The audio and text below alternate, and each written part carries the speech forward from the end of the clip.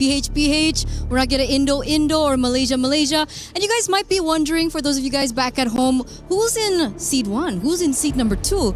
Seed number 1 is going to be coming from all the established regions, right? We have Indonesia, we have Malaysia as well in there, as well as the Philippines. And of course, coming into seed 2 are the emerging and the rising regions that we're definitely excited to see battle it out here in MWI. Yeah, over here we have Africa, Cambodia, Mekong, China, Western Europe, South America, Mongolia, as well as Turkey. Now, here's the thing. It's interesting that they had to make a special rule just to make sure that neither of us ruin it. Now, here's the thing. Neither of us can ruin it because absolutely, we will not be the one drawing from the bowl. No. I think it's too much pressure. And you know who handles pressure really well? Our fellow friend, Miracle. Miracle? Bob Frederick, please come on over. Ladies and gentlemen, give it up for Mirko. He will be the one to actually be selecting the teams. Well, selecting. It's wholly RNG. So how do you feel that the responsibility now is on your shoulders? It's just another day at the office, pretty good matches. I'm here for the women's games. All right. What made you, volunteer? Because I heard that you volunteered for this, actually.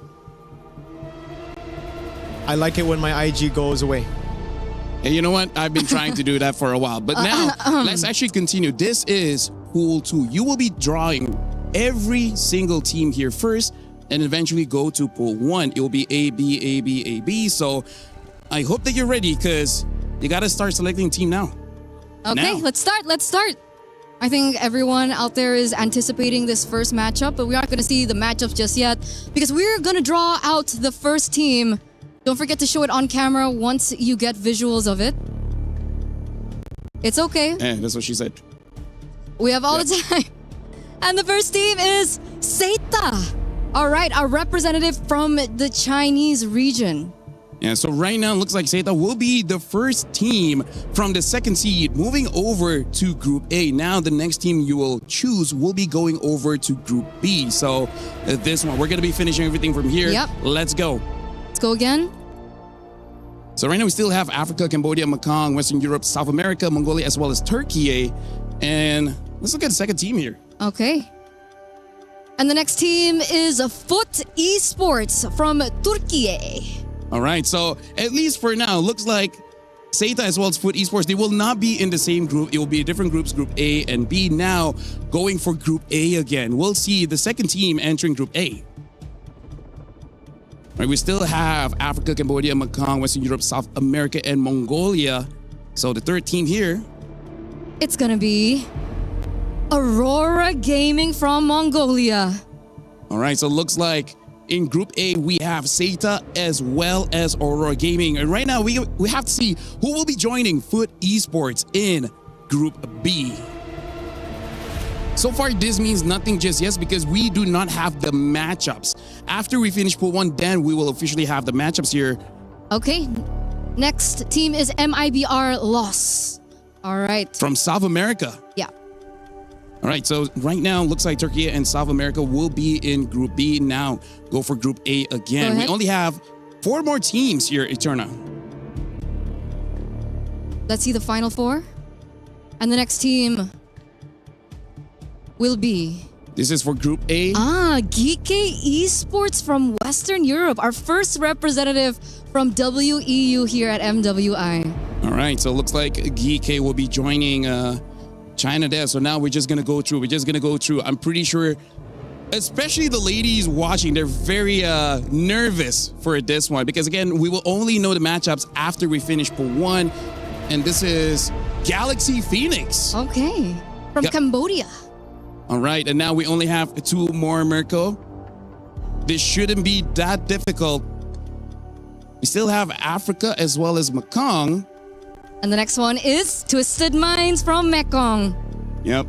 So that means the final team here, which I believe will be in Group B, is Team Falcons Mena from Africa. But again, just to officiate, show it to the camera. There you have it. Team Falcons Mena. All right. So now every single team from Pool 2 has been drawn. Now we got to look at Pool 1. This is the established regions, Malaysia, Indonesia, Philippines, Myanmar, North America. This is the ones that everyone from Pool 2 has to be careful of. Yeah, we have the defending Just go. champions there. We have a very strong region in Navi as well in there. So we're gonna kick things off. Our first, In Group A, it's Team Falcons ID. ooh, Team Falcons ID with a revamped roster, but of course we still have Violet and Agatha. So if you guys are familiar with those players, they're still gonna remain with some new players as well to kick things off. Yep, and for you guys at home, make sure you guys keep in mind we're going to be showing the tournament bracket here. Give me a sec while I take a look at this. And looks like I will not be able to look at it because my eyesight is pretty poor. So hopefully you guys at home are paying attention because I cannot. Yeah, I didn't bring my glasses. Well, Yes, Mirko has glasses. Wait, let's try it. Mirko, can you see it? I can see things. All right, there you have it, guys. He can see things. Well, with that being said, you guys at home are seeing the tournament bracket, and those are the second seed teams. And now I believe we will be seeing, but either way, I feel like we will still count that first one. Team Falcons ID is the first team drawn from Pool 1. Okay, so let's move on to our second team. And with that, I'm just letting you know, Mirko, is that we got Team Falcons ID in Group A. So if we do get Team Vitality in Group A, we will have to push it to Group B because Indonesia and Indonesia cannot be in the same group. So please.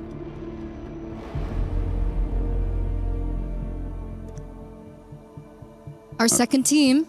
And this should be in Group B. Okay, we have Gen G Esports. All right, Gen G from North America. Hopefully Group B goes good. Remember, they went Wait, top Vitality 2. will be there. They went top 2 last time under the banner of Gaming Gladiators, but of course, it's a different roster because Nicolette is not going to be there. Yeah. Aria's going to be there. So, shout outs to her. So we're going to be doing 2 more, Mirko. After 2, we're going to stop for a while and we're going to review the bracket. So now we're going to go forth and find the next team going into Group A. All right, so this team is going to be... Oh my god, it's Team Vitality. But this means because Team Vitality is going to Group A, but since there's Team Falcons Indonesia already in Group A, this means that it will be proceeding to Group B. So the next team that you're drawing is going to Group A. Yep, that is correct. Team Vitality are defending champions on their way to look for their 4th title. So imagine that. All right. So now the next team is Team Ray Young from Malaysia. It's a new representative. They were able to beat Navi Malaysia. Yeah. So it truly is a big deal that they're coming through here, wondering what they're going to be able to bring to the table at MWI. Okay, we're gonna stop for a while, allowing time for the bracket to really go through. For now, I'm sure there's no stakes for you, but how do you feel about the draw so far? There's only 4 more teams left. I think I got really good teams, I got really good teams, really good matchups. I think MWI will be, this year, the best ever. Oh. How do you feel that we had to make a specific rule just to make sure we do not screw it up for everyone else here? I think it's because of us. Me and you, LaFell. Yeah, when was that? When was that? MSC 2023, but pretty good because for us at least, Indo won. All right, right now.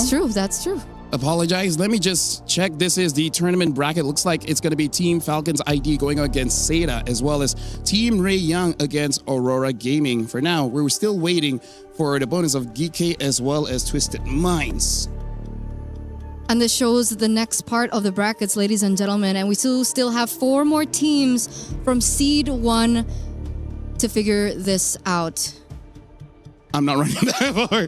I will do that again later. Okay, I will do that again later because we do have 4 more teams left. Once we're done, I'll run to the camera. No It's okay. problems. It's no problem. Right. He's Go for it. He's a big runner. He's a big runner. I'm a big runner. He loves running. That's not something I hear often. So yes, let's see. Which team have you drawn now? Let's see. We still haven't got Navi yet. Navi. Oh. Okay. Well, How never did mind. you know?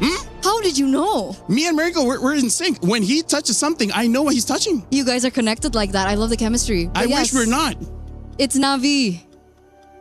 All right, so hold on. Let's see. Vitality has been done. Yep. Falcons have been done. Navi has been done. Right now, we still haven't gotten Myanmar, MENA, as well as EECA. That is true. Go for it. So let's see who's going to Ikuzo. be taken out first. That sounds very trending. Who will be taken out first? It is brutal, guys. Okay, there you go. Geltec Cyber Team from EECA. All right, so now there's only 2 more left. It's between Myanmar as well as MENA, Virtus Pro as well as Falcon Daisies. Falcon Daisies. I love that Falcon name. Daisies, go for it. I love that name. I love that name. How's the balls? I'm pretty good at, yes. Yeah, well, All right. Next, Falcon Daisies. There you go. Another new representative coming in here for MWI. Very excited once again to see how they will be performing later on. yeah, and now we only left with Virtus Pro from MENA. But again, let's just just get on with it. All right, so now show to the camera. This is gonna be Virtus Pro coming in from MENA. So with that, I honestly don't know how to feel. I'm looking forward to going to WhatsApp just to ask some of the female players, That's like, very specific. how do they? We don't do email, okay? We don't do email. WhatsApp is It faster. takes longer. 7 business weeks, you know. So it takes a while. What do you think so far for the draw? And mind you, after this we will be doing MSC. So this one you might be okay. The MSC one I'm not so sure. Yeah, I think my socials are safe for now, so it's a good thing. And great matches, competitive matches. MWI always has surprises for us, so I don't think it'll be anything less than that. Yeah, honestly, Wildcard is amazing. MWI is amazing. MSC is copy paste, but either way, hopefully this time is gonna be fun. Let's not have a 4-0 grand finals, right? For now, let's look at the brackets just to see how it shapes up. Let's walk. Oh yeah, let's walk. We can walk together. You can stay there. You're Miracle all doesn't good. want to come?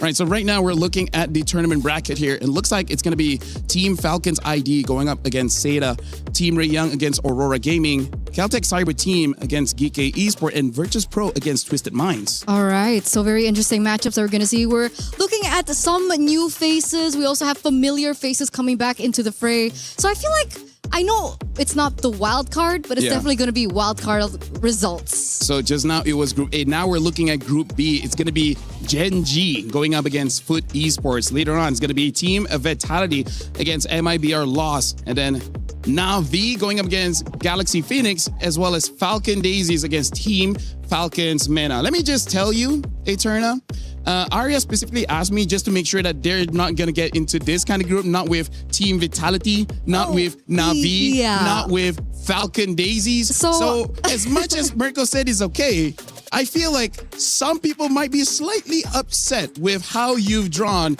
specifically for Group B. Is that the right mentality to have, though? If you want to be the best, you got to beat the best. No excuses, no easy matches. So prove you're the best. Honestly, I agree with Mirko. To be the best, you got to beat the best. That's why I keep beating myself. Yeah, because, you know, Self-pain. greatness is earned, right? C'est la vie. Such is life. In the land of dawn, such is life when all that remains are dreams. We don't expect the loss last year, and the result is not like what we want. I know that we were capable of more. But MWI is where barriers are broken and queens are made. Vouloir, c'est pouvoir. To want is to be able. MWI is a chance for ladies to represent themselves because there were no opportunities in our region back then. Çoğu insan Türkiye'nin kolay bir yer olduğunu, biz burada bunun yanlış olduğunu kanıtlamak için buradayız. From heartbreak to hope, from doubt to belief. We only want to take revenge on Team Vitality because they were the only team standing in our way. То, что я нахожусь здесь, уже доказывает то, что мечты сбываются. I think the fourth title will be ours. Who will rise above? 2 champions, 1 game.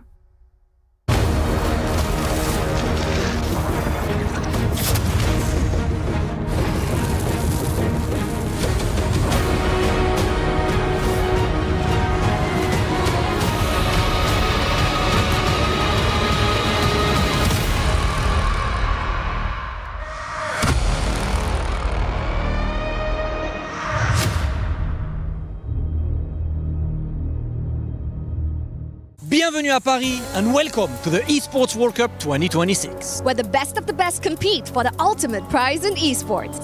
And for the first time ever, EWC is on the road. And we're here in the great city of Paris. And as we all know, greatness doesn't happen overnight. You become one of the greatest when you emerge triumphant at MWI at EWC 2026. And we're all wondering if it will be Team Vitality versus Gen G again in the final, or if one of our talented underdogs will give us an upset.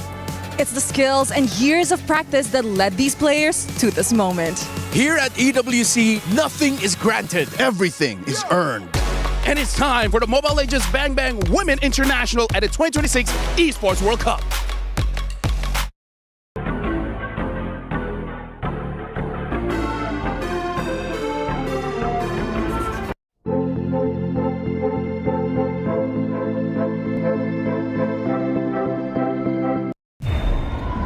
$75 million, 25 tournaments, over 200 clubs, only one club champion. The club championship is the beating heart of the Esports World Cup. Over 7 weeks, esports clubs send their players to compete. Every placement, every win, every podium earns points for their club. At the end of 7 weeks, every point counts. The club at the top walks away with $7 million and the title of Best Esports Club in the world. It's not about being the best at one game. It's about being the best across all of them. Depth, versatility, consistency under pressure. One championship trophy, one title. Who will take it? Watch history unfold in Paris at the Esports World Cup 2026.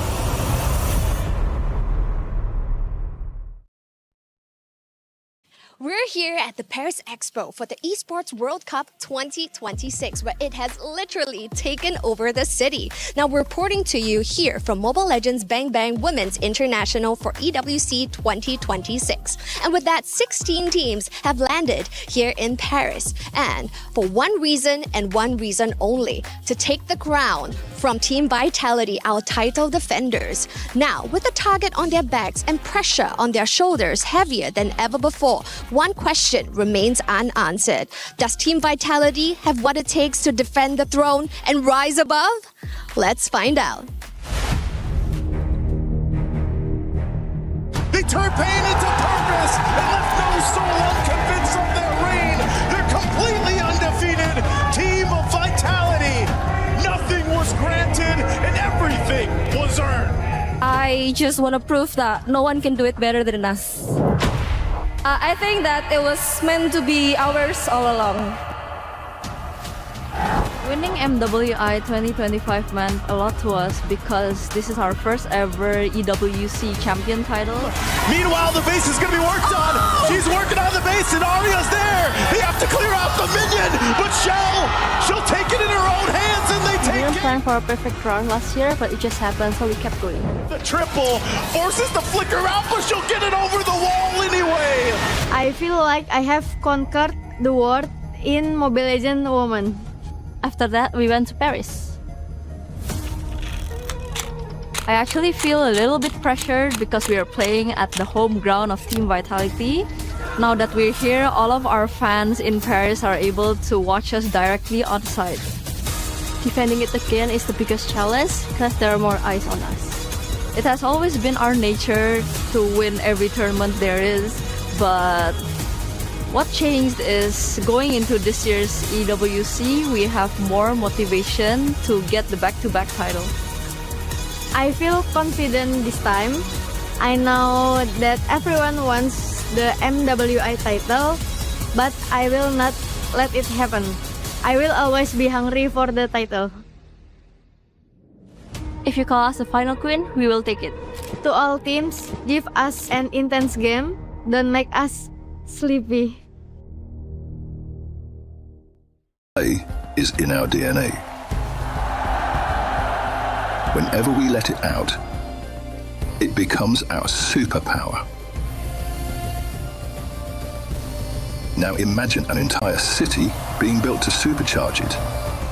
Kadir City, powered by play. Welcome, everyone, to the 2026 Esports World Cup here in Paris, France. This is the MWI. The best women when it comes to MLBB will take that stage to compete for $500,000, but more importantly, to etch their names into the history books of the Esports World Cup. Welcome in, everybody, to the Allianz Vault. I'm Taylor Reflections Noble, joined by the wonderful Eterna and Brigida. Ladies, good to see you, Eterna. We're back. MWI begins now.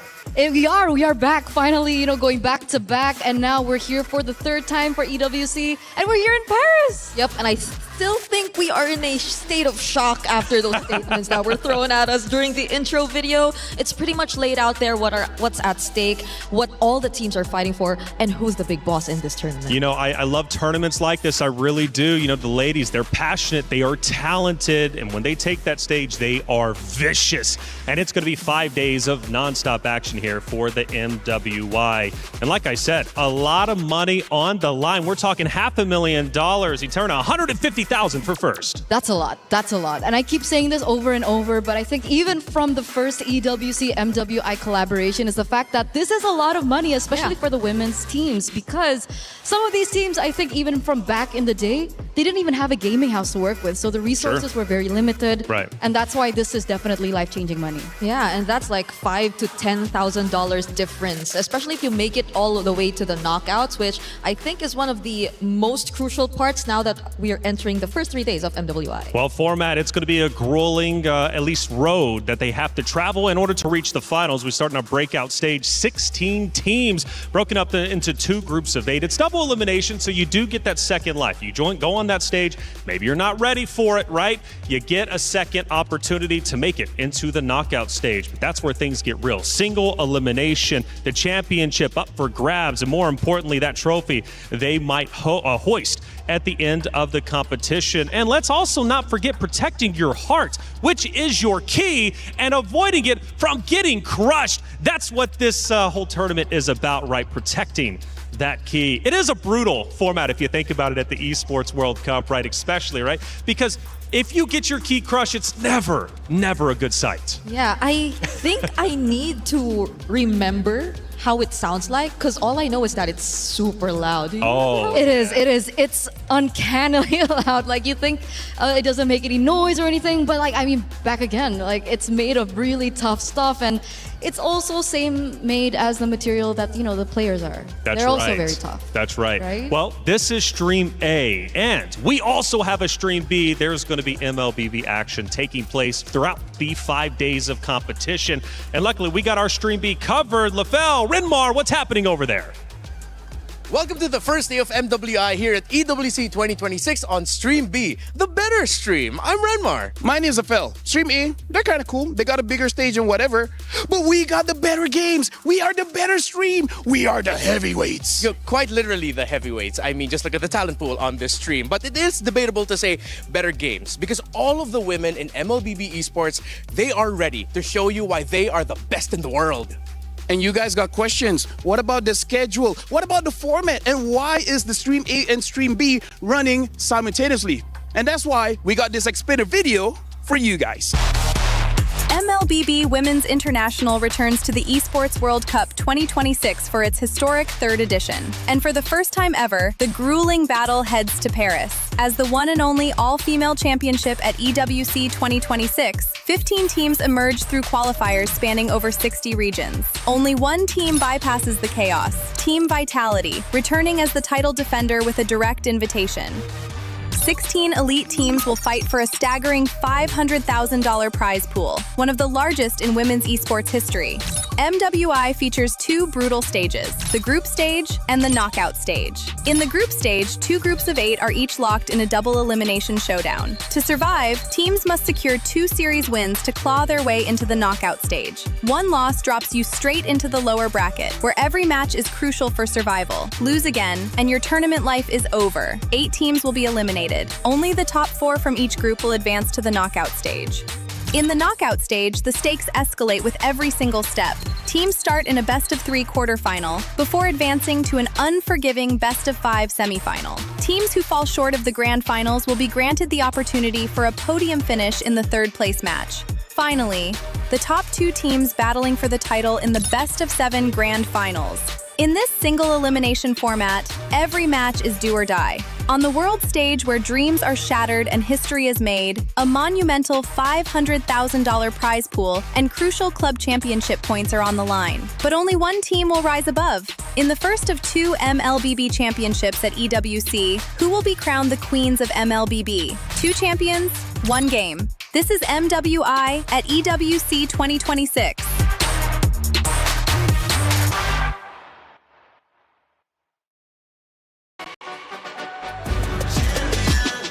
This ain't no regular thing. I came for the ring, you know what I mean. You see my name in the lights, better get right, I'm champion.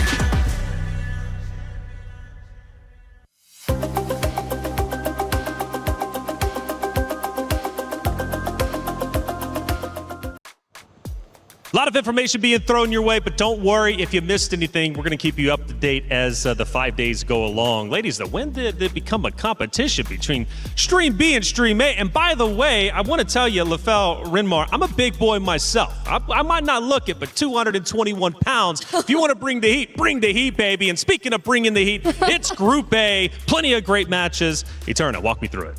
Wait, I just want to say, can I be a part of that? Of course. I look like a big guy. Yeah, you can. I agree. Right? I mean, I will us support combined. you all throughout. Yeah, us combined. So Stream A-list. A-list. A-list stream. Okay. A-list stream.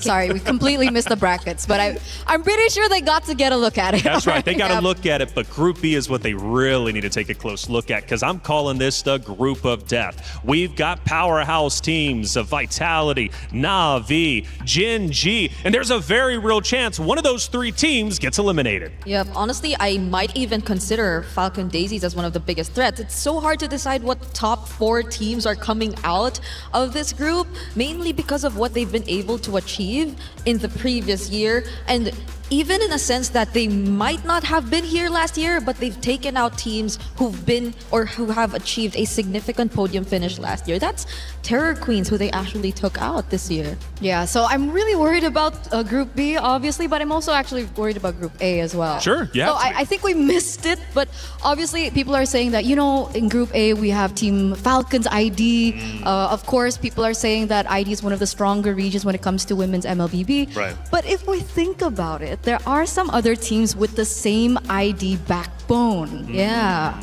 Plenty of teams. Actually, there's 18 different countries represented from the players alone, which is incredible. This is going to be our schedule for Group A. We start off with Falcons Indonesia versus Seda Esports. We go down the list, and then Vitality takes on MIBR. Now, that one's going to be a good one. Vitality, the top dogs everybody's looking to take down, and of course, Genji at the end. But this isn't the only schedule. We also have our Group B, which is going to be action-packed, 4 matches as well taking place over there. And we're going to cross-pollinate, have a chance to show both of them. Like I said, have 2 tabs open. Yep. Don't exit out of either one, okay? Have them split screen, get a second monitor, get a second phone. I don't care what you got to do. Watch both streams, because these will be the matches taking place on the B stream. Again, an exciting day of competition. And we, for the Esports World Cup, have a ton of things happening. Check it out.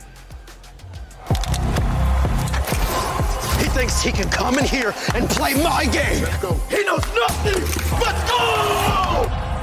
Tyler Wine, you're done. This is my ladder. You can't climb it. It's better than being hard-sucking masters.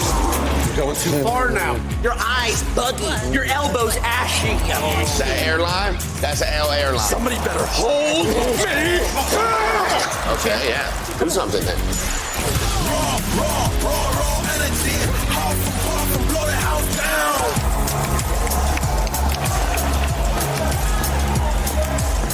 You look nervous. You look short. Everything's good? Mm-hmm. Fight.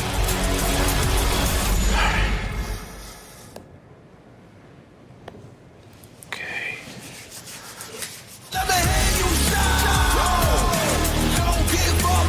Do you really need the wraps? Yeah, that feels like overkill to me. In our DNA. Whenever we let it out, it becomes our superpower. Now imagine an entire city being built to supercharge it. Kadir City, powered by play. Like I said, a lot of things happening, including apparently Tyler 1 facing off with everybody in the world, getting the hands wrapped up. Hey, it's going to be exciting for sure. Let's talk and break down our Group A and B because they are stacked. Again, double elimination. So if your favorite team does end up losing their first series, no worries at all. They'll have a secondary chance to come back, but they only get one more chance after that. Talking Group A, again, a lot of great teams, but who's the heavy hitters you're looking out for? That's what I was talking about earlier on when I told you about the Indonesian, backbone. I see it in Twisted Minds because if we're talking about Team Vitality, for sure, everyone knows who they are. Everyone knows that they're the top region and, of course, the top team in the region and maybe worldwide as well. But we've got to remember that when it came down to it, it was always top 1, top 2 being Falcons Vega. And Chin Chao, the gold laner for Falcons Vega, is now in Twisted Minds. So that's one of the teams that I'm definitely looking at as well. Well, Group B, like we said, might be the most deadliest. It is stacked with competitors. We've got a couple of them on your screen. Brigitte, who are you looking at? All right, so I did mention a thing or two about me definitely watching out for Falcon Daisies in earlier Group A, but that in Group B, when you take a look at it, I think there are just too many titans, quote unquote, when you take a look. So maybe I want to put my attention towards the newcomers instead, such as MIBR Loss and what they could bring to the table. Sure. Because their first day here at MWI is no joke. That's right. You're a newcomer, and the first team you go up against is Team Vitality. And by the way, first time here, and they're walking into the venue, and Rose had a chance to catch up with a couple of them. Hey guys, Rose here. Good morning from the very beautiful city of Paris. And as you guys can see right behind me, the players are just arriving for their first day of MWI. And you know what? We might actually have a little bit of a chit chat with some of the girls that are arriving. And oh my, everybody is looking really, really good. You know what? Let's see who we can interview. Hi! Hello, come here. Don't be shy. How are you? How are you? How are you, girls? I'm doing good. You're doing good. Are you ready for today? Yeah, I'm so ready. You're so ready. You excited? Yeah, I'm so excited. You're so excited. Good luck. I'll see you later. Bye-bye. And over here, oh my God, the mother of tanks. Hello. How are you? I'm fine. You ready? Yes. Are you excited? Yeah. Anything you want to say to the viewers? Support us, guys. Support Team Vitality. I'll see you later, girly. Bye-bye. Bye-bye. Oh my God, guys. The girls are looking amazing. Everybody looks extremely ready. And I see a Malaysian representative. Hi, Nora. Hi, Queen. How are you, girls? Good. You guys are ready? Yes. Nora, this is your first international debut, right? How are you feeling today? So hype. Let's go. You're so hype. Let's go. Hello. Good luck, girlies. Good luck. I'll see you guys later. And of course, we also see Falcon Mena. Hello, girls. You ready? I see you again this year. Yes, I'm ready. We are all ready. Perfect. You girls look amazing. I love the little ribbon on your hair. I'll see you later. Bye. Honestly, guys, I am so excited to see these ladies in action. And in a little bit, we will be able to witness the battle and the drama in the Land of Dawn. But for now, that's it from Rose, and I'm throwing it back to you guys.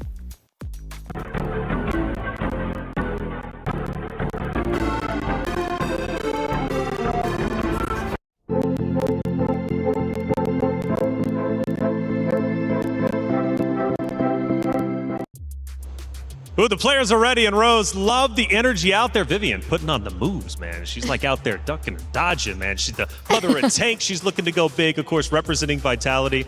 You know, one thing that I really appreciated about those player walk-ins, sometimes you never know what you're going to get, but everybody pretty much had a smile on their face. So they're ready for the competition, and I'm ready for our crunchy story of the day.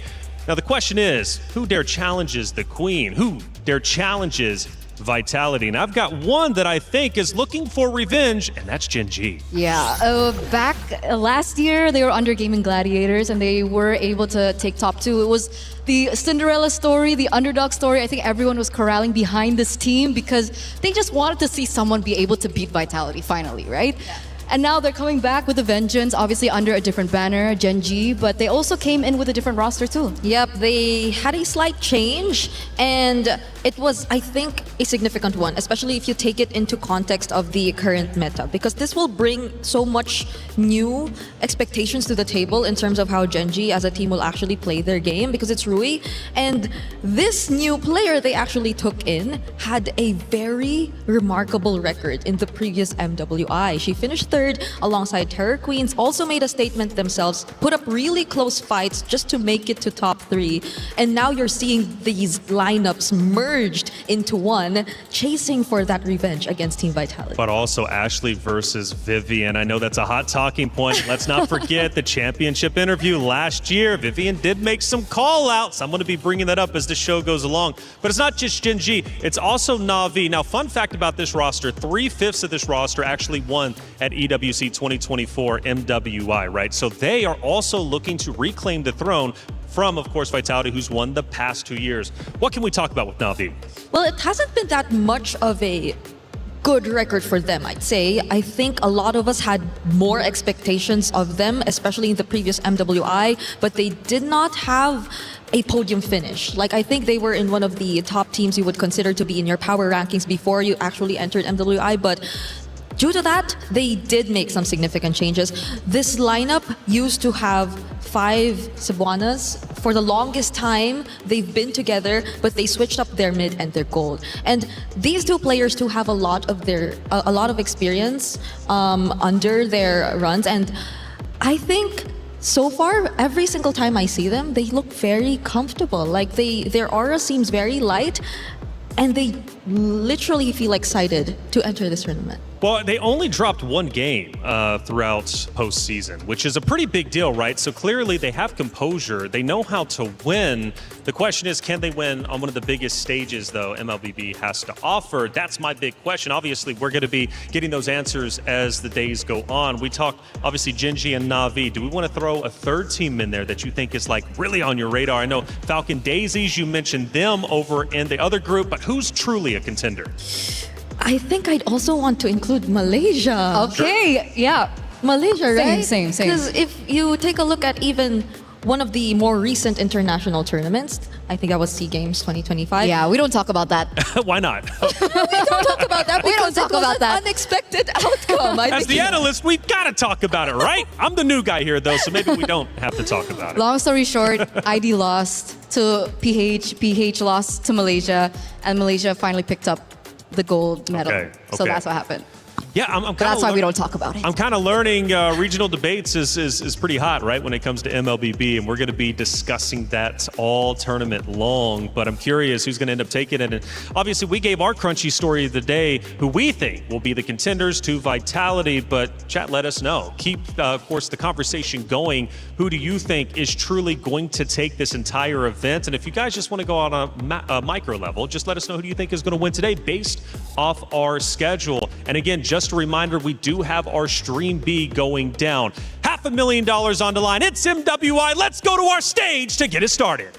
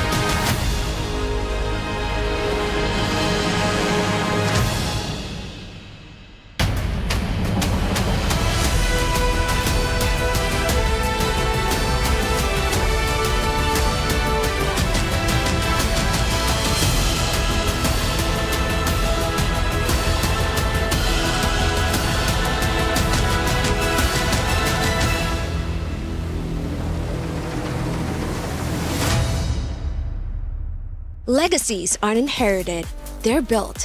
One match, one win, one impossible comeback at a time. Nothing is granted. Everything is earned. The Esports World Cup has landed here in Paris, the city of love. And this time, for the love of Mobile Legends Bang Bang. 2 champions, 1 game.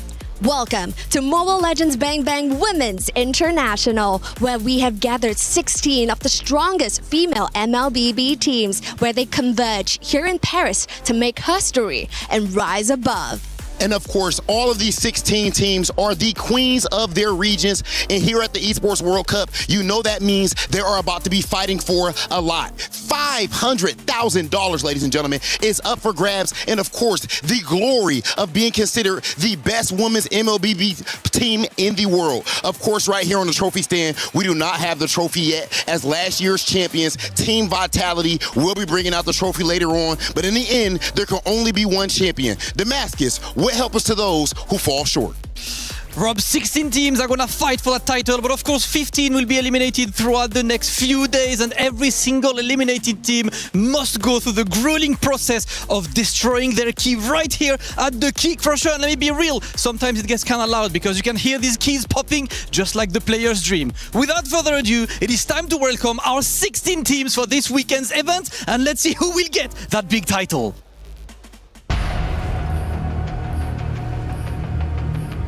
Qualifying out of Indonesia, Team Falcons. Qualifying out of Western Europe, made up of 5 countries, GK Esports. Qualifying out of North America, GG Esports. And joining all the way from Mongolia, Aurora Gaming.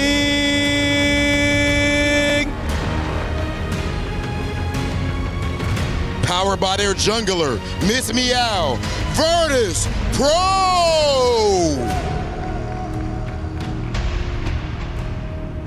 Last year's rookie come back with a lot of experience, all the way from Turkey, Foot Esports.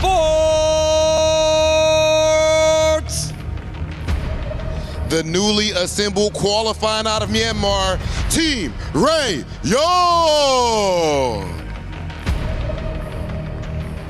And the new representative all the way from China, Seda.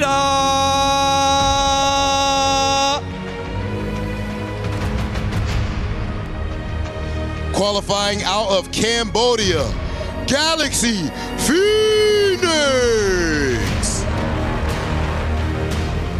The 2024 champs are coming up with an updated roster, Insurance of Redemption, representing the Philippines, Navi.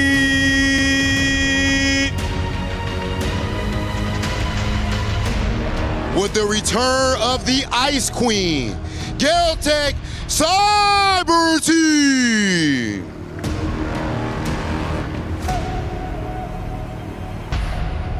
Brazil's alliance looking to put South America on the map, MIBR Los.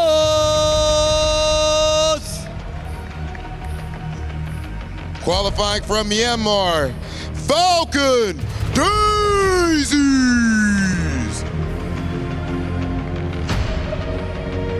And with a more experienced roster looking to put Mekong on the map, Twisted Minds.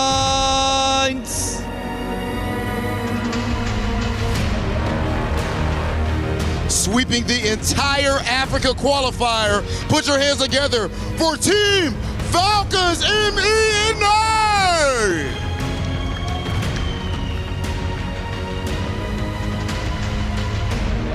And now it is time to welcome the champions, the title holders. Make some noise for Team Vitality!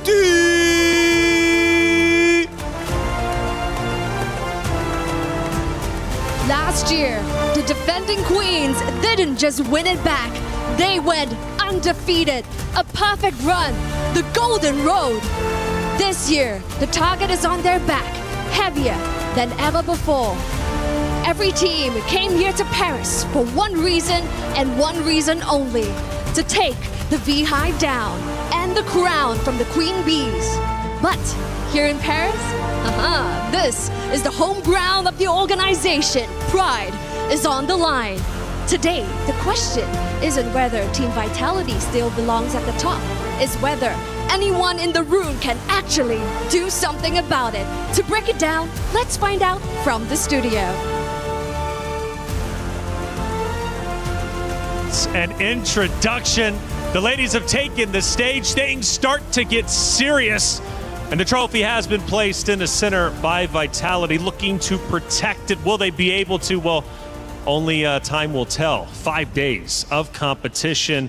Let's start breaking down our first matchup. It's coming up quick. It's going to be Falcons Indonesia versus Seda Esports. Two dominant rosters going toe-to-toe for the first time ever here at the 2026 Esports World Cup. However, when it comes to MLBB, there's been some big changes even since our wild card matchups. Let's start discussing our new meta and how things are shifting about. And, well, I don't know. Who wants to take this one first? Okay, I think we start with the first and probably the most important point that we have to talk about here. It's the nerf on tank junglers who have been the kings of the jungle for the longest time in MLBB. We see occasionally some assassins here and there, but just because of this nerf, in terms of their jungling speed, I think this will allow for the assassins who we've all been wanting to see finally step up and take place in the Land of Dawn. And I am so excited to see this because a lot of our female junglers are actually really good assassin users. Yeah, they're carries. They're carries, they're violent in their execution, they're violent in the game. So I do agree with you, Brig. I like that you brought that up. But also when we take a look at this hotfix, we gotta see it coincide with one another, right? You're talking about specific tank junglers being nerfed, and we're talking Baxia, Fredrin, Akai specifically, but also the fact that there were battlefield adjustments that we also need to pay attention to as well.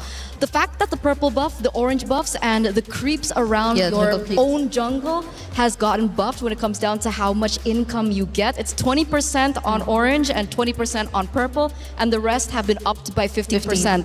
We're saying a lot of numbers, we're saying a lot of specifics, but what does this mean in the game? It means that there is more room for carry junglers to rise. Assassins will be able to get to their power spikes a lot quicker. It also allows them to not really have to go for the contest for first turtle, so they can play the way that assassins want to play. And hence, if you do still want to use your tank jungles, I guess you need to be a little bit more aggressive in the invades.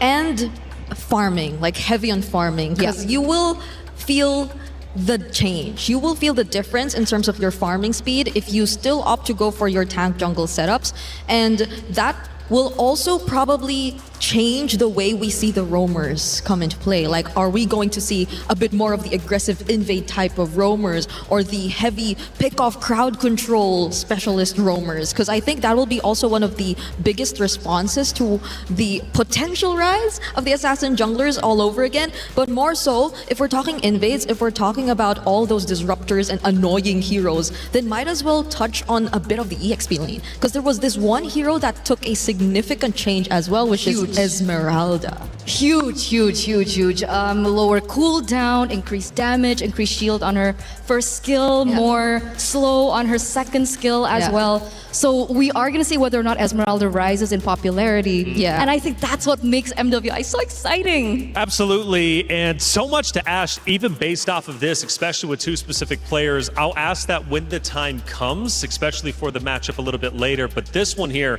Falcons Indonesia, Seda Esports.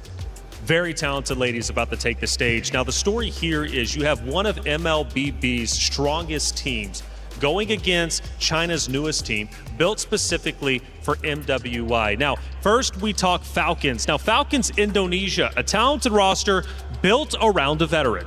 Yeah, we have Violet and Agatha that stayed, but other than that, everyone's kind of new. But also, we do still have some veterancy in it, despite them not being from Falcons, right? They came from EVOS Lynx, and they were together 7 years ago. That's Leaf as well as Violet. So I'm excited to see that duo come together, how they've been able to gel with one another. And it's also important to note the fact that they did miss last year's MWI, so I am quite excited to see what they have to bring But to maybe the table. missing, sometimes the heart grows fond responder with distance, right? And they were watching that and thinking, I want to be there. Now that they're there, they're not going to waste an opportunity. Now, one good thing about them is they have great composure, clearly, because, Violet specifically led her team through 3 elimination matches to get to this stage. Now, that's not easy to do. When you know your tournament life is on the line, you've got to guide your troops effectively. Violet was able to do that. So if they get into a sticky situation, I'm looking at this team to be perfectly fine, and it is going to get a bit, hairy up there at times, right? It's not going to be easy against the competitors you have to go through. Speaking of which, obviously, Seda Esports.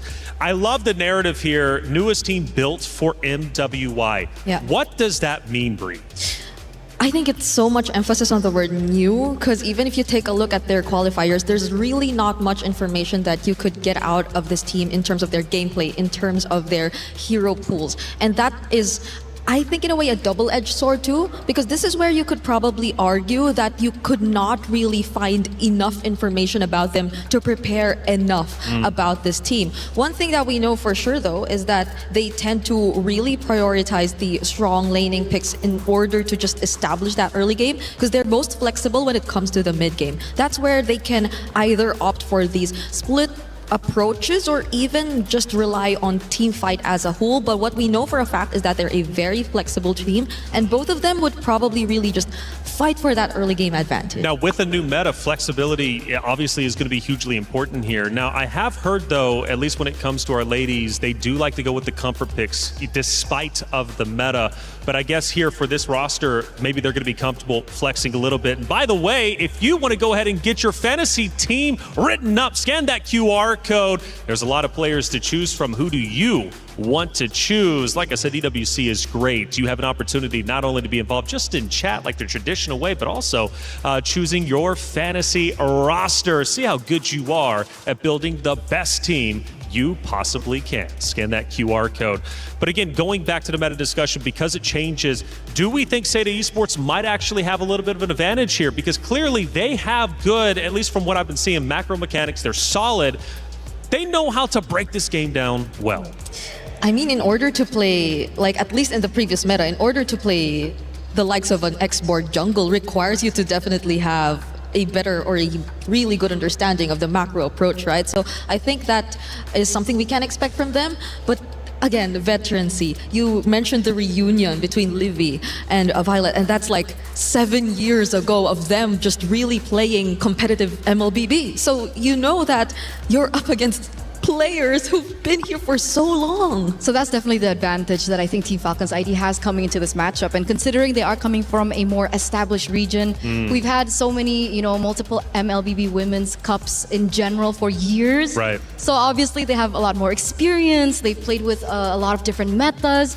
Meanwhile, a region that's new doesn't have as much to work with. But again, I like that we mentioned that it could be just what they need. Yeah, because you never know. There could still be ways that they, of course, get to review, get the information that is necessary for them to improve across the other regions. But at the same time, we have very little info about their games that are public. Their scrims even. We don't really know what scrims they've been able to play or with which regions they've been able to go up against. So Seda is really coming into this tournament, aside from the new patch, as new faces, and there's a lot that we have to unlock when it comes to this roster. Scan the QR code also here. Get your pick'ems in. Like I said, a lot of ways to get involved for EWC. That app is actually pretty incredible. Scan the QR code, especially if you're here in the venue. Might as well.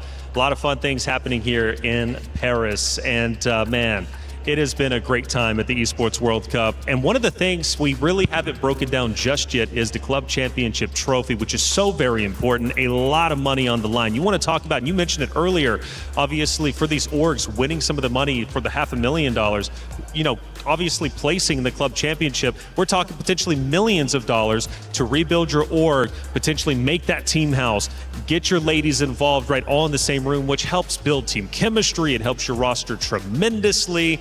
And we have a lot of great orgs represented. Vitality, for example, they need to catch up when it comes to the Club Championship points. This is their opportunity to do so. Gen.G, another roster, but Falcons, this is just one of the rosters. They've got 2. They've got a lot. Yeah, they do. Like even later for MSC, they have what, 2, 3?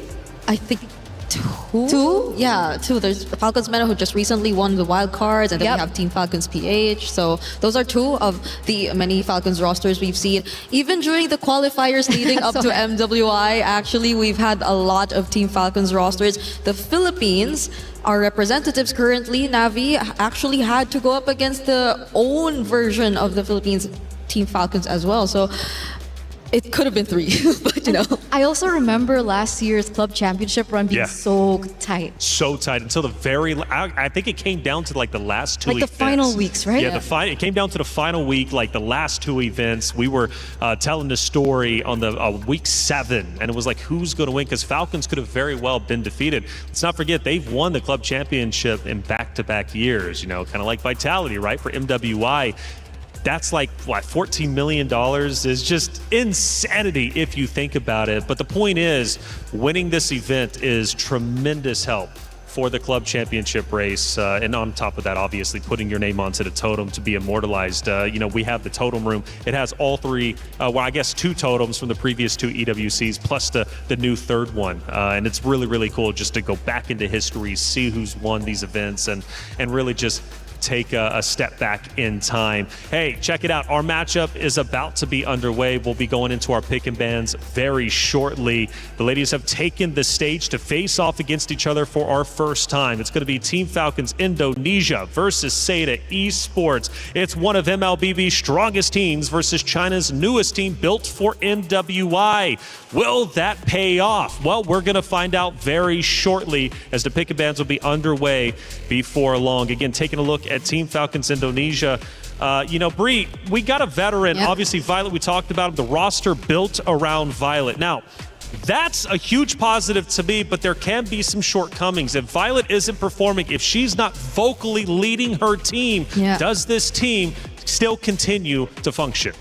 It will be tough, especially if the shot calling does revolve around her. But considering that I think Raymond is known to heavily play some invader roamers, which I think we've previously touched upon when we discussed the meta, then I think there will be a part of the shot calling coming from her as well. She will be taking charge in a way, and I think they have to work hand in hand. So it's not just going to be all around Violet, but a huge part of it will come from her, definitely. Since we're speeding things up with the new meta, do you think Falcons Indonesia is going to be able to react to that accordingly? Because were they traditionally a fast team, a slow team? Obviously, you've got to adjust.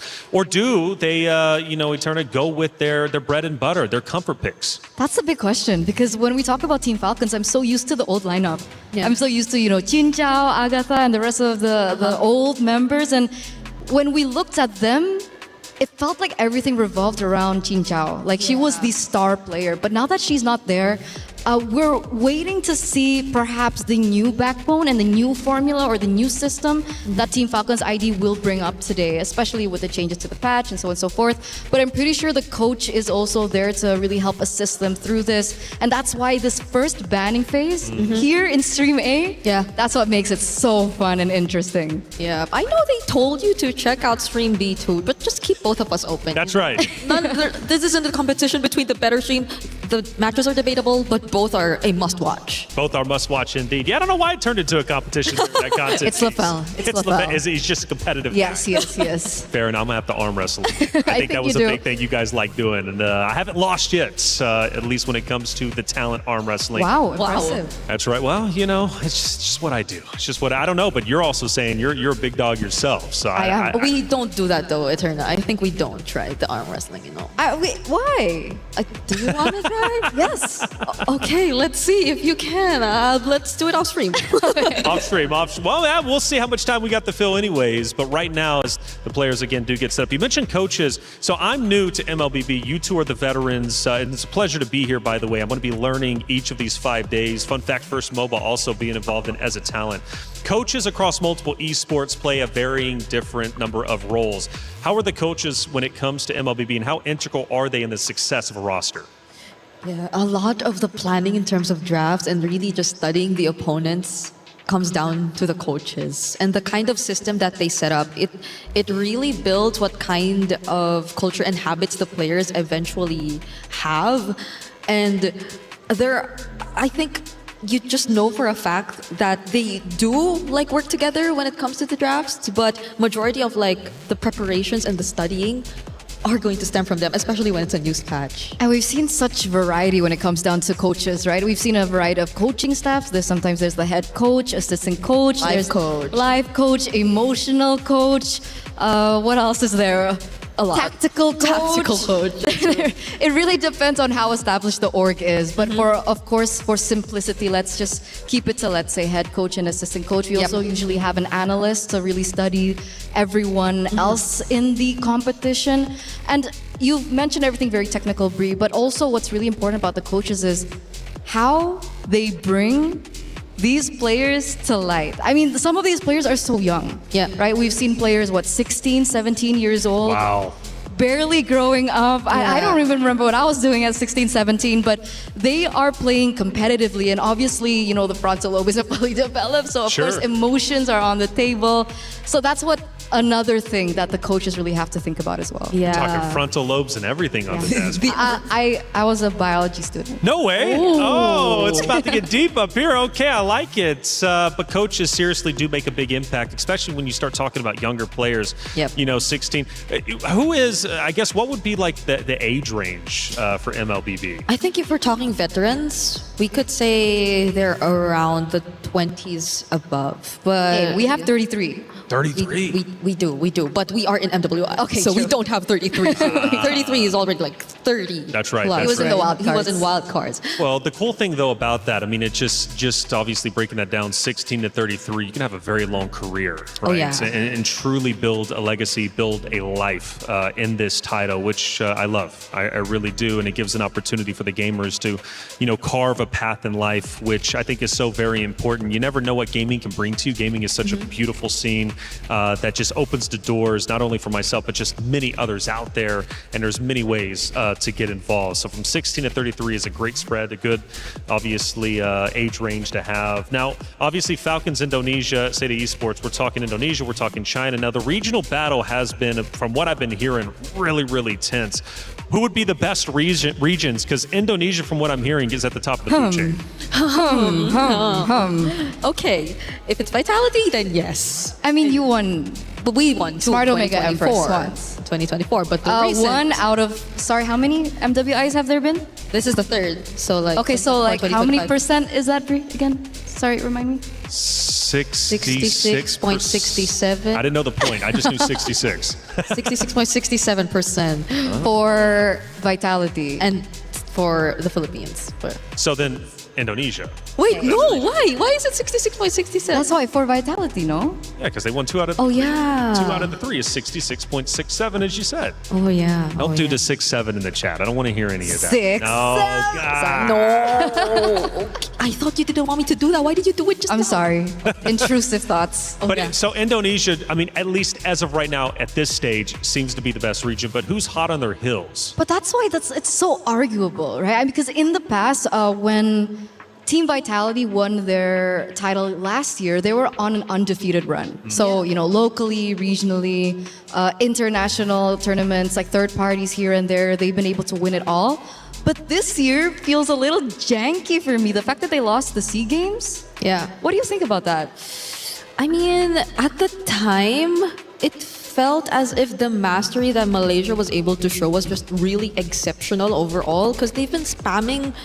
Well, it was sort of the utility meta back then. So we've seen comps similar to the Fredrin Arlot being spammed over time by Team Malaysia. But at the same time, it's surprising because the level of understanding and chemistry that they've shown up against Team Vitality or then Team Indonesia is something you really wouldn't expect, because you would expect the most polished and the cleanest of executions to come from Indonesia. But I guess that shows that there occasionally are some loopholes when there are adjustments that have to come into play. That's the thing. That's what makes me so worried. Because it's a new patch. Yes. I mean, considering this is a different coaching staff, by the way. So in 2024, was it 2024? In 2024, when they lost the throne to Navi, back then it was Smart Omega Empress. It was a different coaching staff. It was under Susu Gajah, Coach Susu Gajah for Team Vitality, and eventually they did a swap in roster of the coaching staff, and it's now under Coach Casius. So I thought that with the change in coach, with Coach Casius now, really holding the helms for the team, that it would be okay if there were changes, but it turns out there's still a chance. There is still a chance. So I think it's just in a way showing that they can be defeated. Yeah. But there are a lot of factors that have to come into play. It's either maybe timing, a bit of course, the adjustments that I think constantly point out, because again, we're in a new patch. But if we think adjustments and just their comfort overall in this new patch, I don't think they are expected to struggle as much. Sure. Well, new patch, I guess we'll bring this conversation forward because it is going to have an impact, obviously, in this first matchup. Ashley, Vivian, there's a big discussion, Mother of Tanks, who truly is it? Obviously, Vivian holds that title at the moment, obviously winning last year, the year before that. But now that the tank meta might not be as prominent, could we see potentially a fall off, not necessarily in skill set, right? But at least just maybe different roles being played. Are tanks going to be as impactful? Obviously, the assassins now truly impactful, more so now in this meta. But how is that going to change the game? I mean, does it speed up? Is it still going to remain a little bit slower like it used to be? I think should speed up, right? Like compared to before where we saw a lot of the 20+ minute games, things should feel a bit faster now if we just focus on those kinds of junglers coming into play. But we're finally seeing the draft. We are going to start. And as of the moment, I'm surprised to see that a lot of the focus is actually going to be on the roamers. It's the Mathilda, Atlas, and the Marcel that have been taken out of the options for now. So this makes room for a lot of the previous priorities. I think I'm a bit iffy about seeing the Juicin Prio though. Do you agree with me? Like, do you feel the nerf on the Juicin? Personally, as a Juicin player, sometimes I feel it, sometimes I don't. It really depends. really? Like if I'm still up against a composition that's very melee oriented, like the Baxias of the world, the Fredrins of the world, the range diff to her skill is not as bad. Really? It's not as bad. But that's why I feel like coming into the draft, it's going to be interesting because we've been talking about how perhaps the assassins will come up in popularity, but so far these bans don't really indicate that, right? The Matilda being banned out. Obviously, the Matilda has been such a great support hero for the junglers in the tank. So either this is them knowing something that they know that we don't know about each other, or it's still kind of centering around the tank junglers. Yeah, I'm trying to make sense of what Seda is trying to set up for, because they've been taking out Mathilda, Atlas, and Glue. 3, I'd say, very annoying roamers in the sense that they just really provide stability for your team. But what is the prio if they just don't want to go up against these kinds of heroes? Like, I mean, the likes of the Freyas and the Paquitos are there definitely, but you might not want to really see them first pick now that the Esmeralda's been buffed up really well. So I think we're going to maybe shift a bit back to seeing more jungle gold prios, because we did mention the Juicin. It's also probably going to depend on these teams if they still feel very comfortable into prioritizing the mid lane picks. Yeah, and on that note, we do still see the Baxi being banned out, Brie. Okay, so we talked about the Hirara coming to the wild cards. I think it was a very huge and heated debate. Is Hirara good? Is Hirara bad? Is she viable in the meta? Is she okay for top-notch professional play? Yeah. A lot of players argued differently, but we did see an okay win rate from Hirara. I think in the later stages, I think the teams got a lot more accustomed towards the Hirara, and the fact that we do see the changes towards the battlefield, easier to farm and so on and so forth, we do see the potential of the Hirara. Okay, and more so now that I think you really want to just take a look at the assassin junglers a bit more because of the changes in the patch, then I think Hirara, compared to it becoming a 50-50 pick, feels a bit more reliable. Now, Team Falcons Indonesia though, these are really tanky first 2 picks that they've decided to go for. It's a Phoveus and the Belleric, which really makes me think of, does Seta just really want to counter them immediately on, or do they just want to go for the safer priorities on their carries and reveal what their lineup will really revolve around? Because the bans are just Yeah. Really interesting to see. Like, you don't really get to see what the plan is from the fans. I think right now they definitely cannot rely on the Hirara. So the carry does come through, and the Yves. So we have a double secondary carries here. Yves going to be a very strong laner considering the nerfs to the Jushin. Carry also one of the answers towards the beefy guys in the front, like you mentioned, for the first two picks. And the Falcons ID drafted in a way, especially first two, that they really want to counter this Hirara, right? Yeah.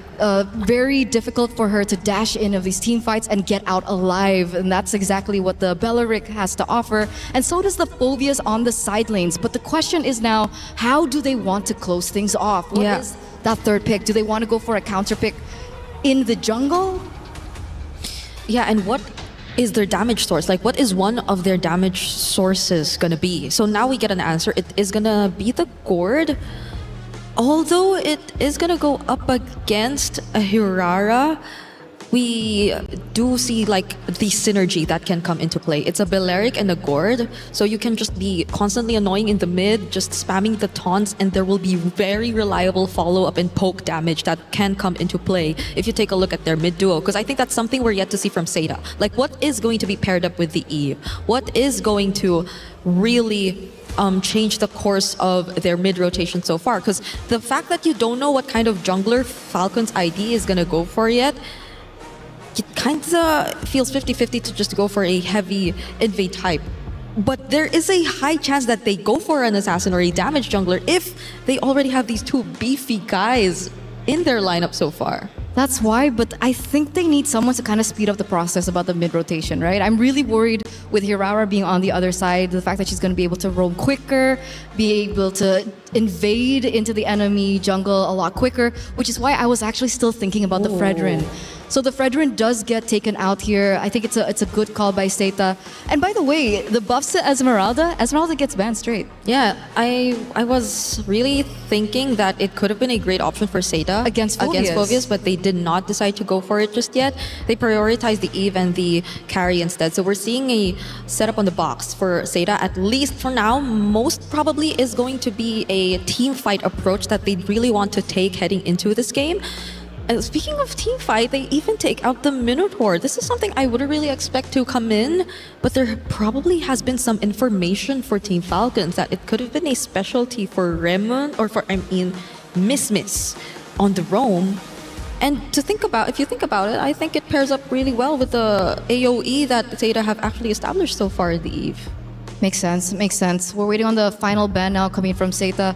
They're starting to really limit down this jungle, and that's why I was thinking that they might want to go for a jungle in third, but it turns out they prioritize the Gourd instead. The Harith gets taken out, establishing the fact that they want the carry to have a more comfortable laning phase. But of course, the Claude is still open, but they go for the Moskov instead. So a little bit more map control around the side lanes, something that they could definitely work with. You were asking about what kind of carries that they were thinking about, and we do see that the Moskov comes through. Yeah, so it is down to the jungle option left for Team Falcon's ID, but Seda, on the other hand, we're yet to see their roam XP. And I think these are going to be two very crucial anchors if we're talking team fight. If Seda really wants to go all in on team fights, then what are going to be their tempo setters for their XP and roam picks? Because I believe there are a bunch of options still out there. If they're looking at AoE or pickoffs, I think some of the more common picks previously were the Cho. I was supposed to say Gatot Kacha if we're talking AoE, but I didn't expect it to come out because it has been out of the meta for quite some time now. And you just add on more layers of that AoE. So just look at this lineup, this team fight lineup that Seda have established for game number 1. And they definitely have answers towards the backline, right?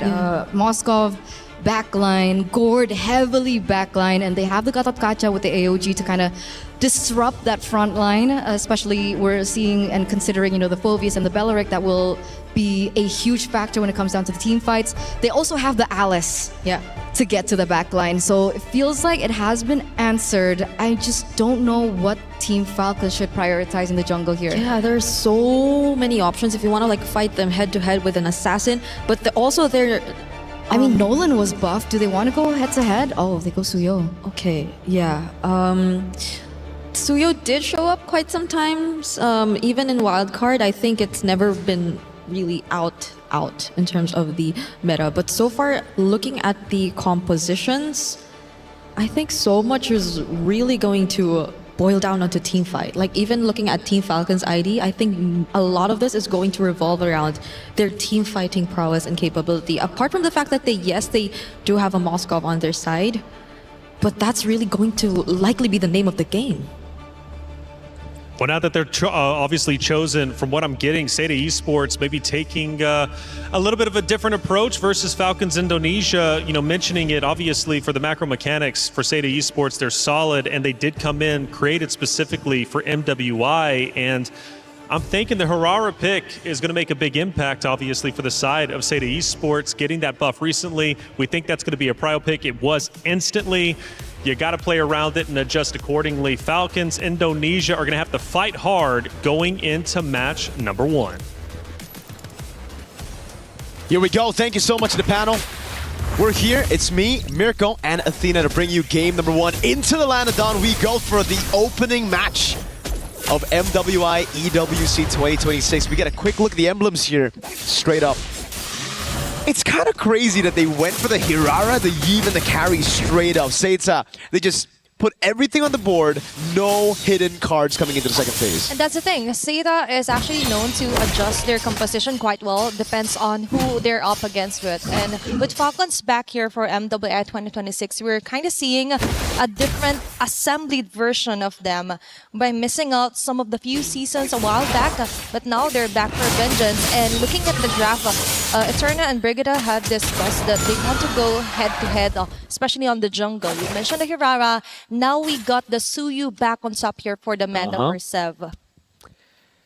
I don't know about the matchup, dude. The Suyo has really gone down in stocks the last patch after the big nerfs on skill 2, some of those cooldowns as well. But the Hirara, on the other hand, has been finding a lot of success even in the utility meta and wildcards that we saw. Just a few fights here and there. Fun one. Okay, Raimundo will immediately fall down. It's a great answer here for Seda. Setting the tone, immediate takedown onto the roam. Seva trying to go for the pickoff. Will there be a trade? Yes, indeed. Joe with a kill immediately onto Zeb. Now it reflects the nerf onto that Suyo. We questioned it and it's instantly answered. Guy. Great laning phase so far against Liv, but the Suyo, that clearing speed definitely took a hit. And for Zoe on the Hirara, it's just been fantastic. Free Turtle with all the setup they've been given, with mid-prio as well. I think that's one of the main things about the Belleric. You really gotta wait for level 4 before you're actually useful, when you could see with Fanhua and the Gatakacha, it's just playing 1 to 3, getting the prio, and then utilizing and revitalizing that brutal sustain.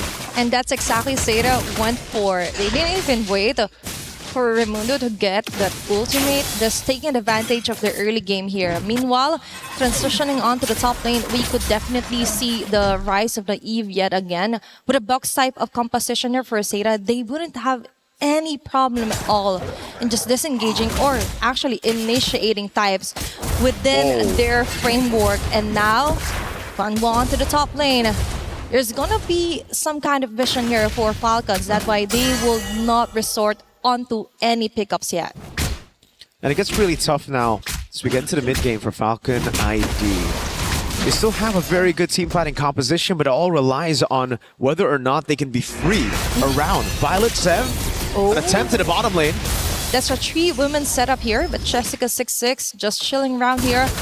Definitely not worth her time yet. So they just want to somehow focus on Zoe farming up as much as they can.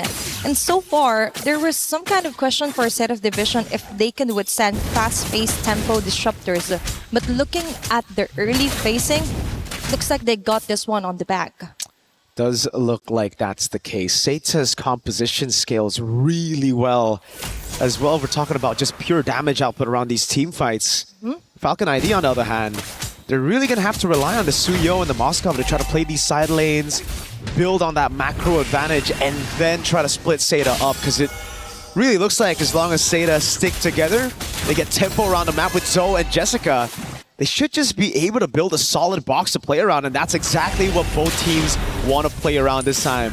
Yep. On to Turtle 2. It's a box for Seda. It's up to Falcons to break it. Okay, Falcons immediately goes in with a taunt here. Violet on the other hand, going for the follow-up. Jessica 6-6 onto the back, targeting Liv and Livy as well. Livy falling down. But on the front lane, just dishing out those damages. There's going to be a chase here. Fanwa, good free hits for Guy. There's going to be the dark wave, but it isn't enough yet. There's going to be a 3 women here and an immediate takedown onto Violet. Most of the kills onto the side of Seda. Falcon got the tempo, but they couldn't get more than just a neutral objective. The team fighting we were talking about, Jessica, what a set with a throw and a ruin combo together with the AOG, and they can't look for anything on the map. Seda on the other side though, Guy and Fanhua here just waiting in the bush. Violet's in for a rough awakening if he just walks up into this turret. I think it's just going to be a free turret for Seda. Definitely. Falcons right now, they can't risk another sudden death like that. Looking at the Seda way here, they just want to be the one to set the tempos. Falcon ID just isn't giving any objections at it, and Seda Division is mostly the one setting up most of the team fights. If it doesn't matter to them, they just go around and go farm help as much as they can. Equipment check. It's the cursed helmet for the first item from Mrs. Jessica. 1v1 for both the assassins. Zev takes the safe route, gets away in time. Liv playing this weak side. Everybody corralling into the bottom lane, trying to get Guy in the turret. Okay, there's always Jessica onto the front line, so Falcon's ID can't do nothing about it. They don't have the skill set yet and the arsenals to totally disrupt Jessica in the process. But as you mentioned, you already have the Skypiercer for Sev. They have to get those numbers rolling if they want to somehow contest neutral objectives. And speaking of which, in less than 10 seconds, there's going to be one, and Seda already has their eyes on this one. It's just such great adaptations, such quick adaptations from Seda. They noticed how slow they were to actually walk up and get these positions earlier. Everything all into Jessica. That's a very nice missing gusher for Livy in a slow with a flicker in. Final with a killing spree. Caught off guard yet again. Jungler, looks like it's going to be a backfire onto Falcon. Tracing down onto the backlane. Zhao onto Raimundo. They're going their own way. Violet falling down as well. Livy onto Zhao. Looks like there's going to be an easy kill for her. Or not, might be. Going for the tower lock or tower hug here, but Seda Division still came up on top on that clash. Falcons try to all in on the main frontliner. Jessica just took it like a champ, and everybody else went in for the re-engage. Now it's Liv caught all alone by Name. Okay, there's one to avoid Crystal. Okay, that's a sandwich meta. Liv forced to go out of her way just to escape Seda Division. 3k gold lead. Things are not looking good right now for Falcon's ID. No, they were really just looking for a trade there around the fights in the bottom lane. Now Zoe might go for the 1v1 again. If Sev uses that first skill. No, just a soul sever. Okay, it's going to be Karasu. Trying to dash his way out. Go with a chase. Looks like they go in for the discipline yet because there's another neutral objective being targeted. A very smooth transition here for Seda Division. All neutral objective most of the time goes onto the hand of Joe. Oh, Name. Another big weakness for the Suyo is these long-range mages in mid. They can just burst him down. No magic damage reduction anymore on the kit. It's been nerfed quite a while ago. Yep. And like you mentioned, it's all really about the transition. Seda, they've transitioned so well. Converted on every objective. Again, they see Falcons up top. They go straight into the bottom lane. And Raimundo is just so confused, frustrated. They don't know where to look. They go up top. They try to match some of the rotations from Seda, and Zoe is just split pushing down below on this Hirara, and there's nobody who can match this 1v1 presence, not even Zev on the Suyo. They couldn't even maximize the Moskov thing here for Falcon's ID because Seda Division is just all over the map. Conceal play here. Raimundo yet again caught here with a flicker and Wrath of Dryad. There's going to be 2 members here for Seda Division caught on the crossfire. Fanwa with an AOG. Violet going in for the further pursuit. Still going down. A very nice box here for Name and Falcon's ID. Even with great initiations, great targeting, it just isn't giving any damage yet against Seda. It's crazy to say, but it just feels like Seda are just better. Falcons have had no answer to anything. The only time we've seen a proactive move has been Liv trying to get a turret up top. That's about it. Everything else, pace set by Seda. And you can see in the goal difference here, it is all almost across the board, a 1,000 goal lead. So it is the 1v1s that are just constantly going to Seda. And for Zoe, it's that immobilization. The fact that it's just so difficult to catch anyone from Seda. I had my doubts early on when they revealed all of their damage dealers in the first 3 picks, but then the way that they were able to adapt to it, picking up these 2 beefy frontliners and the Gata Kacha and Alice, getting that combo in together as well. It has really confused Falcons now, especially as Guy finishes off her DHS. That is the 3-item power spike we were, well, should be looking forward to. I don't think Falcons are actually looking forward to that too much. It's just free. There's no way for them to even walk out of their own base. It's just Liv who can do a little bit of that. Just clears it out though. Can't go for But any still, trades. It's not enough for Liv to just go on about her day, clear off the last bits of minion wave on the long lane here against Seda Division. But also we have to consider the fact that the crowd control mostly will come from Raimundo or Violet. Additional crowd control might get from the Mystic Projectile here for Livid, but still isn't enough because the moment they approach, they're easily torn down here by Seda Division. They just don't have that range yet. Damage isn't there for Livy. I just saw her build up the corrosion side, but that's it. Now Seda Division has the Lord. Totally maxes out the outer and inner turrets here for Falcons ID. Now they're left to defend down to their last base turrets here onto their base. They do have okay clear. Still have a Gord and a Moskov in their lineup. But Seda's got really good siege with Jessica. Conceal again? On the Alice, yep. The conceal. Guy's looking for the shots of the turret. Name just looking for an angle to get an RWM to zone Falcons away from this turret. Now Baser down below. Targeted by Seda. Oh, another drone of ruin! 3 members gone here for Team Falcons ID. For the follow here for Fanboy. Jessica26 still on the Crimson Gleam, but trying to run away. Seth going down. Leaving with an answer called. That's 1-for-1 trade up. They're not backing away just yet. Still for Seda Division, I think that was a very fruitful initiation, even though it cost Jessica26 her life. Yeah, no bounties on Jessica. All good as long as they're able to get those chip damage over onto the turrets. It's very low down below. It would have been even better if Seda were able to take that down. But hey, a win's a win right now. You'll lose your frontliner for the price of Zev, who now will lose a lot more time to try to look for farm. Heck, Liv is being given over the orange buff. So this level lead is going to be still a problem as we get into the next Lord for Falcon ID. Sev is going to have to just try to out-red tree, predict those red tree battles coming in from Zoe. Yep, because most of the time for Falcons ID, the issue is that for the earlier parts of the game, they weren't even able to farm up as much as they can. And from their coach, they quoted that they just have to go farm, then go kill. They can't even do the step 1. So for right now, it's too scattered here for Team Falcons ID. Seda Division really found the right weakest link here for Team Falcons, which is to somehow get and disrupt the whole jungling pattern here for Sev, who's going ninja here, trying to get her own purple buff, while all of them are still busy. But now for Team Falcons ID, there is just so much to catch up to. Gold lead, kill lead, and as well as the map control overall.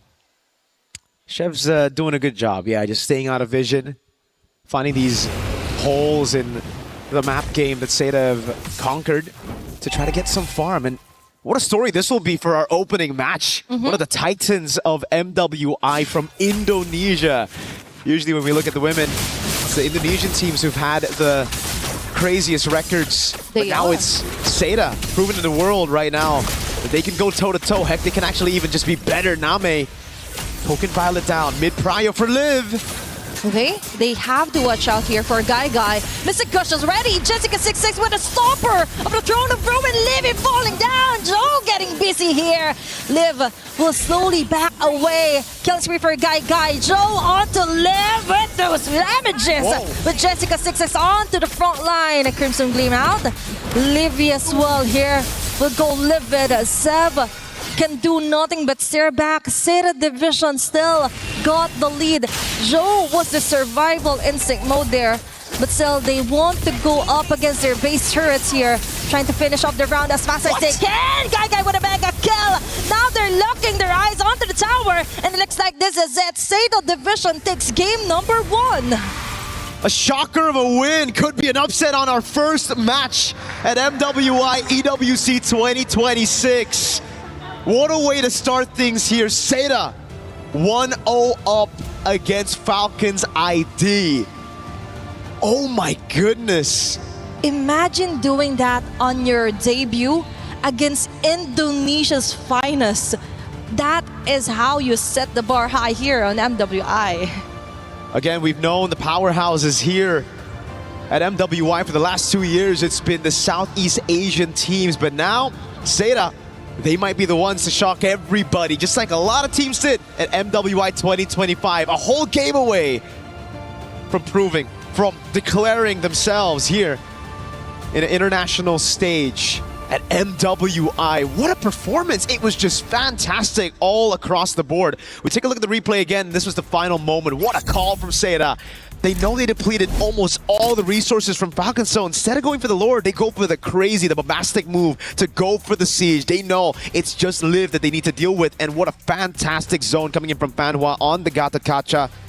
Zone her under the base, not much to do. And that's it for me, Mirko, and Athena. We're going to toss it back to the studio to dissect exactly everything Seda did in that game. In our DNA. Whenever we let it out, it becomes our superpower.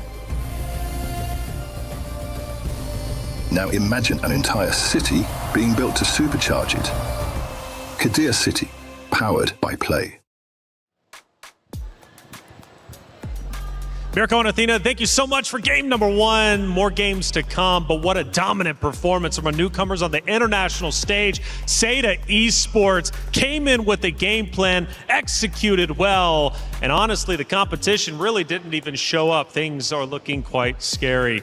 My goodness, what a beatdown that was. Coming in, Falcons Indonesia, we were hyping them up. The veteranship, building their roster around Violet. But this, at least for this matchup, round number 1, Seda Esports had their number. It was so impressive. It was so impressive. And I think a lot of people out there and probably the audience watching in the venue right now are quite stunned because obviously coming into this, Falcons ID were the favorites coming into this matchup. But in game number 1, Seda just really showed exactly how it's done. I would imagine that they would have needed a little bit more of an adaptation period coming onto such a big stage, but they didn't show any hesitation whatsoever when it came down to that execution. Early game was so on point, and even if we drew it back to the drafting phase, the fact that they prioritized 3 cores early on, you'd think that that would leave them in a bit of a bad situation, but it really didn't. It revealed so much of their game plan and the box that they wanted to set up, but they were still able to set it up nonetheless. Like the entire game, you see them just being very calculated in terms of their engages. And I like how Jessica26 just proved to be the X factor in this game, at least. The way that, yes, she did manage and keep Violet in the lane, which is, again, one of the players we've been really building up for this matchup. And apart from that, just overall really starting the most crucial fights. It's not just her alone. I really loved how we saw such good coordination from these players, all of these players. Their team fight, we expected it, but we did not expect it to be this clean. They could rely on each other so well, and we saw that for the entirety of the game. Yeah, and I gotta ask, Carrara coming into play, the new buff obviously making her a prio pick.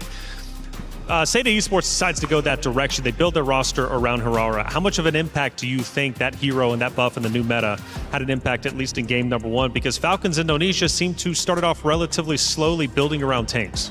I think it wasn't just necessarily like the Harara alone. I think any assassin would have done a similar job because look how everyone is giving so much space to the Harara to farm. Right? Luckily for the Harara, she's able to, mobilize around the map a lot quicker, get to the creeps a lot faster, so she's able to really get the most out of the changes in the battlefield adjustment.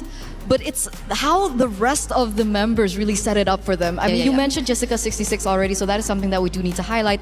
And you talked about chemistry, and specifically it was chemistry with Fanhua. Yeah. Because as soon as you see the Throne of Ruin come in, the AOG comes after as a really good second layer, and then that's how the team fight really goes and coalesces with one another. It's so refreshing to see the Gatot make its return this way, because I think we've been seeing very few Gatot Kacha games, especially or even in wildcard in tournaments prior that even. There has been the rise of the Atlas, the Balearic, or even the Cho, but the Gatot Kacha in this sense, you see why it's such a terrifying roam as well. And I think for the Hirara specifically, beyond what you mentioned, I guess it's also really mostly on mobility, like what you said. So the fact that the farming has been faster for the hero as a whole, and the fact that Falcon's Indo chose to always pick the fights in the mid-river, which is a bit of the weirder parts of the game for us, and they've been always constantly trying to find those early skirmishes when it feels like they weren't as equipped just yet.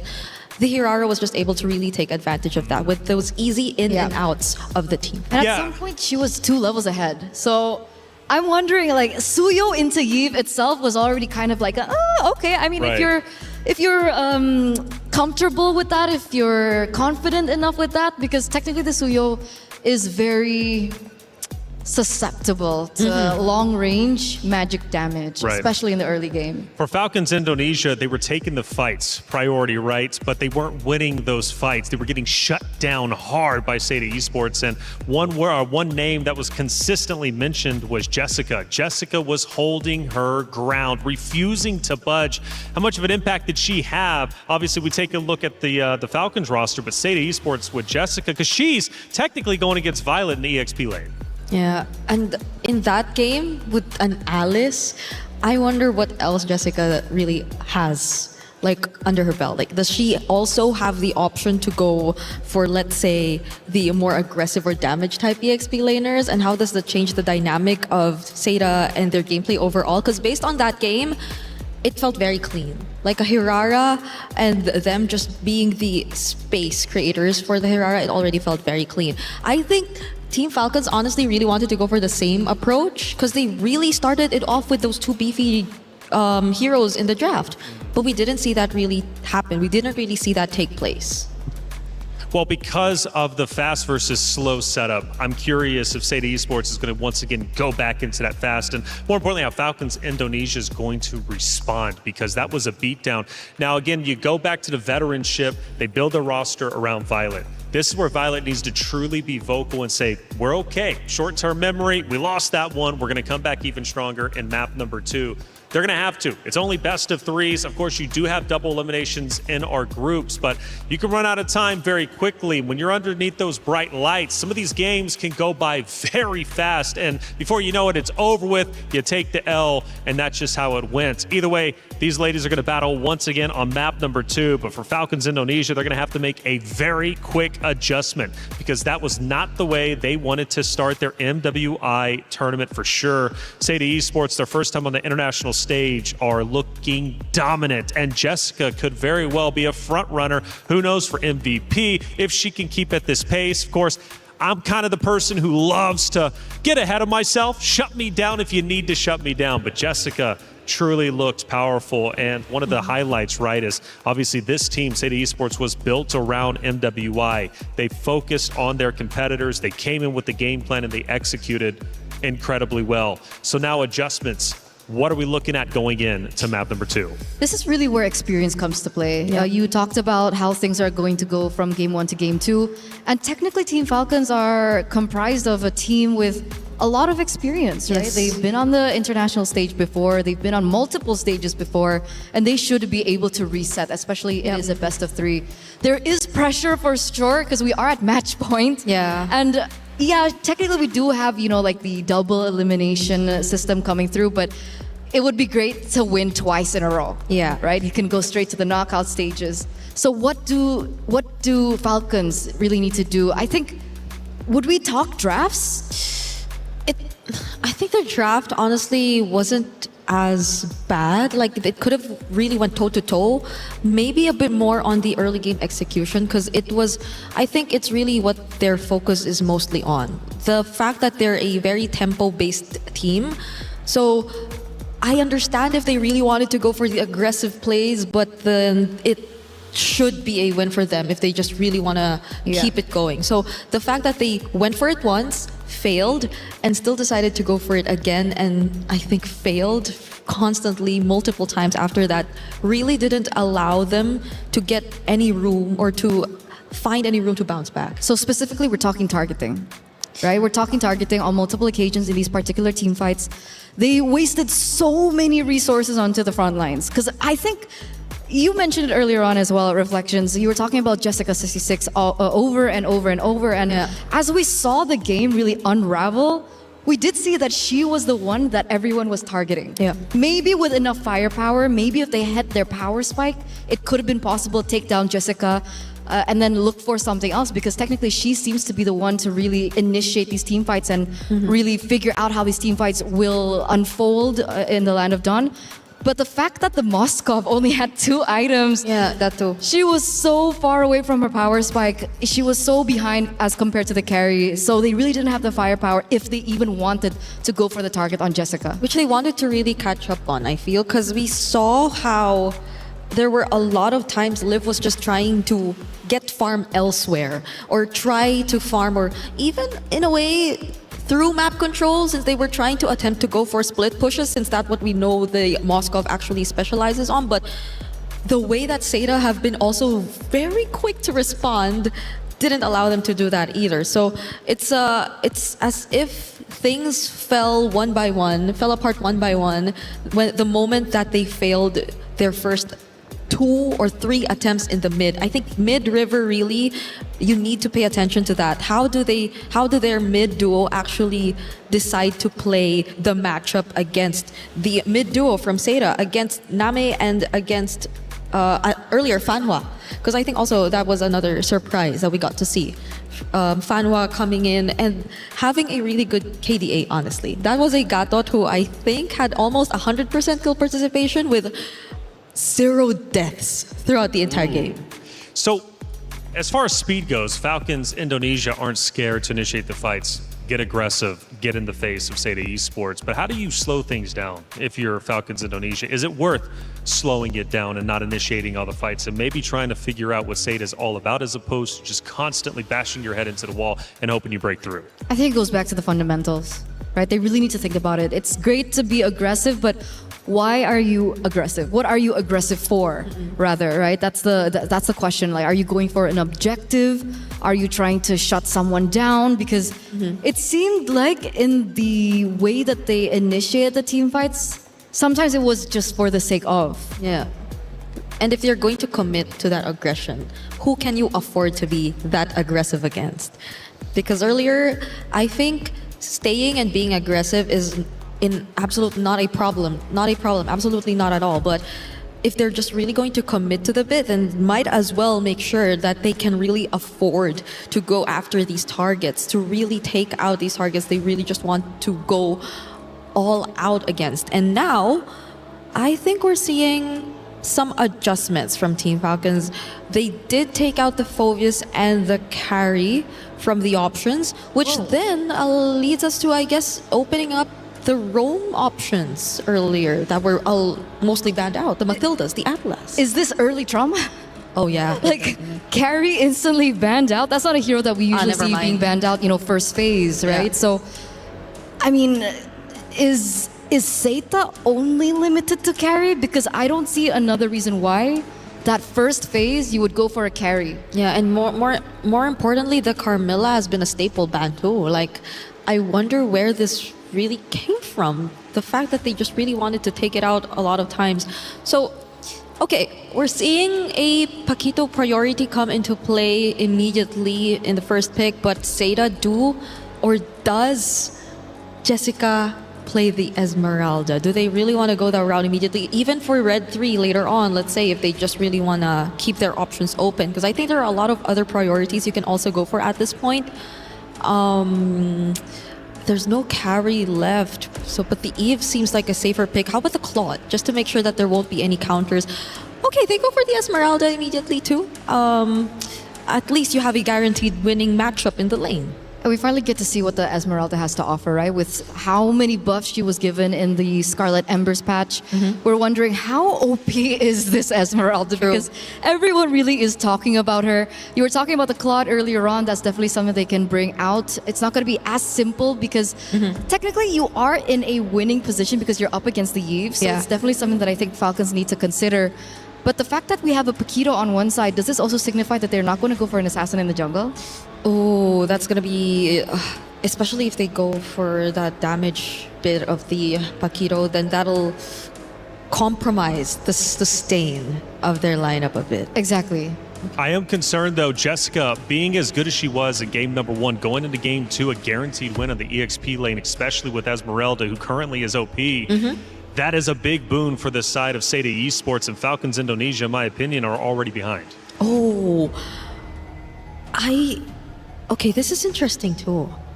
So we might expect majority of the damage to really come from Guy without the carry pick. I feel like they're confident enough still. So this might just take away the fact or the theory that carry is one of her main or special picks if they're going Baksha jungle. Or is it Baksha jungle?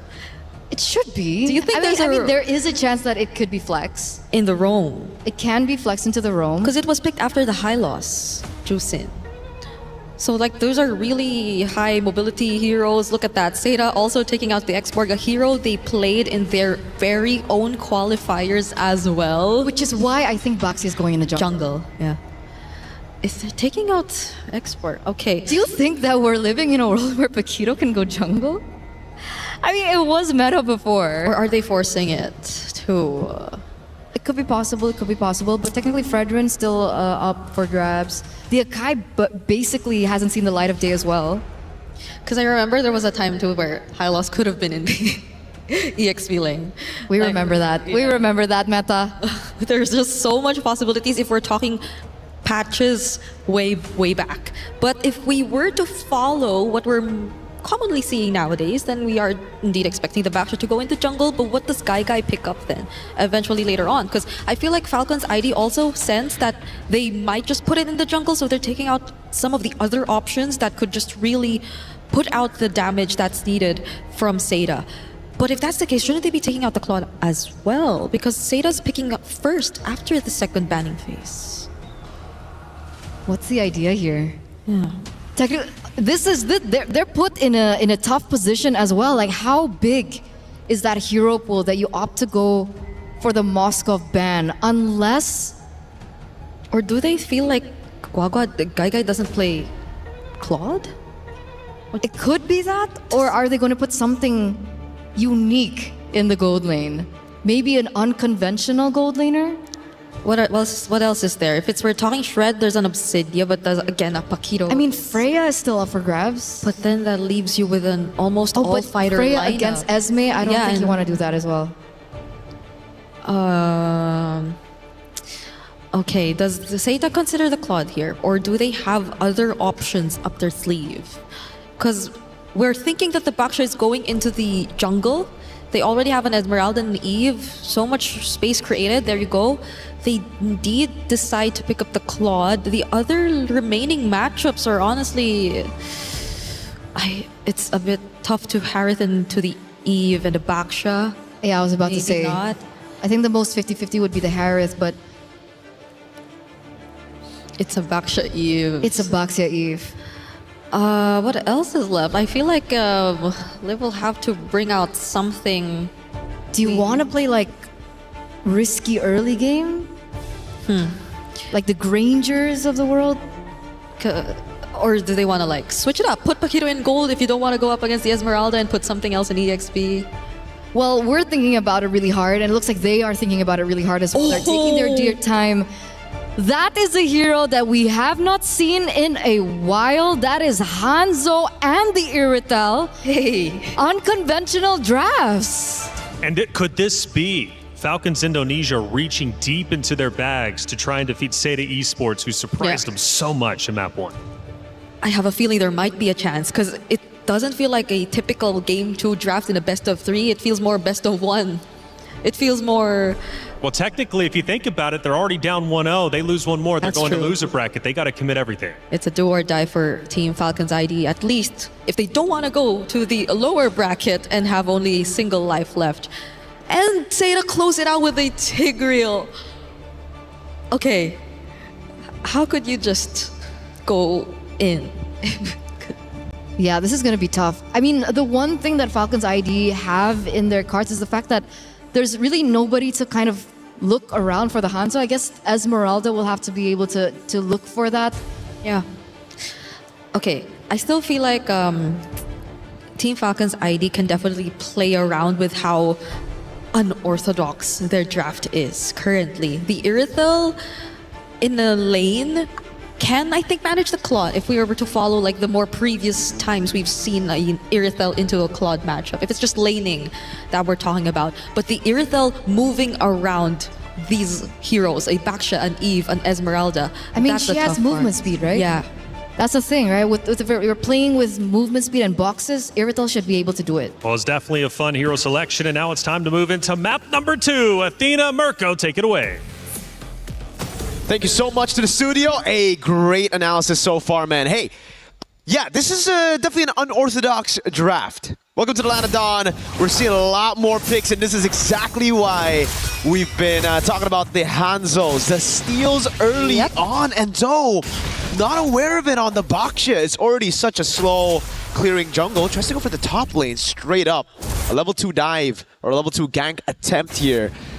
And with no buff, I don't even know if they can actually walk up to take what a Falcons buff. This is just going to be a big lead to Sev early on. Well, let's see. One game at a time here for Team Falcons ID. As they've mentioned, that it's kind of like their composition is built for a BO1. They're already down 1 point, and they wouldn't want it any other way to go back onto the lower bracket. Now for Zeta Division, on the other hand, I feel like they wouldn't really react that much onto that Hanzo being picked up here for Falcons ID, because we've mentioned that they don't really have to necessarily shut him down. They just have to be really careful, stick to their guns, stick to the plan, which is to farm up as much as they can, and the Tigreal will do the rest when it comes to someone invading them or attempt to invade their jungle here for Zeta Division. Really wonder if Zoe's actually even going to get level 4 before this first turtle. Guy in the bottom lane, losing out. Liv has actually gone for a very aggressive emblem choice. A Master Assassin down below. Knowing that Guy is weak side, he's trying to punish her even more. Oh. And Zoe will try to rotate down below. She actually did get level 4, so this is A-okay still. You're not losing out on too much, despite that early orange buff take by Sev. Zoe's going to try to go for the shield unity. Oh, that's what we're talking about. That for Zoe, they just have to stick to what they know best. Try to be stoic here for our game number 2. Raimundo onto the front. Flicker was forced out of Name. Fanwa getting in on the right, but the Vitalize activated as well.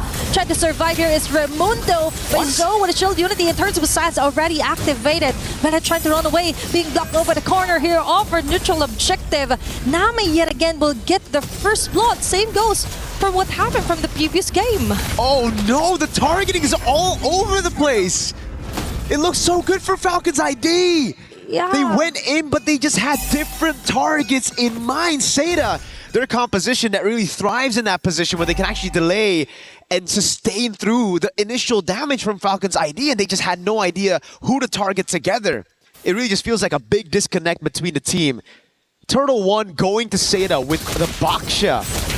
A hero that we just didn't expect to be meta after the nerfs coming into this patch. With a Hanzo stealing her orange buff early as well. This is a disastrous early game for Falcons ID. It's not like... This is not the same Falcons ID that we've seen compete on a triple elimination, surviving that game hers from way back in Indonesia. And now, for Zeta Division, They're just showing how much they want to stay in the lane. Okay, Glorious Cartway already activated. Liv will get the kill. That's numerous members down here for Zeta Division. Jessica26 keeps them at bay. Liv right now cannot do some follow-ups. Nami with a free hit. Valid Crown onto the RWM, trying to run away. Jessica26 hot on her tail right now. And it looks like she will be able to get back. Now Falcons got another punch in from Zeta. And it's the same story again, Athena. It's all about Falcons initiating first, being the proactive team, but then losing track of the win condition. They go in, they use all their resources, but Zeta, they want that to happen. It's all about the longer team fights where they can abuse some of those resources being spent already. And look at the zone coming in from Fanhua. Liv has the Purify, but I don't know if she wants to burn it. Oh, maybe. But let's see, Fanwa being cornered here, Flicker, and now we see has been exhausted. For Falcons, on the other hand, we see them try to attempt numerous fight, but that's it. For Zeta Division, they just go ahead and trust their instincts when it comes to Nami committing that very nice box around them, and Jessica26 always on top of things, preventing the very great respo here for Team Falcons now. Objective up. Violet. Half an HP left. Violet onto the back line. Targeted Nami. Nami will still survive. Onto the front yet again. Seb with a ninjutsu. Pinnacle Ninja not able to even get the objective. It's Zeta yet again taking the upper hand. 2 red trees, and it's Fanhua on the Tigreal. What? Do a lot of damage with the implosion, and I think it was like 3 patches ago. Jessica, though, there's no one that can actually handle Jessica. She can actually just be all up in there, under turret, no problem whatsoever. So has the Vengeance too. Shev's just tickling her. Look, she's kind of enjoying the attention that Falcon's ID is giving onto her. And imagine, she is considered the X factor for Zeta Division. Definitely she is. With an X painted on her back, she doesn't even care. It's looking rough for Falcons ID. They got to regroup somehow. It's not like they have the best late game too when it comes to just pure team fights. Zeta wants to play the tempo toe with a dive. Okay, that's very nice, Glorious Pathway. Although there was an implosion play here immediately for Fanwa and Joey. Now we see Gaige just going with the free hits. Now the Blazing Duet activated. All those bullets coming in hot here for Falcons ID. It's going to be the Soul Snare, enough stacks, but they have to try and run away. Fanwa onto Livy, hot on her tails. They get the kill. Now Liv is the next target here, but Zeta Division, they already got most of the kills, got an advantage, and Jessica26 goes on her day, just clearing up the last bits of waves onto each lane. They've got all the winning matchups, and they can dictate the tempo of the fights. They started first, and it just creates so much confusion within Falcons ID. Again, we see the targeting all over the place. Livy, Crimson Beacon forward, went onto Guy, but Sev wanted a different target. Everybody is going for their own 1v1s, and it just doesn't look good for Falcons ID, who are already a game down. Zeta are putting Chinese MLBB on the map. Imagine that. First match, opening of MWI 2026, and a win against a Titan. Oh, it's Livian again, my God! What a great setup here for Fanwa. Now we're talking. Now we see why they've built from scratch instead of just buying a whole new set of organization. From building to scratch, now they've got this blueprint. A wonderful standard here for MLBB Chinese, especially on the FE division, right? They're setting a whole new face here on MWI. And it doesn't look like their first rodeo. It's actually looking like a huge contender for the crown this year. Shev can't even deal damage to Fanhua. Fanhua is just taking it. They're going for the poke again. Sev's trying her best to do the best she can. She's the only one on the team who's still deathless. And it's just harsh to say, but right now, Zeta are gapping Falcons ID. The Sea Halberd first item to try to deal with Jessica. Still not enough though for Violet. Livy's going up as well. No glowing one. So they're just real. That's no wonder. They're relying on just the Sea Halberd from Violet so far to actually deal with the sustain coming in from Zeta. That's why they can do whatever they want. Yep. Leaf only has a Haskell. Understandable. And that's why It couldn't even deal a lot of damage here onto Seda Division. Now they're chasing Raimundo. They don't care, even if it's the tankiest of them all. They've got enough damage to totally shred them into pieces. Chassis Poltron as well here for Jessica26. The problems just keeps on piling up here for Falcon's ID. She's dealt with the wave so well. Now she goes up top again. Chev will get a turret, but that's about it. Now it's a 1v1 against Jessica. She gets away with the Pinnacle Ninja. There's just no one that can deal with Jessica. That's the problem right now.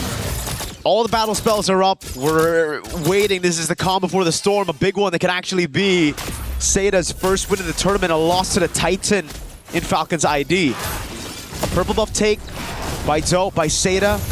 They're getting control over. Chev has already used the Retribution, and it seems like Zoe will try to go into the bottom lane. They had vision on a few of those members. Raimundo might just be the sacrifice for Liv to get out. They're willing to commit even with the Revitalize. They just take the bait. That's another additional kill here for Seda Division. And as you've mentioned, Jessica26, the full responsibility was that to somehow zone them out and of course try to spot where Sev will come from. But now she has multiple responsibilities and she's doing stellar at her performance. Now another objective is up. Joe as well is starting off smart here. Violet onto the back, but I feel like it's too risky to contest this Lord up onto the hands of Seda Division. And now Sev with a ninjutsu, Pinnacle Ninja, already exhausted their ultimate. Lure's pathway here for Raimundo. Is that the opening that they want? But Gaigai with a blazing duet hitting on to the right marks of Falcon's ID, slowly crumbling down. Lord as well will be stalling off here by Lev. Violet with a shutdown kill. Is it the turnaround that they need to actually contest this fight? But no, Seda Division has their eyes on the prize. They don't even care if you get that Lord as much as they want to get that. As long as they get the kill and advantage, they'll take it. They got the team fight. They were able to, again, prolong the team fight, play around the carries. Name, she did get taken down, but she bought enough time for the rest of the team to follow it up. And man, clean retry, I guess. No, that was a heavy crossbow and a few shots coming in from Liv. Great take on the Lord. We take a look at it again, and it was just so constantly CC'd. Already caught in the midst of it all. Taken very low. Thrown back by Livy on the juice in. And Liv, she didn't even go for the target of the Lord. It was a hit onto Fanhua. She dashed away towards the Lord, and the AoE of the heavy crossbow hits got the Lord stolen for Falcon's ID. They're playing with just a tad bit of luck here so far, but again, Seda have just been the more calculated Fanhua! That's two members caught here inside the box here for Nami with the RWM. Very nice pickup here for Seda Division. Raimundo falling down here low. Trying to run away. And now they have to back away. Seda Division with that immediate responses. Very beautiful implosion plays so far here for game number 2. These implosions have been brutal. Nothing they can say about it, even with the Purifies. You use it and it's an instant blazing duet. An RWM, layers upon layers of CC and damage. They get a trade at least with the enhanced minions up top with the Lord. They're able to get a trade, but still, it's a tier 2 in the mid lane. Now it's Seda. It's up to them to try to close this one off. Falcon's ID, they haven't looked too good in the last 2 games, but they're a team that can show up in the middle of the game as they continue to scale. They're doing some damage on Zoe. Okay, maybe now we could finally see some great responses for Team Falcons. I also saw the Malefic Gun ready build up here for Liv. So additional range here. Violet? Would be what we expecting. Violet being caught here by Gaigai and Jessica26. Flicker already activated here. He needs to be really careful. Joe just spots her here, but Name gets caught here by Sev.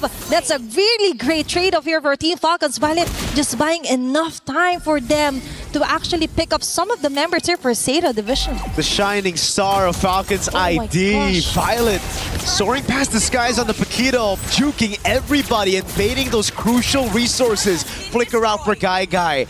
Got Zoe in a tough spot as a frontliner so that Name can be vulnerable, and Falcons took advantage of that. It's always been chaotic throughout these games, but now that they have the items to actually go for whoever they want, it's starting to actually work out. Falcons ID, they're in their comfort zone right now. They can finally start to break that front to back that Seda have relied on in the past 2 games. Chev, though. Oh, but still, it's all about exhausting their battle spreads or even ulti. They'll take it. But now, still Raimundo being caught. Lures probably just to disengage. Jessica. The last bits of the RWM will hit him. But Jessica26 will just zone out Violet. Oh, but Sev on the other hand will still go in against 4 members here for Seda. Placing the way here for Guy. Violet will go down. Double kill again for Guy, making the triple kill. Liv and Sev are the only ones left, but not for long because Jessica26 still has her eyes here on the Liv. Sev is the only woman left here, and looks like Seda Division or Seda Esports wants to finish off this game 2 as fast as they can. We've waited a long time for China to make their show on the international stage. This might be it! And this time, they want to put their names on top of the list, and Seda will ensure the 2-0 sweep against Indonesia's finest. This is Chinese MLBB onto the main stage. Wow. What a way to do it. What a way to put China on the map for MLBB. A win against a Titan in the women's division. MWI has just started with a big surprise, a big bang. They came in hot with guns blazing. What a way to start off the first day of MWI at EWC. What a fantastic performance. Again, it really looked like they gapped Falcons ID. There's no other way to sugarcoat it, no other way to put it. Seda were just better across these 1v1s. Even adapting through the game, we saw a few of those adaptations for Violet, for Sev. But again, the instant response from Seda. We get to look at the replay here, that final moment of the game where they just went straight for it again. So it's just back-to-back, Lord up, but the decision to go for the throne. Rinse and repeat. If it works, why change it, right? And for Seda, they just stick to what they know best, focus on the macro. The micro will follow soon, and Jessica26 still hot on the lead. We're going to throw it back to the studio to dissect that game.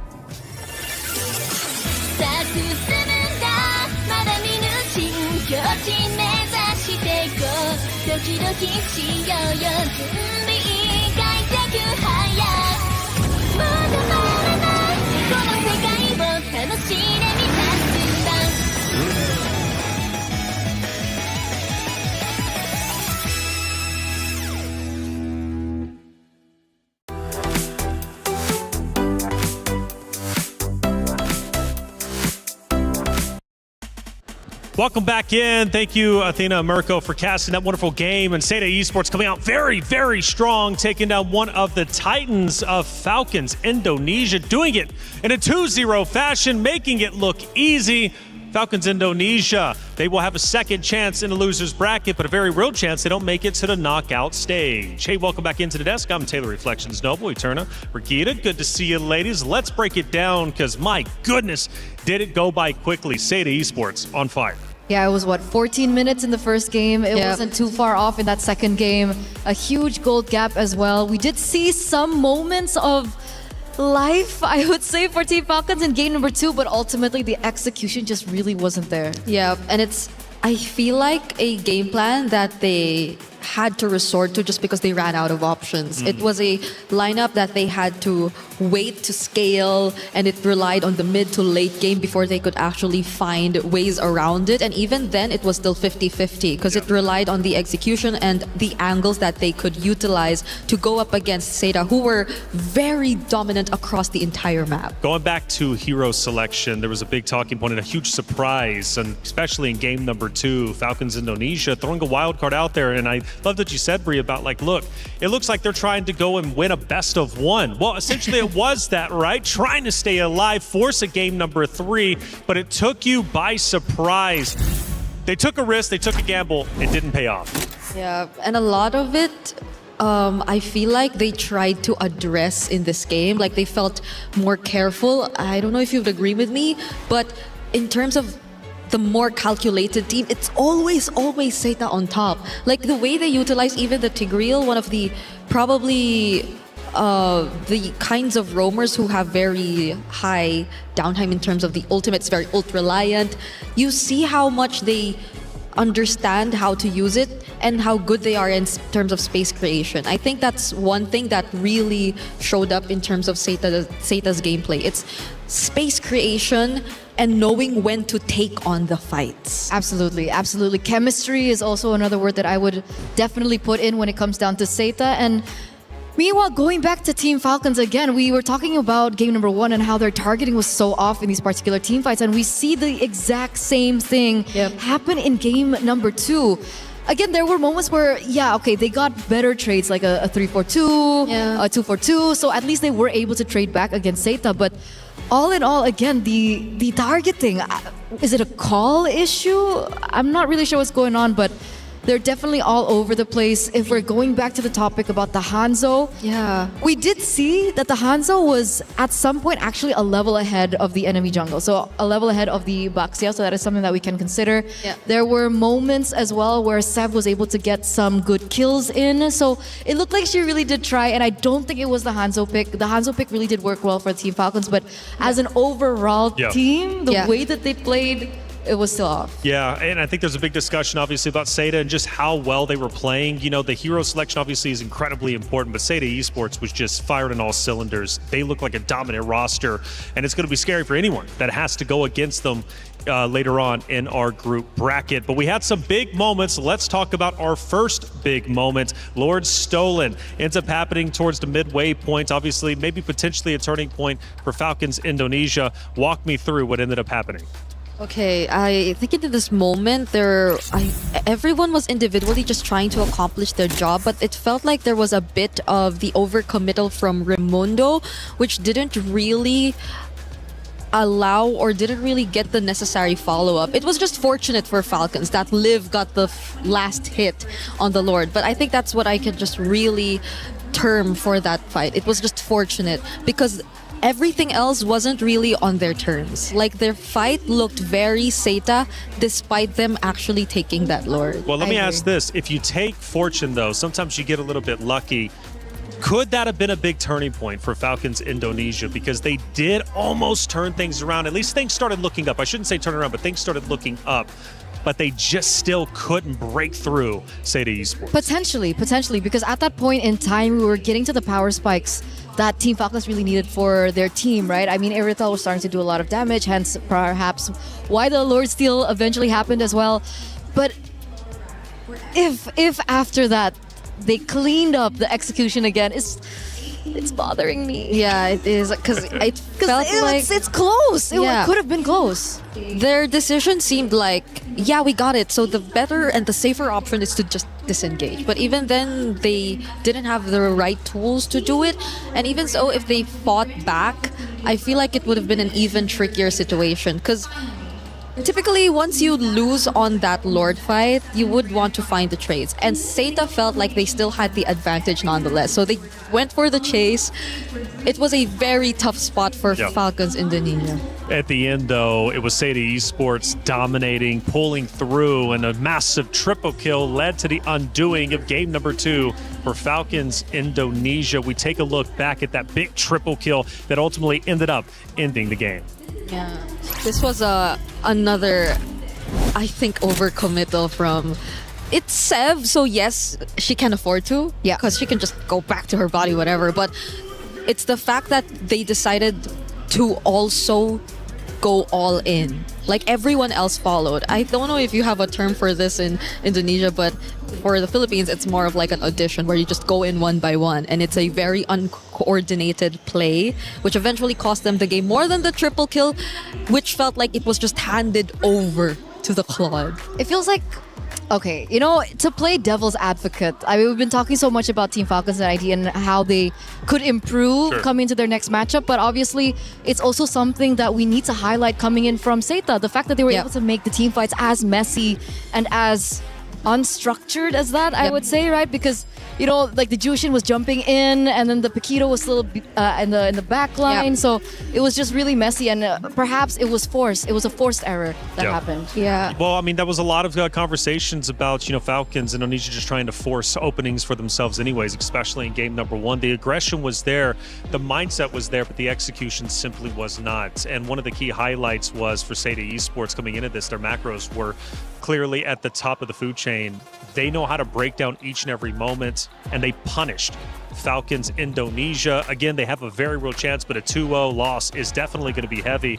And then coming up, potentially, whoever it is, it's going to be Team Ray Young, Aurora Gaming will be playing against them. And that's happening now on the B stream, and Team Ray Young was actually up 1-0. So Seda Esports, let's say theoretically one of those two opponents, I mean, how do we think that matchup's going to go? Because Falcons Indonesia, we hyped them up as one of the best in this group. I feel like I just don't want to assume anymore, you know? But if anything, I feel like if Team Ray Young actually get to secure the 2-0, that will be a much closer fight. Like, I just won't establish that it's going to be Team Ray Young. Although I really would like to say that they would be considered the favorites if it ever will be a Iseta Team Ray Young matchup. So I'm just putting it out there that I still feel like, Team Ray Young. If we're doing predictions, maybe it's a 2-1 against 2-1. if they win this series. All right. Okay, I'll go 2-0. 2-0 for Seda. No, for Team Ray Young. Oh, no way. Okay, so Seda didn't impress you enough for you like, hey, this team is looking dominant. Either way, for Malaysia's new guard, man, Team Ray Young would be exciting to see that against Seda. That'll be coming up, I believe, off stream, if not mistaken. Maybe it's going to be on the B string. I'm not so certain. Either way, that's going to be a great matchup, to say the least. And I think it was, in fact, a 2-0. Team Ray Young does, in fact, defeat Aurora Gaming. So Malaysia's new guard versus Seda Esports, first time international stage. Looking great, taking down Falcons Indonesia. That's a powerhouse matchup. Wow, 2-0s to start our day. Both 2-0s on both streams. I didn't expect ours though. Same, yeah. Like perhaps a lot of people out there as well would agree that maybe we thought it would be a 2-0 for Team Falcons, but it's the other way around. I love it though. It's an upset on stream A. I love it though. And we love it. That's it. Don't get us wrong. Hey, things are getting exciting and spicy. You definitely gotta love it. Chat, get active. What do you think about our first series, not only on Stream A, but Stream B? Did it surprise you as much as it surprised us? Hey, the club championship is being fought for each of the weeks. We're now in week number 2. Trev, how are things shaking up? Last week, we wrapped up 3 of our titles at the Esports World Cup. Those being Fatal Fury City of the Wolves, Valorant, and Apex Legends, crowning a new champion in every single one. That puts Na'Vi and 100 Thieves at the top of our club championship leaderboard heading into week 2. Dota 2 continues its action this week as they head out into the knockout stages. We'll be seeing a load of good teams kicked out of that competition. Over in MWI this week, we'll be seeing Team Vitality trying to retain their crown whilst facing off against heavy investment once more from Team Falcons. Gen G signed the runners-up from the previous year, and they'll be looking to play spoiler against Team Vitality too. I'm Trav, and I'll be keeping you updated on all things Club Championship this year.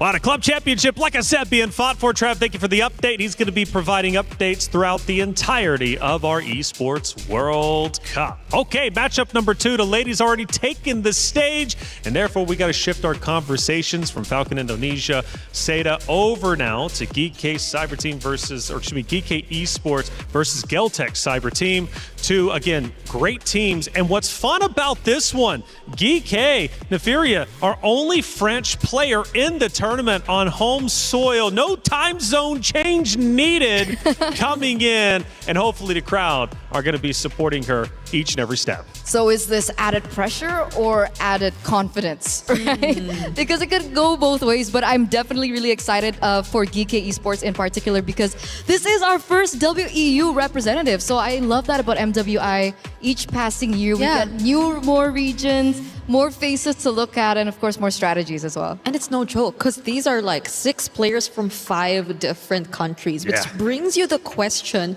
how has chemistry been? How has communication been between these players? And how are they making it possible? Because they've already made it possible just by the fact that they've made it here to MWI. That's a great point, because, you know, when you think about teams coming together, especially GK Esports being our most diverse roster, language barriers, are there? Probably not. I mean, they made it to this stage, right? So clearly they know how to communicate and everything is on par. But what do we know about Geltec's cyber team, right? Taking the stage. Kyoe is back. You sounded like a fangirl, really. Bro, I think everyone around the world is a fangirl after we saw her debut last year. That's true. That's true. The mechanics, the Benedetta pick, I think that really made a statement for Kyoe and her appearance as a jungler here in the previous MWI. And now she's back. And by back, I think it's such a significant thing to talk about because she did stop playing competitively for quite some time. I think the last time she played was in Season 4, came back in Season 7, and Season 7, and currently it's Lady MVP Season 10. So she's been playing for 3 seasons straight, only to come back to the world stage, where I believe a lot of people have been awaiting her return. Well, she's back, and now that she is back, is she going to make the most of it? As soon as I mentioned Geltec Cyber Team, you guys didn't see it, man, but our panels, our analysts, Eterna especially, like, put the finger up. I was like, I'm ready to talk about it. So, all right. Let's gotta hype her up. Of course, you have to, especially if she's coming back. She made a big impact last year. Super exciting stuff, and she's going to be opposite that of potentially Yennefer, right? Who's going to be in her lane, which is not going to be an easy matchup. Now, going to EXP, learning from Jessica earlier from Seda Esports, Ayissa as well as on the other side, Laibon, going to be playing against each other. Now, that's going to be a tough matchup. Who do you have giving the edge in that EXP lane? EXP lane, so Alyssa versus Liuban. Yeah. Well, considering that we're in a meta where Esmeralda looked really good earlier on, I think whoever gets the Esmeralda. Whoever gets the Esmeralda, that's just gonna be as simple as that. Yeah, I guess I just might lean a bit and very slightly just a bit to Liuban, mainly because we've been seeing EECA in the MLBB competitive scene for quite some time.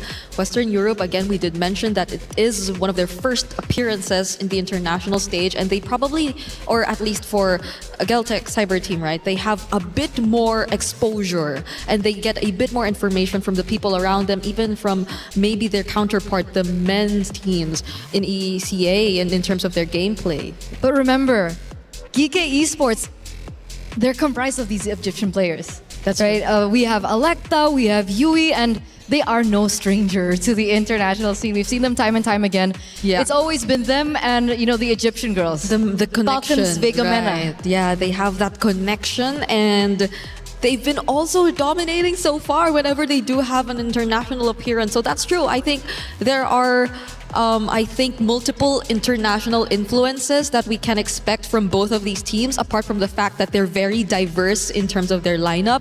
So it's going to be an interesting match to see how all these influences come together and how they make it uniquely their own. And I guess just a new meta in general. I mean, we already had a lot of learning lessons even from our first series. The second series most likely going to give us even more. And GK Esports seems to be, I'm assuming, the favorite between you two, at least in this matchup. However, obviously on the opposite side, Geltec Cyber Team, we do have a specific player that you guys are rooting for all the way. But I am super curious to see the heroes picks because I really don't know what to expect. And I don't think we do either, given these two teams after that first hero selection. Definitely going to be entertaining for sure, but GK Esports looking strong, most diverse roster, and definitely a roster that can make it through at least not only this matchup, but push forward in their respective group. You know, let's not forget, there will be some keys crushed by the end of this bracket, okay? Yep. You will be out of this tournament. You need to be top 8 if you want to move forward. So 4 teams eliminated, 4 teams move forward out of each respective group, Group A and B. Losing your first series sets you behind and gets you that much closer to having your key, your heart crushed in the crusher by your opponents who just defeated you. Nobody wants to fill that. And of course, for the club championship trophy, GK Esports Geltec Cyber Team, this is a big moment for them to obviously put the right foot forward, go up, and potentially put some club championship points up there, especially once we get into our knockout bracket. Early predictions from you two. GK, Geltec Cyber Team, where are you leaning? Okay. I'm not You want sure. to answer first? Okay, I will have to go for experience, GK. Okay. I mean, ECA, I feel like I'm contradicting myself because I said ECA as a region, but I think it's going to be a similar storyline to what we were talking about when we discussed Team Falcon's ID. Only now, hopefully, like they actually get to be the anchors of their team, because we're looking at the EXP and mid, if I'm not mistaken, for GK. Okay. I feel like you're a very... I'm so Geltec right you're now. very Geltec, so I had to balance it out. I am so Geltec right now. Their outfits, have you seen their outfits? They're so cool. Their fits are clean. They had metallic pants, and then they had like the overalls. Yeah. And now they're wearing like the normal jackets. So I don't say, but we saw them in the toilet. Yes. Okay, and the team mascot's obviously out there too on the table as they get ready. On a serious note, one of the reasons why I go for Geltec this time around is because of Kyoe, right? Yes. She is the core and was the core last MWI, and the fact that she was so good on the Assassins, and the fact that there is more potential for Assassins now to show up back into the jungle. Yeah. You know, the Nolan's coming back as well. We saw her on the Lance before. Hayabusa Fanny as well, very high ceiling kind of player. I think this might be just the meta for her. Could be, chat. What's your predictions? I'm going to bow out. Maybe I'll give mine in just a little bit, but it seems, at least for my two analysts, they're kind of split. One's going one way, the other. So you have to choose. Okay, but before I do, let's go ahead and toss to our EWC app to keep everybody informed on everything Esports World Cup. He thinks he can come in here and play my game. Let's go. He knows nothing. Let's go! Tyler Wine, you're done. This is my ladder. You can't climb it. It's better than being hard sucking Masters. You're going too far now. Your eyes buggy. Your elbows ashy. Is that airline? That's an L airline. Somebody better hold me. Okay, yeah. Do something then. Raw energy. Blow the house down.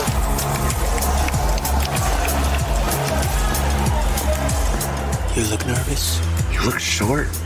Everything's good? Mm-hmm. Fight.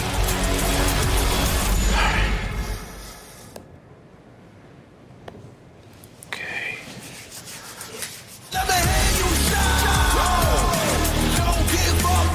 Do you really need the wraps? Yeah, that feels like overkill to me.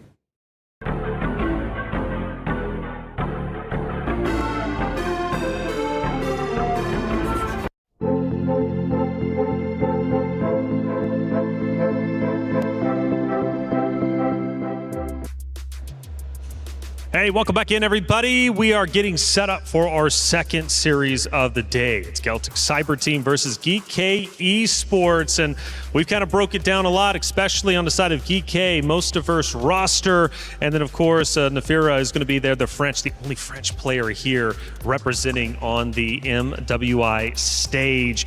But Kyoe is obviously a heavy favorite here, the Ice Queen herself coming in, and, let's talk about the evolution of this Geltec Cyber team, because they've evolved over multiple seasons of Lady MVP. This wasn't a roster that was just put together specifically for this event. This is a roster that has gone through many iterations, but most importantly, many evolutions in a positive direction to be where they currently are. So for Geltec Cyber Team, Kyoe, obviously we're looking at her, but who are some other star-studded players you're like, okay, this is a good compliment to the Ice Queen? I think we're all eager to see like the quote-unquote debut of these players, because it feels like a revamp in a sense from the last time that we saw Kyoe alongside these players, because again she herself took a break, like a 3-season break before getting back into competitive gameplay, and was under a different banner too. So this is I think one of the questions that we are also having before the start of this game. It's the fact of whether or not this is a lineup that gels together much better than the last time we saw. Because I feel like it'll be great to see another standout gameplay where Kyoe shines, but it's also great to see the same level for the others, where it's more of like a team effort that we get to see from them. And team effort indeed is needed because our club championship is well underway. So much money on the line. And if you don't know what the club championship is all about, let's fill you in. 25 tournaments, over 200 clubs, only one club champion. The club championship is the beating heart of the Esports World Cup. Over 7 weeks, esports clubs send their players to compete. Every placement, every win, every podium earns points for their club. At the end of 7 weeks, every point counts. The club at the top walks away with $7 million and the title of Best Esports Club in the world. It's not about being the best at one game. It's about being the best across all of them. Depth, versatility, consistency under pressure. One championship trophy, one title. Who will take it? Watch history unfold in Paris at the Esports World Cup 2026.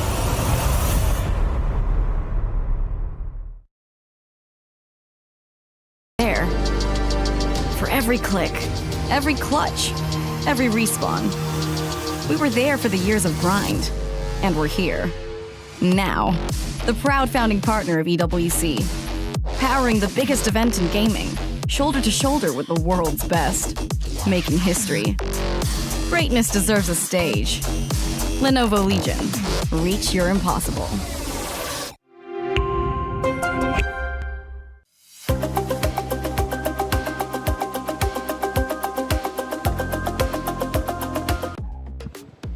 Again, the club championship, it is being fought for super hard, and each of these matchups puts the respective org that much closer to securing club championship points to ultimately win some much needed money, especially for many of the orgs out there. I mean, we're talking a ton of life-changing money indeed, even for not only the players, but also for the orgs themselves. I mentioned coaches a little bit earlier and how much of an impact that they can truly have with each roster. For Geltec Cyber Team, they've got a guy called Coach Osprey, who has a long lineage in the scene of just competitive MLBB as a whole. Coach Osprey, like how much of an impact has he made for this Geltec Cyber Team, and how do you think he can lead the charge for these ladies on that stage? I mean, on the way to MWI, definitely Coach Osprey had a huge role to play. I think we'll just really have to see whether or not he's remaining active alongside Frost, or has Coach Frost taken over. I think we are yet to confirm, but if we know one thing for a fact, it's that Osprey and his experience as a coach is undoubtedly one of the longest running EECA coaches who's had lots of international experience as well. Yeah, he's definitely not an unfamiliar name, especially if we've been following the international scene. So if we take a look at how everything has really unraveled for Geltec Cyber Team, especially during their qualifiers, I would say huge, right? I mean, they were able to get all the way to the finals, and then they were able to defeat Aurora Avalanche 4-3, and being in a best of 7 is also definitely very taxing.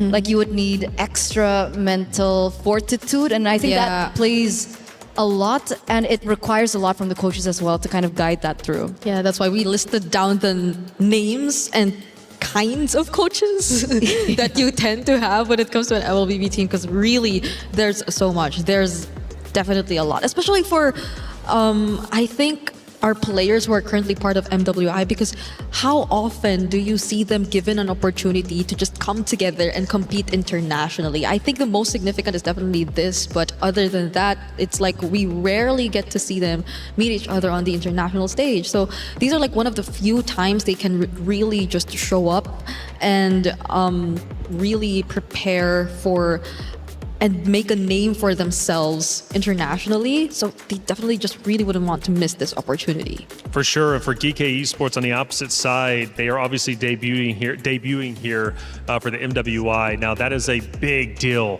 for this roster. And we kind of questioned the same thing, right? For Seda Esports, how well they would be able to adjust to the international stage. Clearly, very, very well. For GK Esports, I'm thinking they've got some surprises up their sleeve. Of course, being the first ones here, it's kind of hard to play around them. You've seen what they've done, obviously, to the lead up to this point, but maybe they've got some tricks left in their bag. Yeah, because majority of them are rookies. Even our French player, even Fury is a rookie, it's right? 3 out of 2 that are rookies. 3 out of 2 are a rookie. So if it's in terms of unexpected, then yes, maybe in a way, like we are yet to figure out their main comforts and if it's a bit too different from the meta, or if they're already really used to the meta. Because I think based on some of the information that we got, Freya does play meta, but occasionally brings out the likes of a Melissa or an Hanabi. Which just got buffed. Melissa, right? Yeah. A Hanabi, we're not so sure because there's an Esmeralda, so maybe not, but the Melissa, maybe, just maybe she also has other stuff we are not that familiar with just yet. Which I'm actually a big fan of. So, I mean, how often you come MWI, this is our third one that we've had, or at least on the EWC stage. I do wonder, do you see a lot of new rosters, fresh faces popping up, or is it some of the old guard typically coming in? Mix. It's huh? always a mix of both. Yeah. Like we always see a plethora of different players, whether it be veterans, returning, looking for redemption, rookies. We finally get a story of revenge that is from a different region, I would say now. Yep. Like between NA and Indonesia. Like that was very new, because before that, when we thought about revenge, it was between both Indo representatives, Falcons Vega and Team Vitality, who have been always top 2 for the longest of times, and it's always the same storyline before, like Falcons Vega, always number 2, looking to be number 1. And eventually that entire dynamic shifted into what we have now. So it's so exciting. I think the change of storyline as well, like even our first game, Seita winning that, it could set up for something different altogether. Yeah, it's a big deal, isn't it? I mean, even on the opposite side for Stream B, Team Ray Young taking the victory over Aurora Gaming is a big deal. I mean, you've got Malaysia's new guard coming into play and taking down Aurora Gaming, going against Seda Esports next, which obviously is going to be a banger of a matchup. I mean, we're talking Seda Esports has been on fire. Jessica was incredible, and they were bringing out heroes that just aren't obviously used in comp, you would think. But here they are, bringing out the new meta, and that was something we highlighted. They know the new metas. They're used to coming in for MWI, or at least their game plan come into MWI and just try and bring something fresh and different that the competitors are not used to. And obviously for Falcons Indonesia, that was exactly the case. Ladies are still getting set up. We are just moments away from heading into this next series, getting our pick and bans done, and then going into map number 1. And obviously, I asked the ladies, I said, Geltech Cyber Team, GK Esports, who you going for? I never gave my prediction. Okay. Yeah, we're waiting for that. I know you're waiting for it. All right. Now, I'm thinking, I gotta go GK Esports. I'm thinking GK Esports, and I'll tell you why. I love the underdog story. Not necessarily that they're an underdog, but the fresh faces coming in and providing upsets, I should say. I'm a big component of that, and I think for GK Esports, they have it. Just like Seda, right? If you would have asked my prediction, I'm going Seda. Granted, Falcons are a strong organization across the board throughout the entirety of the Esports World Cup. But week 1, they didn't get a lot of club championship points. They've got 2 great teams here that could definitely fight hard and hopefully at least make an impact. They need to get those much-needed club championship points. For Falcons Indonesia, though, they're going to have to fight extra hard throughout the lower bracket. Not going to be easy by any means. I guess Reflections is always going to go for the less favored team then whenever we are going to see a matchup. So we are. I don't know, man. Once Vitality takes that stage, I might be going with the easy pick. That's all I'm saying. That's true. It's going to be a tough choice if it is going to be against Vitality. But I agree, because these are 3 versus 2 rookies that we mentioned, and hopefully is a more successful iteration of more veterans guiding the team. That's right. Well, hey, from what I'm hearing, Rose is over on Stream B. Rose, what's happening over there?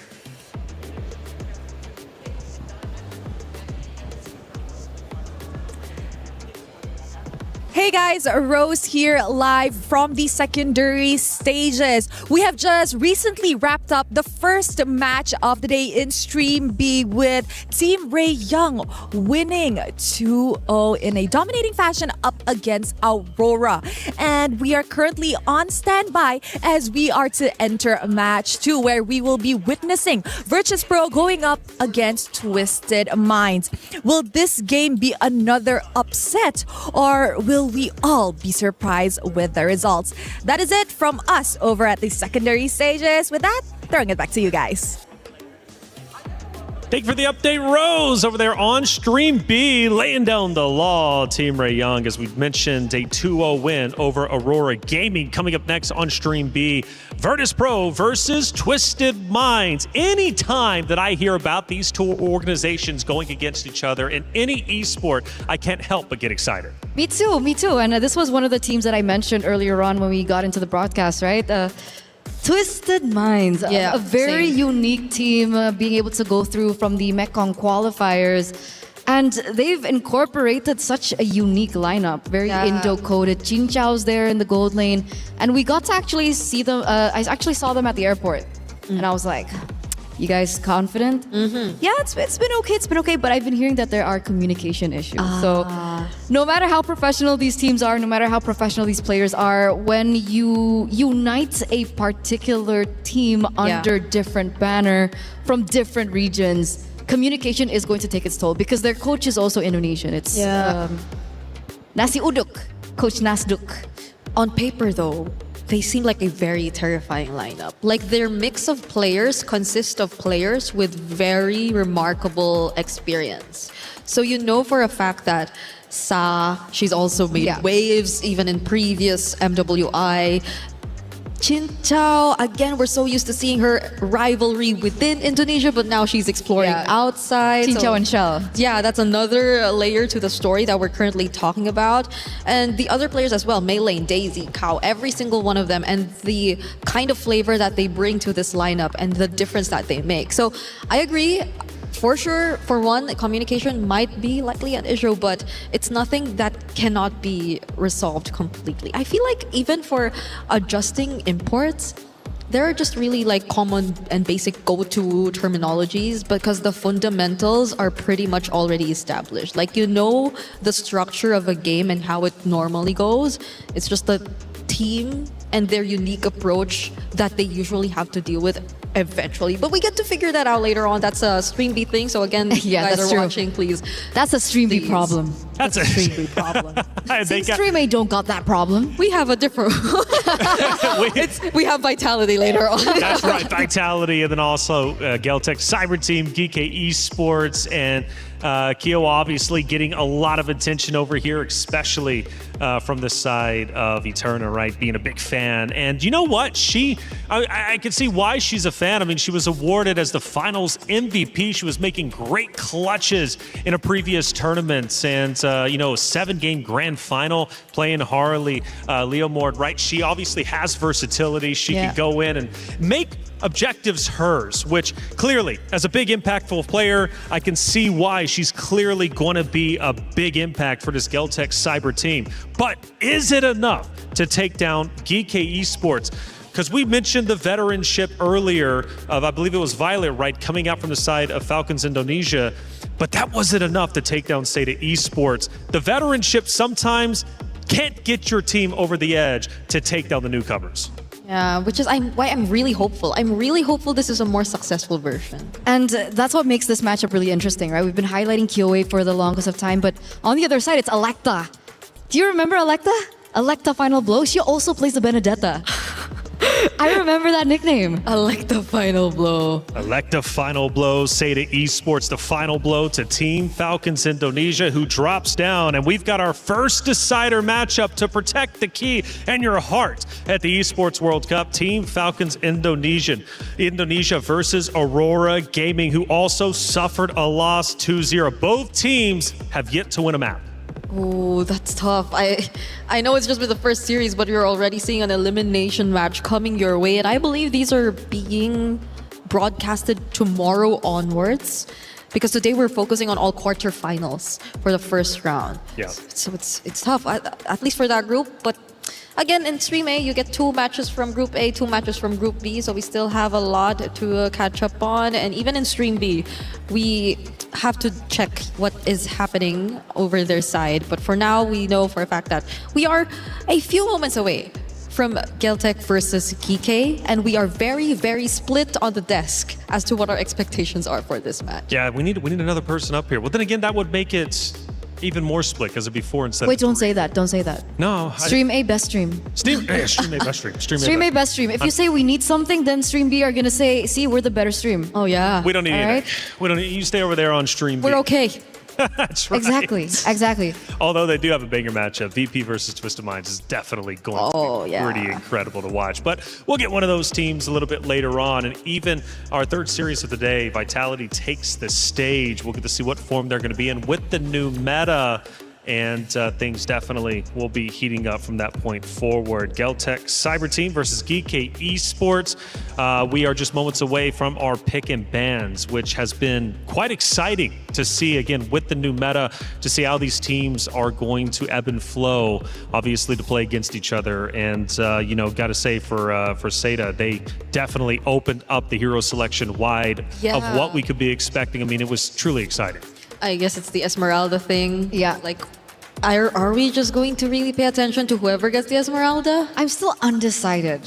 I mean, Esmeralda, I think, is strong. I mean, we did see the numbers. The numbers reflect that the Esmeralda will be a very hot pick, but everything else, I still need more games and more matches to see. Because wildcards, first game Hirara, lost. Yeah. Second, lost. Yeah. Right? A really bad win rate in the early stages of the wildcards, and then eventually we start to see, okay, I think this hero has promise. So we might be seeing something of a similar pattern the longer we get into these games. That's true. Same for me. Is the Gatot really back? Or was it just like a hero synergy or a game plan thing that we got to see earlier together with the Alice? Right? So there are like a lot of layers of questions that we still have regarding the current meta. But one thing's for sure, it remains very flexible, even in jungle. Because we still saw Seda pick up the Baksha jungle and make it work. Well, it worked, but we could see like farming-wise, it wasn't as fast. Yeah, it wasn't. So the nerfs really did hit him. Yes, it did. I think it was really just compensated by the fact that they are a really good team in terms of punishing and like finding the advantages across the map overall. It worked technically, but we're not sure if it is going to work if it were on the same level and if they had the same footing You in know, game. By the way, Virtus Pro Twisted Minds, this is a really fun one because there's a lot of history with the players themselves on each roster. You know, you look last year, the core players of Virtus Pro roster represented Twisted Minds. They have now switched over to VP. Okay, so now they're representing a different org, playing against their org. It's, you know, it's always awkward to do so. They go through their pick and bans, so I'll let you ladies walk through it. And already, I'm hearing some gasp. It's the famous combo. Hey, it's a Barrett's Mathilda. Barrett's Mathilda. And so the famous blacklist combo. Oh my goodness, Twisted Minds. Maylane and Kao are actually pulling out the the Barrett's Mathilda. We got a glimpse of it there, so it feels very interesting. Still a bit of the utility out there on Stream B. Well, we got the taste of that as well. That's why I'm still undecided. Like, were the changes towards the meta not as brutal as we thought? Or is it just early stage and everyone's still adapting and trying to find their way in this current meta? Should be, right? It's just day one. We're still in day one. We might see a bit more changes because even in wildcard, I feel like we didn't immediately want to accept the fact that Hirara is a thing, but eventually teams just respected the Hirara pick overall. And now we're seeing the draft finally take place. It's going to be expanding rivers for both Geltec and GK, and it's looking to be a bit different from our first series, Eterna, since the Eve is going to be immediately taken out. The Freya does too, but it's not like they really paid attention to the Freya even in the first game. I've been really wondering where this Freya went. Because I still think that the Freya is really overpowered. That's true. It's good flex as well, right? Gold lane, XP. it's a good hero all around, and I think we finally get to a matchup where they respect the power of the Freya. The Marcel also goes out in the first phase. It's a hero that ever since its debut has been really making waves. There have been patches and changes towards the Marcel hereafter, and it made the Marcel ever as strong. Regardless if you're going utility or assassin, I feel like you just don't want to deal with it, Like it's like a Hilda, but it's not. Essentially the same in terms of what they want to achieve, but okay, Kike, early respect. I think they're taking out some of the more known Kyoei options in the jungle, Nolan being one, and considering the meta, I agree with this choice because it's a recently buffed hero. Yeah. You wouldn't want to see that. The changes towards the Nolan is the fact that he's a lot more sustainable in these team fights because of the energy consumption or the mana consumption that has been put down. Like adjusted, like it's really good. Like he can stay in these team fights a lot longer, isn't as reliant on the purple buff. Obviously the purple buff will still be a huge factor towards how strong the Nolan can be. But the fact that the Nolan can rotate very fast in the early game is definitely a hero that we are looking out for in this current meta. Yeah, similar to the Hirara in a sense, which by the way gets picked first by a Geltec Cyber team. We're seeing Kyoei Hirara in as early as game number 1 in this best of 3 series. Probably the closest to a Nolan that you could get since it's been banned out. But for Geekei Esports on the other side, Jusin, Eve out for the options, but they do secure the Esmeralda for themselves. Another Baksha game.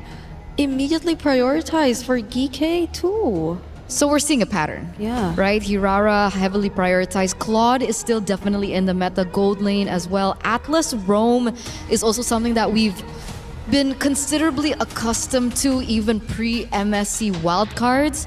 A very quick Valentina pick though, and is it purely for the Fatal Links? I think Valentina might just be next in terms of the mid prio if we're talking about the mid lane picks that we actually really want to prioritize in the current meta. Since the Jusin and the Eve are out, Valentina might be their next best option, aside from the fact that yes, Geltec have already secured or shown us a roamer which could provide a really good option for their IMU ultimate. So now they take away even the Gourd and are just probably really making sure that Yui will get the better matchup in the mid lane, because things so far are looking great. They can expect so much help from the rotations of both the Esmeralda and the Baksha. These are really fast rotating heroes you're seeing from Geekei so far. Which is scary. They need to figure a way how to slow things down just a little bit for themselves, right? If we're looking at the bans, it does seem like Geltec is heavily prioritizing the gold lane matchup. Clint goes out. Wow. I'm wondering if they want to go for their Harith ban next, but I guess they can't go Harith because of the Esme. Do you think it's too much magic damage? I think it'll be the safe option, but it also, yes, might compromise their damage spread a little bit because they've also already went with the Valentina Esmeralda, and we are yet to see where the physical damage is gonna come from. Okay, you know what, let's skip physical damage and jump straight to true damage. And this is a very interesting pick because back in the day when Claude was the most number 1 priority pick, which is kind of similar to as it was now, Leslie was the counter pick towards the Claude. But with so many changes to the Claude, with so many changes to the Leslie, is it still the case? I just played Claude into Leslie yesterday. The laning is still not fun. If it's the laning. But there are other factors that we have to look at because it's a fast rotating Hirara Atlas 2 on the other side for Geltec. So we also are yet to find out what the mid lane pairing is gonna be together with the Atlas, because following this, what else is there? Like if you want to just match them head on, there's a Lilia. Okay, this is okay. This is a really good pickup. It looks very annoying for these close ranged heroes that Geekei have actually picked up so far, because you're leaning in the Baksha and the Valentina, somehow you gotta close in to your targets. That's true. There's also a double setup for Geltec, right? They have the Atlas and the Terizla, so if their combo goes through as planned, it would be very great But another unorthodox pick hits after the Leslie here for Geeke, as we do see now the Kufra being picked up as well. I don't know how much of a great time this Leslie is going to have. Leslie needs to go Purify, but she also needs Flicker, and now they're forcing her into a really uncomfortable spot.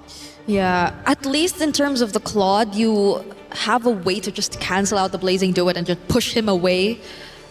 And same applies for the other targets who are closing in, but that's the thing. It's not just one target chasing after you. There are multiple heroes who can just jump at you, and you're just constantly forced to find or escape from all these setups. All right, well, it's time to get our game number 1 started. There's been a lot of setup. Now it's time for action. It's Geltic Cyber Team versus Geek Esports Casters. Take it away. Welcome to the Land of Dawn, folks. Thank you so much to the studio. After analyzing all of that, the drafts are in and we have another Baksha game. So, is utility even dead? Is the question right now, right? Like, we mentioned a couple of times, me too, that like, I don't think we're going to see a lot of utility. Definitely, especially in the recent patch. Although it really depends on the pilot, on who uses it, right? It's all about the mechanics, and so far onto our first half, or the first match rather, where Seda was able to go for a 2-0. It's mostly more of a balanced type of a Rara on the jungle, which is kind of assassin, and then went on to the backshot. I think it really depends on who you place it with. But right now, I really like how GK placed Valentina and as well as Leslie on their gold lane, partnering it up with a Baksha jungle. And it's a crazy greedy choice. Aitor mentioned it. You kind of have to go for the Purify. There's so many layers of CC that you got to deal with.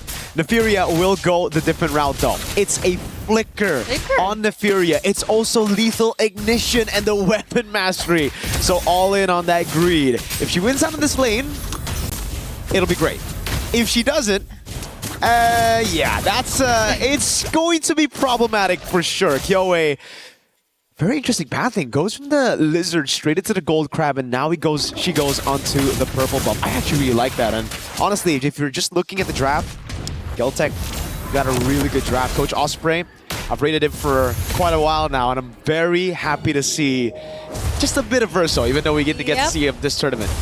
It's definitely refreshing to think that they've managed to get a Valier out of Sanjik here against GK Esports, which is quite perfect in my opinion. And now we see some action happening here. And we see Flickers already exhausted here for Sanjik and the others. For GK, they're just not yet ready to get into any skirmishes so far, because as we've mentioned, they will be having a hard time. A wild composition, but let's see how will they work this thing out here for game 1. I mean, speaking of just pilots, in general, you said Baksha, utility jungle, depends on the pilot. I think it's the same for the Claude. It's almost like a hero that just has no counters if the right player is using it. Tokyo, so far, doing a good job. Going for the gold crab, actually takes it away from Nefiria as well, and that's what I'm saying. All comes down to how you play it. How you play it, how good you are. Good immobilization.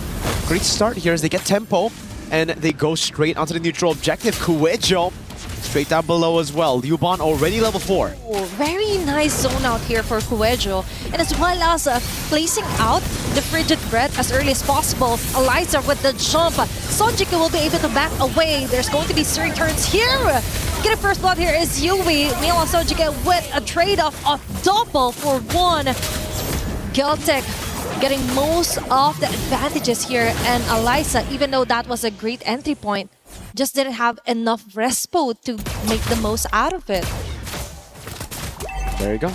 Just a really good start for Geltec so far. It's just a turtle take. They were first onto it. It's all about tempo and building up. Set up before the neutral objective.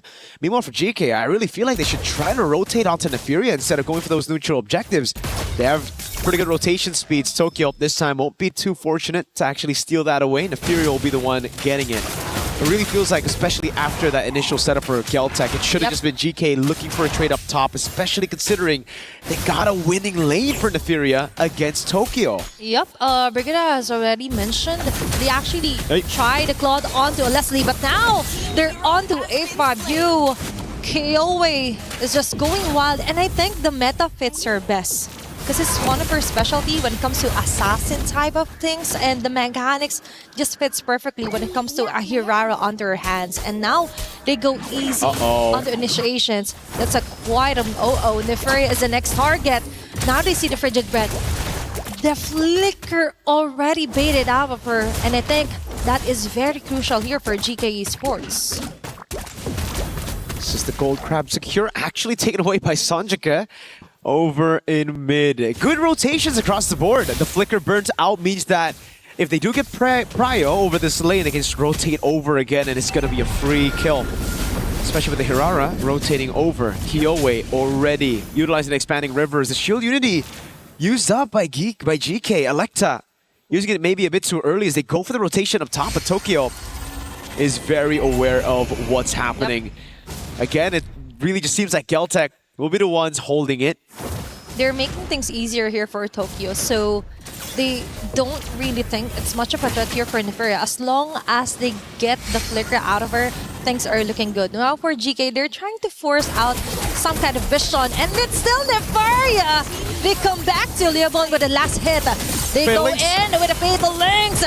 A4, you or A5, you going down immediately. All of that before an objective take here, and Kiowe will most likely get this free turtle onto her hands. Now GK, they can't do nothing but stare back. Easy turtle here for Geltec. Kueja with a dive again. Perfect match coming down. What a combo here. Still has Purify. Kiowe walks up. Okay, now she's just tower hugging. She just need to survive. But how can you survive if there's 5 members of Geltec in your face? And they're not stopping at all. Tokyo get the kill. Geltec just putting in the guns and the farm enough here for their gold lane. So well played. Kiowe leaves it to the rest of the team as well. In the bottom lane, the wave has already crashed down, so at least GK can get a turret traded back. Kiowe's got to be careful walking up to these bushes when there's no one around. Again, though, for Geltec, they get a kill, they get that team fight, they get the neutral objective, and then the turret as the cherry on top. So it's just that proactiveness that they have that has given them so much more of a lead. The classic EECA stuff, man. It's not just about micro, it's not about that team fight, it's all about setting up, getting the advantage through macro. And that's been the main problem for GK. They've gotten winning lanes here and there, but they just haven't been able to utilize it to really maximize those winning lanes. And for Geltec, they're just making the most out of it. There's like in-your-face type of composition, but as well as the discipline is there. Great jump. Really great Sanjika move here. With a follow-up as well, Electa just rolls around the map. Kiowe just getting the most out of it, farming as much as he can before another objective take. GK on the other hand, we just saw Falling Star Moon out of Alyssa. Just one girl here, and the rest of Geltec, they're just really relaxed when it comes to like finding the right targets, but if it doesn't work, they don't force it out of GK. Tokyo's doing such a good job playing that weak side. Now is becoming the strong side of the map, just everybody rotating towards her as Kiowe is the one sent to clear Asa. Oh, now they get Kiowe with a follow-up Fatal Links as well here for Yue. Kuejo trying to run away, Frigid Bread. Flicker is already exhausted as well. Now we see a big play here for GK Esports, and now they finally get their hands onto a neutral objective, the last turtle for game number 1. Solid stuff. Finally, signs of life for GK. Finally, they're able to catch Kiowe here, and it seems like Asu wants to go for more. Up top of the flicker as well onto Liuban. I don't even know if they had the resources to kill her.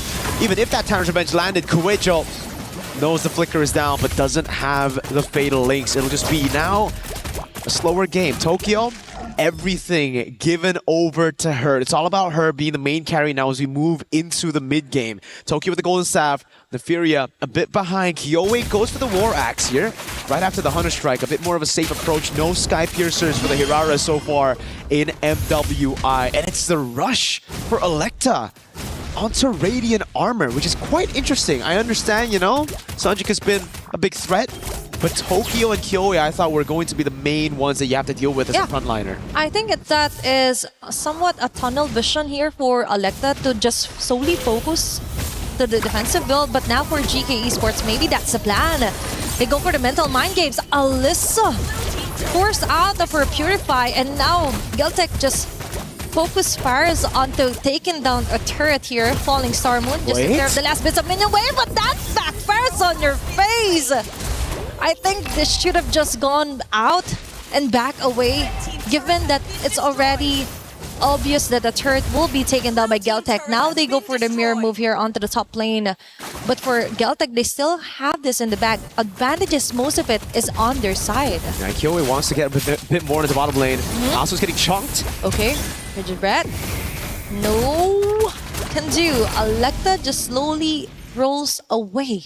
And Kyoe deals with the wave in the bottom lane. That's a holy shield taken before the first Lord even spawns in the game, which means, hey, if Geltec gets the Lord, this could be a free base turret down below. Depends on how they siege it down, right? They have great zoning with the Terizla and the Atlas. Kowejo with a face check. Tokyo forced to back away with the BMI. It's all about mid-control right now. Alyssa's trying to form a slow push down below. Kyoe just farming again. Alyssa's got to be careful, though. Purified down for another 20 seconds. You don't know where Kowejo is. Liuban's going to handle the wave up top, and it's all up to Tokyo to utilize the expanding rivers. So for GK, they see the claw down below. Do they try to go for the Lord straight up? I think they want to rush this one. Alyssa. Okay, now they see Kowejo with Alyssa going all in, frozen as well. But Kowejo caught off guard with a fatal lace in their face here for GK Esports. Will they get the trade? No can do. Alyssa falling down. A5U as well. Nefria with a shutdown kill. They're trying to chase down Yui as well. Tokyo with the last hit of the bullet. That's 3 members down here for GK Esports.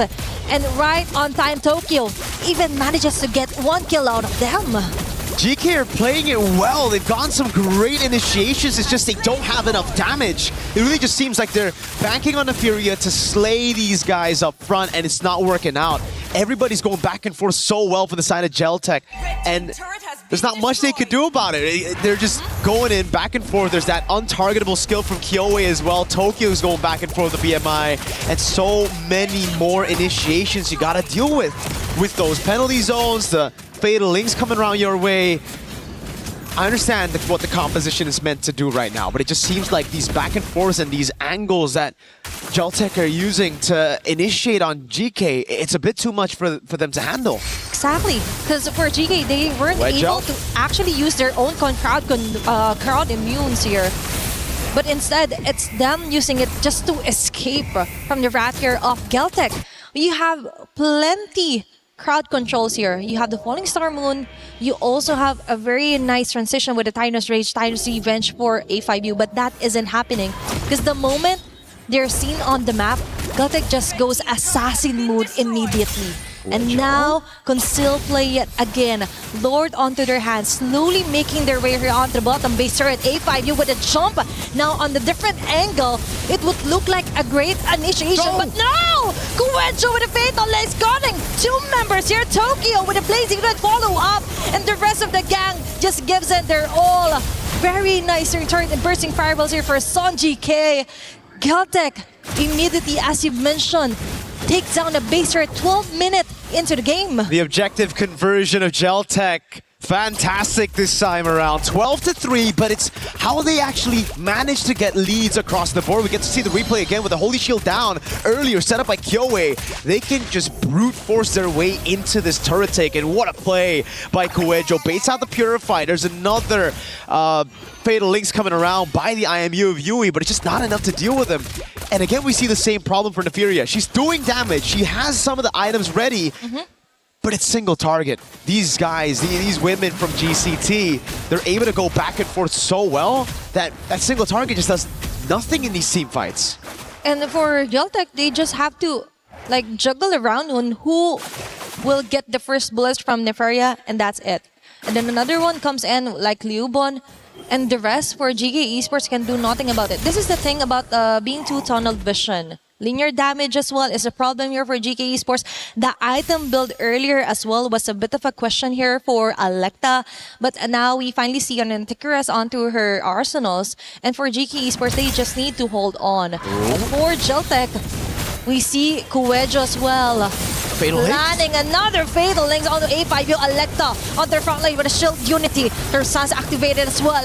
But look at Liuban and Kiowe as well, ensuring those bullets and the fans hitting her in the face. Alyssa trying to run away. Basic and for Tokyo will be enough. A mega kill. 3-for-1 trade-off. Geltek still got the damage. It's really just a battle front to back. That was a very questionable initiation that worked out anyways. It was an all-in over onto Roamer Asu. The rest of the team followed it through though, and they were able to get it done. Again for GK, Neferia's been free hitting. She's just safe in the back, hitting, getting all these shots. It's the reason Liuban actually fell. So damage is there. Items are ready. It's just now, how do you get past your front line, getting bursted down before you can actually burst some of the other front lines? And the fact that they just have so many ways to get away. Look, again, Neferia free hitting this entire fight, but not able to shred these frontliners down as fast as Geltek. They were the ones going at it. Look, right? Kiowe gets away just in time. Tokyo walks up, and by the time Neferia walks up, they're already gone. Okay, for GK Esports, we understand that they more on the dive type of composition. But what's a great mage to deal with those kinds of in-your-face jumps? Sonjika's Valier. She just pushes them away from the targets, and then the bursting fireball. Man, that's so wild. So GK on the other hand, now... Oh, Divine Glaive and the Winter Crown! Oh my gosh, now they're getting ready for the final battle. Okay, there's a Kuejo yet again. No Fatal Links connecting onto anyone. Now there's their time to punish them. There's bursting fireballs here in turn all over the place. And Neferia with a single bullet shots here will deal a little bit amount of damage, enough to shoo away Geltek here on the process. That's the thing. Neferia's starting to really hurt. Damage dealt ranking #1 in the game. Those free hits, those small wins have been paying a lot of dividends to the team right now. GK, they formulated this composition to play for the hyper carry in Neferia, and so far, it hasn't worked out well. But right as we got to that 15-minute mark, we finally get to see how much damage she can actually output with the right items now in her pockets. Great reaction by Neferia. It could have been a real bad situation as Kuejo went in with the Fatal Links, but again, brilliant reaction. GK are going to have to handle that. They're going to have to rely on Neferia constantly being able to flicker out of these engages from GCT.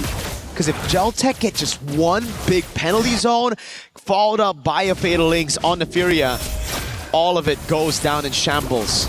But that's the thing. Kuejo. It's kind of scary to put all your bags into one basket here for Neferia. It is.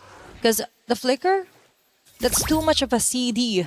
And for Geltek, they could just time it perfectly so that they will be able to jump in from the back here for Neferia. But that's the thing. Now, they just focus on to somehow make scarcity, make the jungling harder here for GK Esports. We're approaching the 17-minute mark, which is kind of good here for GK Esports because they're slowly building up their items that they need. Aside from just solely relying on the damage of Neferia, they have to be tanky enough to just go on the front lines, let Neferia go for the free hits. Now for Geltek, really need to be careful on who they will be targeting here. And when it comes to finding the right spots, and now the Lord available to be grabbed. A5U and Yui actually has a very nice position here. But Kuejo already having the frigid breath. Advanced thinking. They spot Neferia. Now they go. Wow! Then the Fatal Links connects.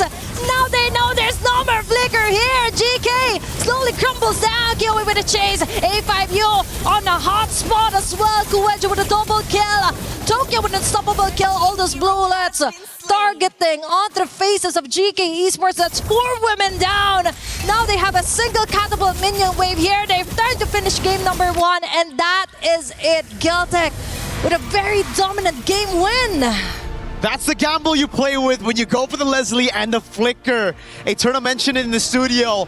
If you're a Leslie, it's a gamble to take flicker. It would have been a gamble to take Purify either way just because of the layers and how many of you can just walk up to the Leslie. Still great reactions, but the flicker, and my lord.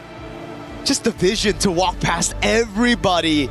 To see that, yes, there's only one carry. There's only one person we got to deal with. All these frontliners, all this peel, you don't care. Won't be for anything if the main damage is down. The vision to look for that play, fantastic. Fantastic, and it was actually just that secured them the win. Could have been maybe a comeback for GK, but Geltec, they sealed the deal real quick right there. We get to see the replay again. Kuwejo, my MVP for sure. We're gonna throw it over to the studio to dissect it even further, maybe talk about that crazy dive. It was a Hail Mary, but it worked out. Neferia could not handle those many girls coming at her. Thank you very much, Athena. Mirko casting is electric, I gotta say. Game 2 will be underway very shortly between these two wonderful teams, but my goodness, what a start for Geltec Cyber team, dominating GK early on. Big early kills led to 2 early turtles, and they just spiraled from there. Yep, it was a game of whether or not Neferia could actually find the targets in the space. Because especially when, what is going on? Did you change your pants? Why'd you do that? I got so excited as I was watching. I spilled coffee all over my pants. So I don't want to talk about it. But I did a wardrobe change. Yes. It looks great either way. Whether it's white, whether it's jeans, hey, you're crushing it out there, okay? Hey, they're quick. A lot happens in a map. Not only the gameplay, but also in the wardrobe changes. It's quite wild up here. Hey, it's been a lot of fun, though. It's been a lot of fun. It really has. And I've been learning from you, too, and I really appreciate it. Again, first time entering into a MOBA. MLBB is incredibly exciting. I'm really enjoying the action and the gameplay. And Geltec Cyber Team truly took advantage of their hero composition, specifically, right, Atlas, as well as the Valir. You mentioned controlling the mid lane. I felt like they did that very well. That ultimately, like I said, led to the Turtles, which gave them a gold lead early on. Like I said, I'm trying to learn. If I sound dumb, give me some leeway. We're going to get there by day 5, okay?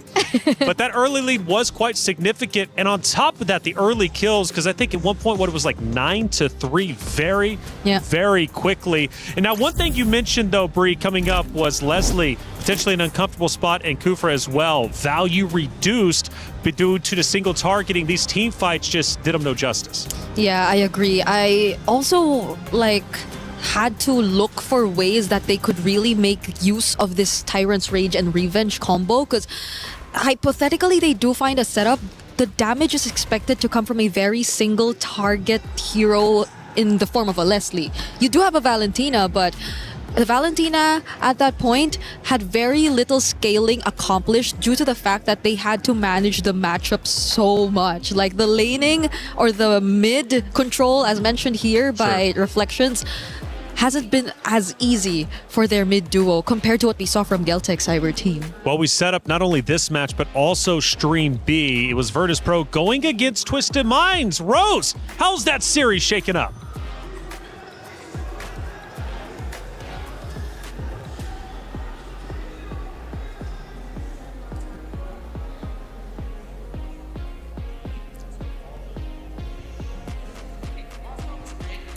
Hey guys, Rose here once again, reporting live from Stream B. Just to keep you guys in the loop, Twisted Minds has just won up against Virtus Pro in a 15-minute game. And as we enter Game 2 in this series, will Virtus Pro be able to equalize the score, or will Twisted Minds sweep their first match this MWI? That's it from us in Stream B. Throwing it back to you guys. Thank you very much, Rose. Again, 2 streams happening, multiple matches taking place at once. Make sure you have 2 monitors, 2 phones, whatever you need to stay up to date with everything MWI and Esports World Cup. Twisted Minds taking an early lead up 1-0. Virtus Pro, do we believe in them to come back, force a Game 3? What are we thinking? Eterna, come on. That's my girl. That's my girl, Chin Chao. I don't know what happened in that game, but I'm pretty sure she had something to say about it. Yeah, she's pretty historic, right? I mean, I was looking at her stats and looking at her history. Like, she's got a lot of history when it comes to MLBB as a whole. She reminds me of Roger. I don't know why. Jin Chao is like equivalent to Roger. Really? Yeah, that was her hero back in the day. Yeah, I remember her going through so much hair color changes as well. Like, I think she's been here long enough to have like multiple changes in terms of her hair color, because that thing doesn't wash away as quick. So yeah, she's like considerably a veteran in the scene, and I agree. She probably did shine in that series, and the trend so far has been 2-0, but I don't know know if VP could break it. I don't know. By the way, speaking of hair color, I got a couple of grays coming in. I might have to take some advice from you ladies and get rid of these grays so I can look 22. I think that's what I am. Hey, check it out. Age gap. That's right.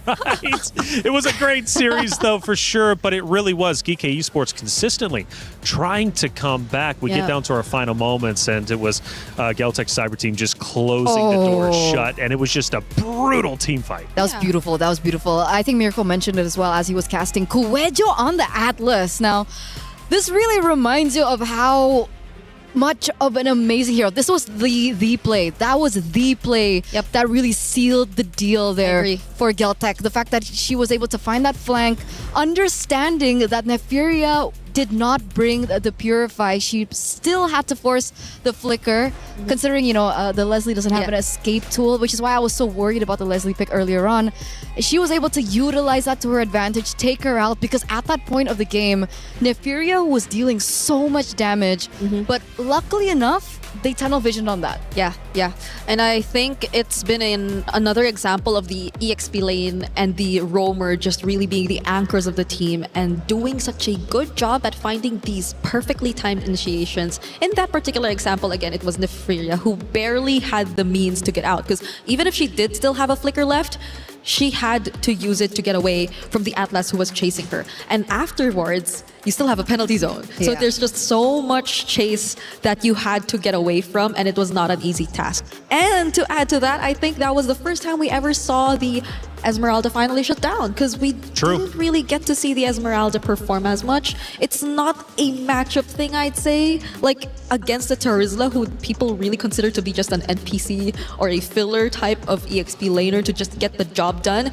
It's not really a matchup thing. So I think it was really more on the execution and just Galtech being the better team in this particular game. Yeah, because I think it was Jessica, City Esports, who was utilizing Esmeralda quite well, right? And clearly doing it very well.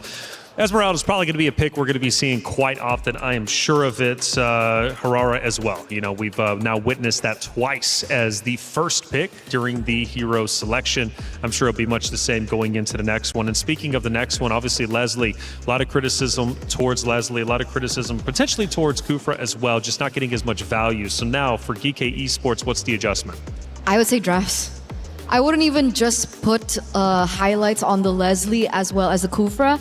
But I don't really enjoy seeing a blind Valentina. Like, I don't know if that was a comfort pick, which does happen to a few teams. Like, it's a power pick. That's why they go for the Valentina really early. But it feels like in that composition, they could have gone for something different, right? The Lilia was available. There was still the Zetian. So even though the Yves and the Jushin was banned out, they still had the option of going for the Valia themselves. So again, personally, I also didn't see the Valentina pick or the impact that the Valentina pick had in that particular game. What did you think about the Valentina? It could have been very impactful. I understand it was a blind pick. Not a lot of us are fans of Valentina blind pick, but at the same time, it felt like the next best option since the Jusin and the Eve were already out, in terms of the current meta at least. But the fact that they decided to pair it with a Kufra, I think it was very limiting in a sense of how aggressive they could play the mid river, like the mid duo, like their combination together. Because Kufra is a roamer, you just expect to really catch you by surprise, go for the setups. It's not the type of roamer to play aggressive, and it's not the type of roamer that's in your face who's just constantly trying to annoy you every single time. So the Valentina pretty much had to do a lot of work by herself instead of her being coordinated alongside a reliable roamer in that sense. Do you know who would be then the shot caller for GK Esports to get them on board with the same strategy? Because if you look at them, obviously you're getting into these team fights, it's not working out well. You're then trying to potentially send out a solo hero. That's not working out because you're getting shut down because Galtech Cyber Team, they're staying together, right? And they're not moving. It's tough to take those individual solo fights. Kufra, again, not getting that value going into this next hero selection. Gonna have to think it through. But then again, you go back to our previous series, Falcons Indonesia. They came out wild, right, with their hero picks, and they overcompensated trying to make back the lost ground that they lost just previously. And I'm really hoping GK doesn't get into that because I felt like they played decently well. They did, in fact, it worked a bit during that first series, or that first map, I should say. But I don't think they're so far behind to where they just need to break the mold and just go into an uncomfortable hero selection and just try something wild. I get it. I understand. It's us. If we're going back to our wild card mindset of hopefully teams just simplify their approach, you know? Like they just don't overcomplicate things to a point where even they themselves have a difficulty of pulling it off because of just how demanding the lineup eventually becomes. Yeah. Because that lineup felt like you had to land a setup, but where's the follow-up going to come from? You had to make sure that Nefiria was well farmed enough, but even when that time came, like that could only do so much because everyone else from Geltec was also just as farmed up. So let's keep things simple, right? Let's go back to the drafts, let's go back to the fundamentals because I think they were definitely overthinking it. And I like the approach for Geekei this time around, right? They are going to be on blue side this time around and they do respect the Hirara. So the Hirara finally gets eliminated away. Kyoe will not be able to get her hands on it. And I think that's huge respect and one of the main win cons that Geekei really need to focus on, right? They need to be able to shut down Kyoe. How do they do that is perhaps ban out the Hirara. That's something that they go for. You see the Yves being banned again, Phoveus banned, Freya, Zushin, and the Marcel. So what will be the priority here for Geekei? Do they want to go for something a lot more safer, like pick up a Claude in the gold lane, right? Win that lane for themselves. So they go back to the fundamentals and they find a winning lane. Simplify it and make sure that it's at least a power pick or a winning matchup. But I think they will go for the simpler yet safer route as they decide to prioritize a Harith first pick. But apart from this, I think the Nolan remains accessible for Geltec cyber team if they ever want to consider that, considering that that's the Hirara that's banned out. And I think it's great to like opt for those kinds of heroes that could just generally make positioning difficult and dancing around the Zaman Force very difficult for the Harith. But again, in this scenario, it's another Valentina that they decided to pick up. It's Geltec doing it this time though. Okay, so is this a blind pick considering that they want to eliminate a Sora, a potential Sora? It's an interesting early emphasis, I would say, for the Valentina this early. Yeah, I think the Sora Valentina matchup has been a couple months back. It's been a couple months back since we last saw something of that sort. So it does feel like just a general priority for the Valentina, but it does make you think twice about picking up those other very ultimate reliant heroes that could still come out. So Geekei, I think generally their first three picks have been very safe in a sense. Like in this regard, if you do expect the Esmeralda to come out, which Geltec will not let past, they still have an option of further limiting Kyoe's hero options. Since they did opt to go for the Esmeralda, because either way they could have taken it out since they prioritized the Paquito and Harith, but this is looking a bit too dangerous for them because they've already picked two heroes who are very reliant on shield generation. At this rate, I think they need to do that. I agree with you. And they also need to consider how... That's why they went for Hylos. Okay, technically Hylos has a point and click stun, right? So even if, let's say, Kyoe goes for something assassin heavy, like let's say a Harley or a Nolan, there is some catch coming in from the Hylos. And that's why maybe they picked up the Paquito themselves. I know they picked up the Paquito, understanding that there's still an Esmeralda on the other side, but they also need a source of burst after that point and click stun hits. But can they reach that point where they'll have enough burst? Because it's looking like they're going to be forced to play a bit passive, considering just the matchups so far. It's a Harith Claude. It's manageable, but based on Geltec's rotations in game number 1, it feels as if it will be a bit easier for the Claude to get away. And this time, the Esmeralda is going to lane up against the Paquito. And the Hylos isn't really an aggressive type of roamer per se. So now you'll have to expect how they compensate for this lack of proactiveness in their last two picks. Which is why, if we take a look at the bans, you see Geltec being very particular of who they're banning out. They're going for the Gord, they're going for the Kimmy, because they also understand that they need to be able to limit the rotations from the mid lane, right? So what are we left with? Zetian is an option. It's not as safe. She still does have the passive to work on to protect in the Harith, so they can roam around a lot faster. But I think safe Lilia. Do they want to Valir themselves? Because I don't think it's ideal considering how annoying the mobilities we're seeing from Geltec are so far. It's an Esmeralda and a Claude. and you don't know if it's going to be like a sprint or a Purify Esmeralda so far, because based on GK's lineup, I don't think there's much threat in terms of crowd control. I feel like even the Claude would have a much easier time. Even Tokyo might have a much easier time if it's just that, because even GK took out the Atlas themselves.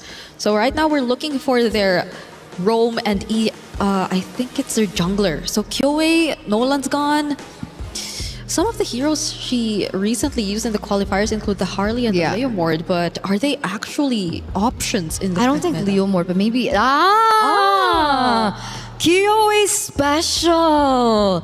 Hayabusa comes back into the fray, a hero once again that we don't see quite often. I think we saw it once though in the wild cards. Yeah. And it won.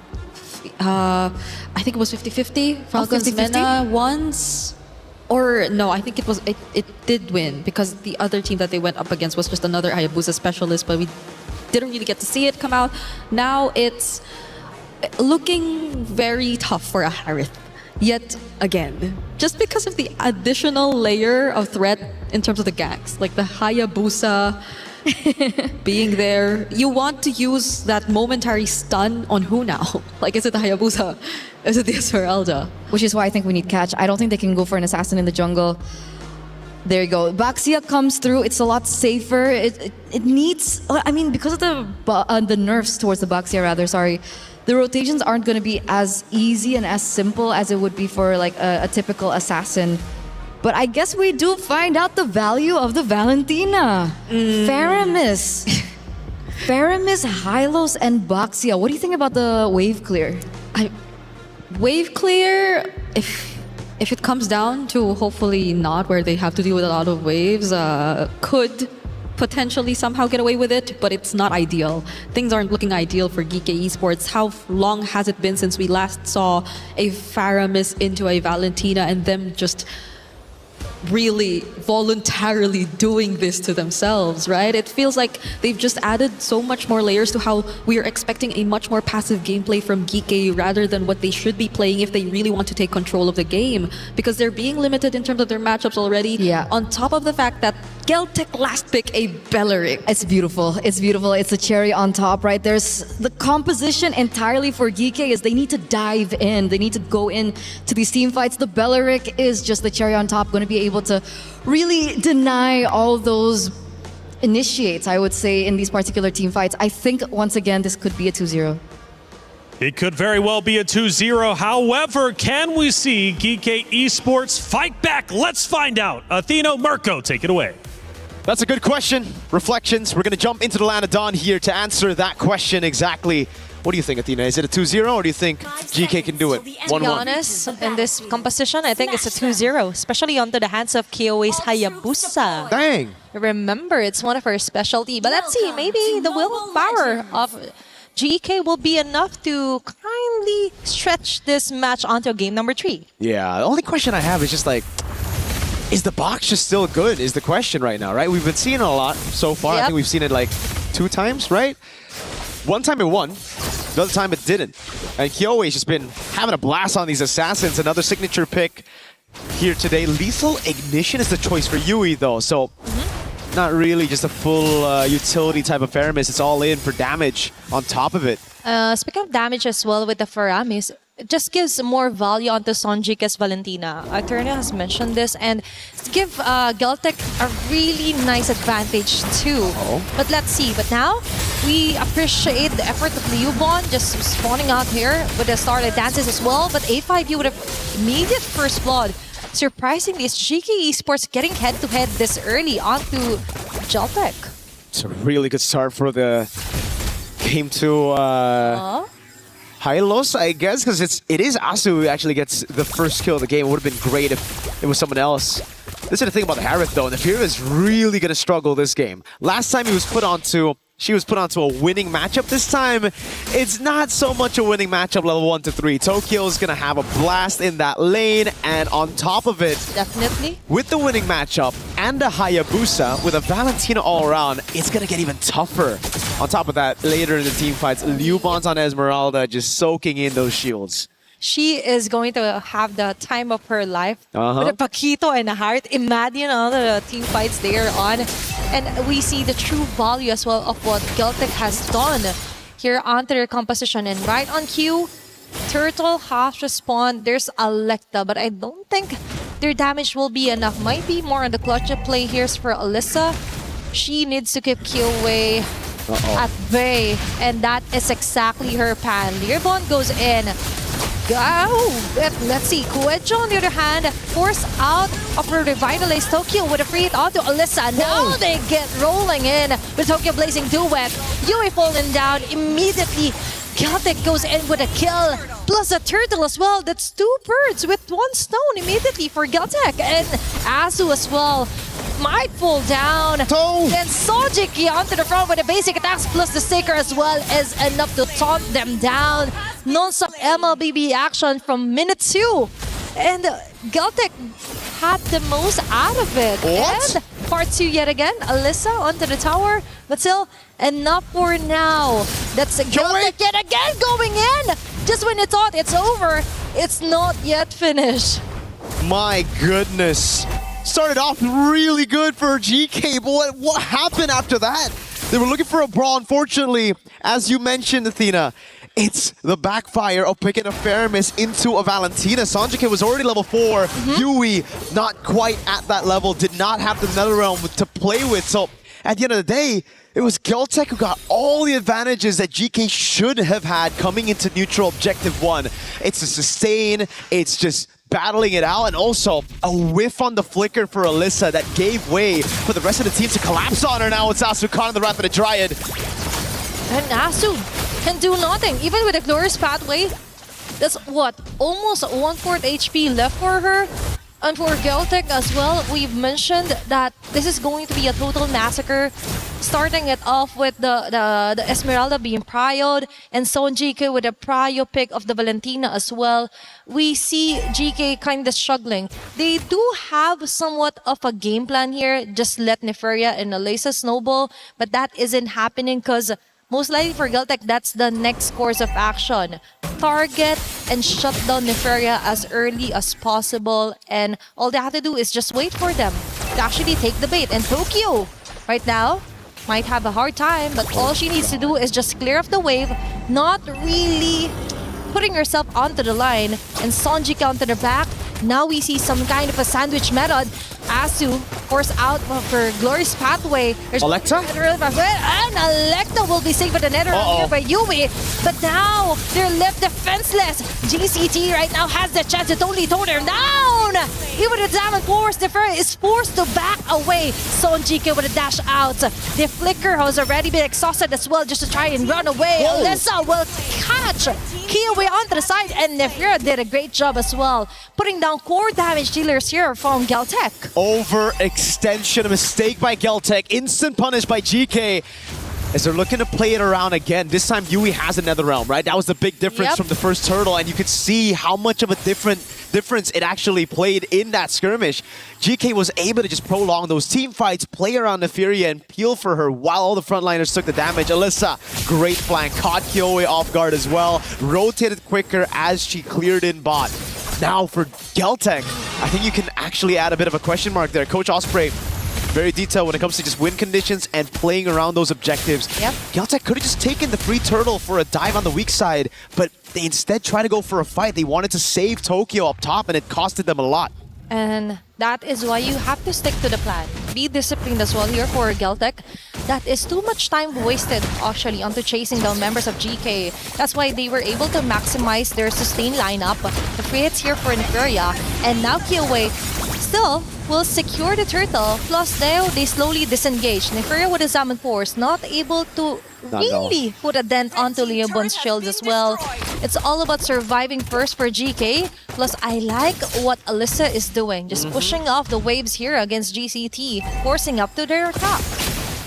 She's been doing what Keto hasn't been able to do in day 1 of MWI so far. Splitting the team up. Leobon! Whoa! Okay, that's a force copy. Another here for Sonji K. Kuejo on the tight spot. Neferia will get you with a Salmon Force. Clutch Netherrealm, but Tokyo still gets in with a blazing duet. Now Alyssa goes in with his punches. But now for GCT, they slowly retreat back. But Sonji is still alive with Kyoe. dashing in through the members of GK, but that is two members immediately down here for Geltec. Sonjike with a clutch of flicker just to escape on that impending danger from GK Esports. Now they target the mid lane turret. Geltec caught off guard there onto the jump from GK. It's all about waiting for the Netherrealm and then the Zaman Force, right? Because as long as the Furia plays around as Zaman Force, as long as they have the Netherrealm, they're completely fine taking these fights head-on against Geltec. Again, Turtle 1, it was just GK not able to fully utilize their composition because it was a Yui that was still level 3 without the Netherrealm. After that, it's been smooth sailing every time they go for the 5v5, but now Lissa gets caught in a 2v1. Even the Triad of Dryad was committed onto her solely, and Alyssa will be able to dash away constantly. Tokyo running for his life, and Alyssa will do it. He won't go back down. He won't die onto the hands of GCT. 1 HP gets away from a 2v1, but unfortunately, it's still a loss at the end of the day. A tier 2 taken and nothing traded across the map. Tokyo gets it, just a bit delayed there. Alyssa wants to go for the chase. Needs to respect. Kuejo is waiting just around the bush, around the corner. Now with Sonjika baiting out the Zaman Force. Okay. Small window opens up and they're going to utilize this window. Straight they go into the Lord. 8 minutes in. This is the first Lord of the game. Kyowe is already on it. Okay, it's all about placing yourselves earlier on the vicinity of the Lord. Tokyo, focus fire onto the Lord. Wrath of the Giant. Okay, now they change targets. Right connecting. Electa with Yui as well with the Netherrealm. They're safe, but surprise onto Sonjike. Tokyo. Now they have to back away. Nefaria going on the shutdown kill. And they go in. Kyowe as well will get the immediate takedown, but Alyssa goes in with a trade. Oh, that's a very nice rolling storm in here for Liubon. Yui trying to run away. It's going to be the Ghostbusters here. Asu for the save, but it's Liubon onto 2 members. I think this might be it. That is going to be a kill here onto Liubon. Meanwhile, onto the mid lane, it's Electa slowly retreating back. It might have been messy, but I think GCT still got the most out of it. GK's box was scattered by Geltec. They had so many angles to attack from Tokyo. Great discipline this time around, really learning from the mistakes of the last few skirmishes that didn't go their way. It's all about waiting for the Netherrealm and the Zaman Force, forcing them into these really weird situations where they just can't utilize their resources together. Once they're scattered, it was just GCT pulling off the Blazing Duet, getting those damage. Oh, the poke over on Yui. Too much. Either way, for Geltec, all they need to do is just wait for either the Zaman Force or Netherrealm, as you mentioned. And all they have to do is just wait for the perfect timing, wait for the perfect person to show up on the mat. Wrath of Dryad here for Kuejo. Even the Revitalize has been activated. Netherrealm's clutch here for Sonjike. The suppress is enough here for Electa as well. And they go in, Nefaria with a free hits with the Zaman Force, but the jump from Liubon will stop them on their tracks. Tokyo with a Blazing Duet chase down onto Nefaria Electa. And this will hit right onto their heads. Sonjike with the dashes as well onto the side lane. Alyssa now the ball is on their court. Will they go for the kill? Yup, but the BMI is there. Tokyo won't fall down. Sonjike with a kill. Nefaria goes in with a trade. That's too much of a mess. But Kyowe, out of all that has happened, will focus on to getting that Lord. Oh, GK, I see what they were trying to do there. They were trying to just go in straight up, brute forcing their way into a 5v5, but they get caught in Kuejo's Wrath of the Dryad. The Revitalize gives her just enough time for the rest of the team to follow up. Great Netherrealm to again delay the death of the frontliner, and all that time was used with the Zaman Force on. A window open right as it was gone, right as it went on cooldown, and Geltec saw the vision, went in and punished GK out of that team fight. A few desperate moves here and there as they try to recoup. Alyssa went for the flicker, trying to go in for the kill here, but Tokyo gets out just in time with the BMI. Great read as well by Sonjika, is able to provide enough heal. You can see the built-up frustration from GK. It looked so good up until it just all fell right in front of them. And that's the thing. For Geltec, it's all about the mechanics as well and how well they will survive the incoming attacks here for GK. Lord onto the top lane. They don't have the best of clear. They've already managed to tore their way down. And Kyowe with a shadow kill. Almost half an HP left here for Nefaria. That shield will be enough. Tokyo, immediate takedown. Kuejo with a Wrath of Dryad. It might not be enough. And now they slowly make and crawl their way back onto GCT. It's 3 members down. Liubon, okay, with the Cyclone Eye. Nefer with a chase down. Diamond Force as well. Shield is enough. She's just brute forcing her way out of this with a flicker as well. That's 5 women chasing her down. Still surviving, but for GK, all that matters is that they could push back onto the turrets of GCT. That's true. They just got to make sure they don't stay here too long. That wave up top is looking juicy. And they call it off. So wave up top, gonna build up, and that's why Geltec want to stop these recalls. They want to have those minions be a threat all the way while regaining control of the map. GK, this is very scary to play with the whole wave crashing down again. They're gonna be they're forced to walk back to base all the way to the top wave. And it's Geltec who wanna capitalize on this. Purple buff still secured by GK, so not much was taken away by Geltec, but still. Despite all that, despite a big win, 3-0 in that defense, they're only able to get a tier 1 in the mid lane, and now it's Geltec back with the map control. Yep. Tokyo, though, way too aggressive. I know she was trying to get that turret down, but you have to respect the damage of GK. It's just deja vu to game number 1, where Neferia started to get those items rolling on the Leslie. This time it's on the Harith. Damage dealt ranking, Neferia is very close to the rest of the team. Tokyo, Sanjika, obviously still top 2. Kyoe is just doing assassin job, right? It's all about cleaning up. Tokyo, you might have the damage, but remember for GK Esports, they're slowly crawling their way out. So they still have enough of skills to totally sort out on who to target. And now for GCT, we've mentioned, even if they lost on that specific takedown onto the turret, and GE was able to take down a turret onto the mid lane.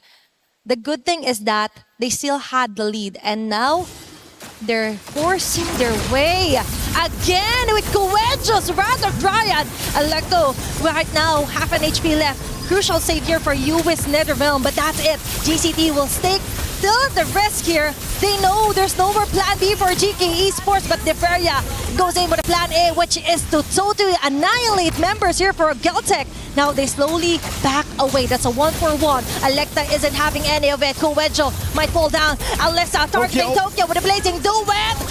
And she will be doing it. What a save, what a kill here. But no, Sanjika is still alive and kicking. Neferia. Now Neferia is left alone here onto the mid lane.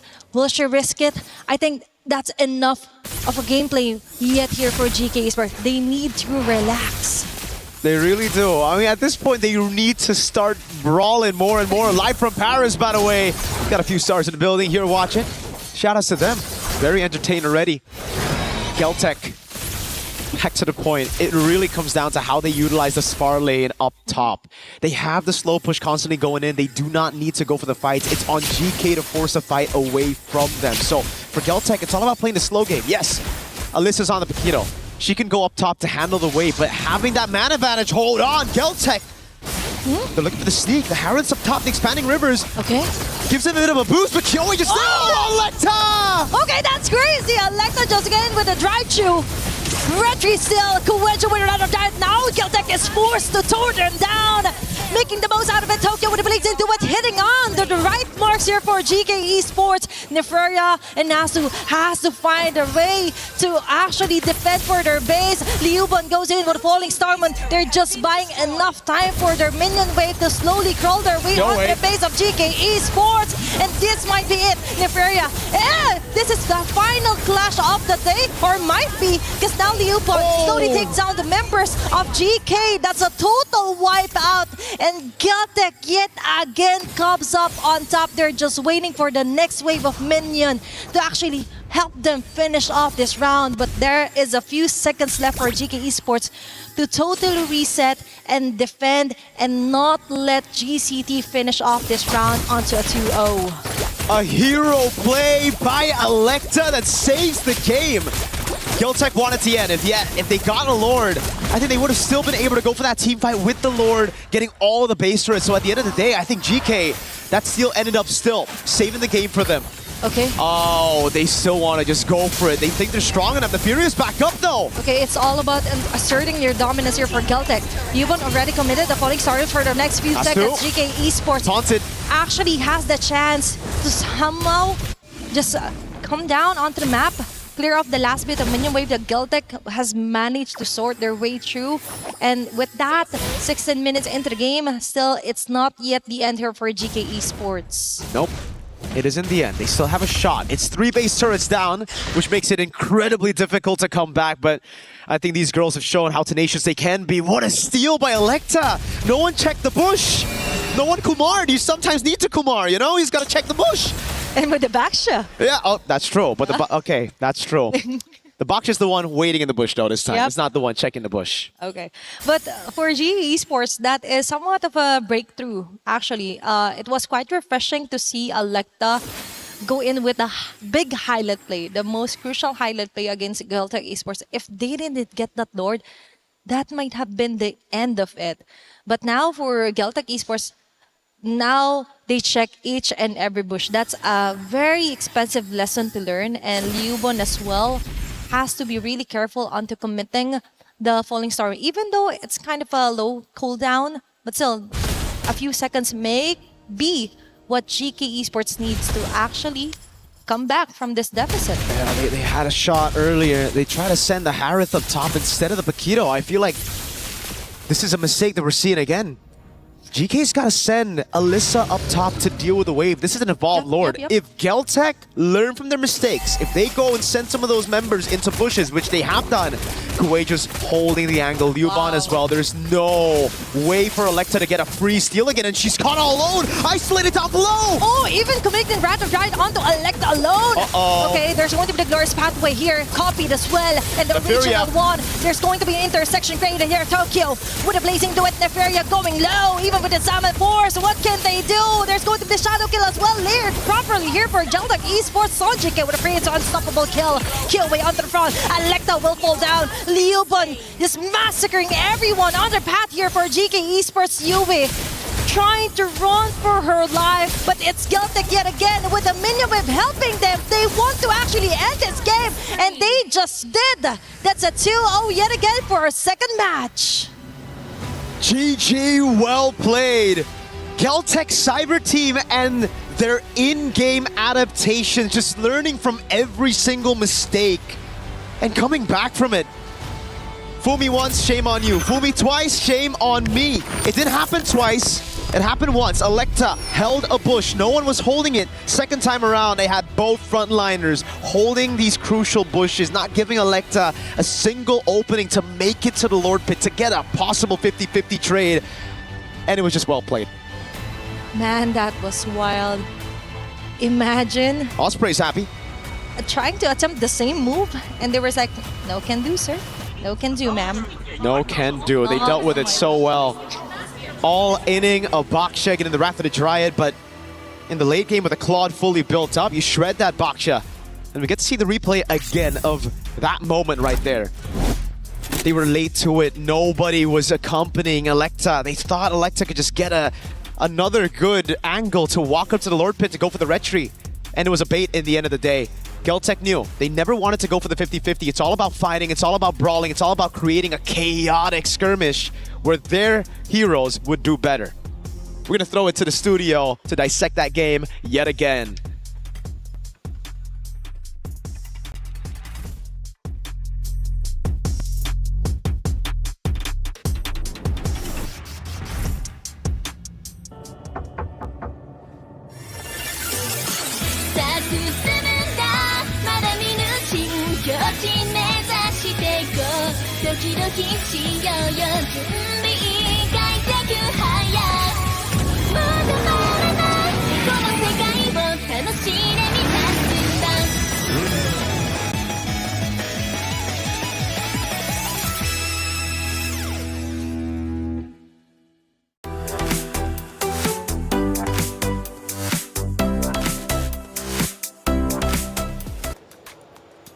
There it is, Geltec Cyber Team get the job done. 2-0. It's been 2-0s all day. We have yet to get a game 3, but the bracket continues to progress nonetheless. Our loser bracket is starting to look stacked as you would expect it, but we need to break down that series that ended in a 2-0. Geltec Cyber Team looking unstoppable. Hey, I'm Taylor Reflections Noble. Of course, we've got Eterna as well as Brigitte. Good to see you again.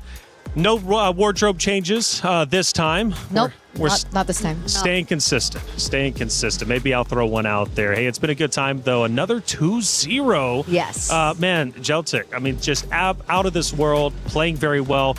But I got to think, as I'm learning, it came down to the hero selections both times. I think they just got the leg up in both of the hero selections. I agree. And despite it being a 2-0 this time around, this was one of the longer games that we've seen so far, right? 18, 19-minute game. And we did see some trade backs coming through between both teams. And Geeky seemed to have a little bit more of a footing, especially because of the changes to the heroes. Yeah. Nefiria on the Harith is something that we do need to consider, despite them losing that one, because as soon as I saw that Holy Crystal come through, the team fights looked very, very different. Yeah, that just proved how flexible Nefiria was actually on a gold lane. She could either pick the meta Harith Claude options or might as well go for the more unorthodox picks, which are yet to be as successful in this case, because we haven't seen like the likes of the Irithel or not even the Leslie actually get some wins today. So it hasn't been working out for those who have been trying picks who are a bit too out of the meta. But at least this time, it's a much closer fight, I agree. It could have gone both ways, because even that last sandwich play, I think that we saw where we got to see Nefiria actually trying to wrap around the other members of GCT and try to use a Zaman Frost from behind. It also could have went their way. It just so happened that they were, or at least for GCT, their targeting was very, very on point. They got to burst down the necessary heroes before that team fight actually even favored PK. Well, we had a lot of great moments. Let's break down at least two of them, starting with moment number one that may have turned the tides a little bit, but maybe not so much. We take a look at it, Eterna. What are we looking at? I think they went in a little bit too deep here. Obviously, Kyoe is an interesting sort of player because she's really aggressive. Normally, we do see that the Hayabusa goes in for finishers instead, but this time, we see that she initiates a lot. And in regards to this is what I was talking about, right? Nefiria hitting her power spike, ultimately able to turn that game completely around, that team fight completely around, and so they were unable to end it there. And then they needed to respect the timings a little bit more coming in from Geltec, but in the end, Geltec still did come out on top. Yes, they did, and they also came on top because this moment here, Bree, walk me through it, because clearly Geltec, right, Cyber Team coming out, proving why they deserve to be moving forward. If I'm not mistaken, was this the drive-by? It wasn't the drive-by.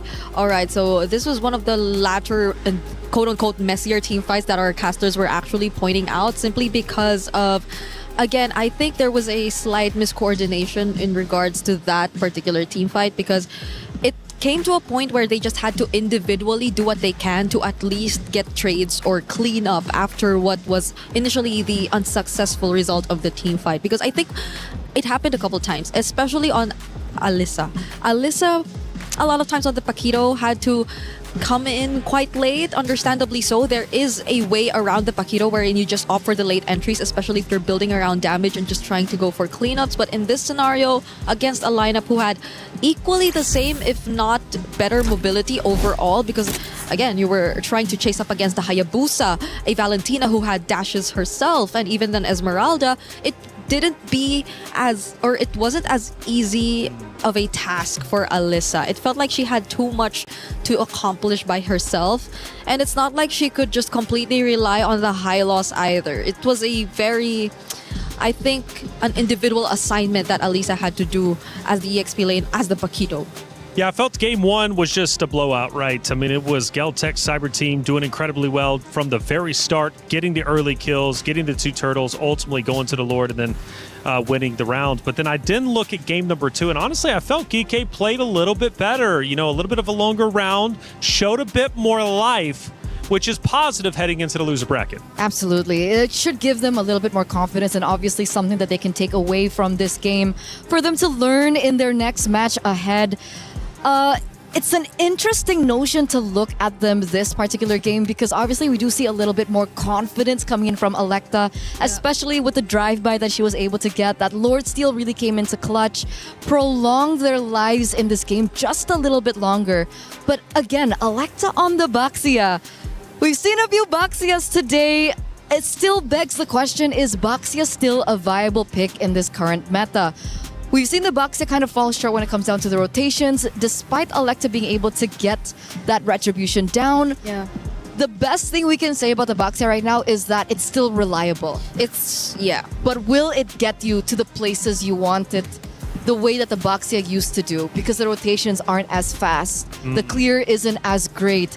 And when you lose that early game in this current meta, it feels like it's very hard to come back. Yeah, the emotions running high on the stage. How could they not? After all, you're on one of the biggest stages. It's MWI, and everybody on that stage wants to win. And man, just it hurts me sometimes to see the anguish, the pain in the ladies' faces across the board, right, whenever it comes to EWC, because when you lose, you are that much closer to having your key crushed. It's not a guarantee, though. Again, this is double elimination. There is a loser bracket. And these ladies can absolutely come back, and they are going to fight to do so. We'll be watching their matches, I believe, tomorrow or the next day after that. We've got 5 days here in the Allianz Vault after all. Again, like I said, heartbreak, elation. You're going to see it all throughout the Esports World Cup on that very stage for MWI. But I tell you what, one thing is for certain, you're never going to be disappointed. GK Esports, Geltec Cyber Team has concluded. That was a 2-0. On our Stream B, Twisted Minds getting a 2-0 themselves against Virtus Pro. They will also move forward, which sets up our winner bracket to be quite stacked. It's going to be Twisted Minds now going against Geltec Cyber Team, which is going to be a brutal matchup. You're actually quite excited about it, it seems. If you asked us who we would be predicting for, I think we will take a bit of time before we get to decide. Okay. I think we need to review. Oh, well, we get to see it in person now. Oh, that's great. That's great. Yeah. I think I would really need to review what exactly happened in that. What? Man.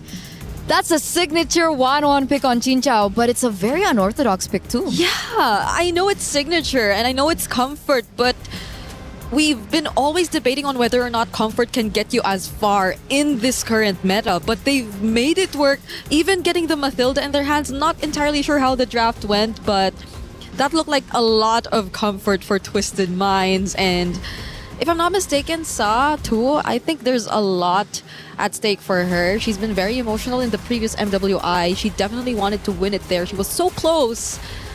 And now it's great to see her back with, I think, a lineup that they're very comfortable with. Just look at them, all smiles. For sure. How could you not? You just 2-0'd your opponents. You were up, 22 kills to 14. They played incredibly well. We're seeing some heavy hitters for sure. Ultimately, though, these 2-0s, they can't continue, right? We've got to get at least one Game 3. I'm sure it's going to be coming up relatively soon. Let's take a look at our bracket because I was breaking down at least one of the matches. Let's get an overall understanding of what's happening not only in the uppers, but also in our decider matches down below.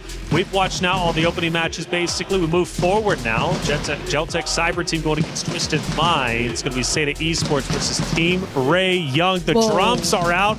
It's starting to get loud out here for Team Vitality. I can't wait to get this next matchup, which is going to be coming up next, as I said.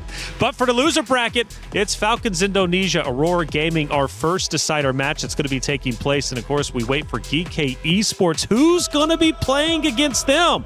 Well, it's either going to be Vitality or MIBR Loss. Curious who it's going to be, but let's start talking about this matchup in just a little bit. I think we actually do have an interview with one of the Geltec players after their win. Let's hear what they had to say. Hey guys, Rose here. Right now I am with the Geltec Cyber Team Kuwejo right after their win up against GK in a 2-0. Hello Kuwejo, how are you? Hello, I'm nice. Okay, now congratulations on that win, and I do have a few questions for you. Maybe we could start off with, how did you guys actually prepare for your matchup today? Наш аналитик готовился к ЕКАям, смотрел их игры, подготавливал драфты и, конечно, привыкали к телефонам немного, поэтому было немного сложновато. Our analyst prepared well. He analyzed and screened all the Geekai matches, so we did our homework well, so to say. But also, it took us time to get used to the phones.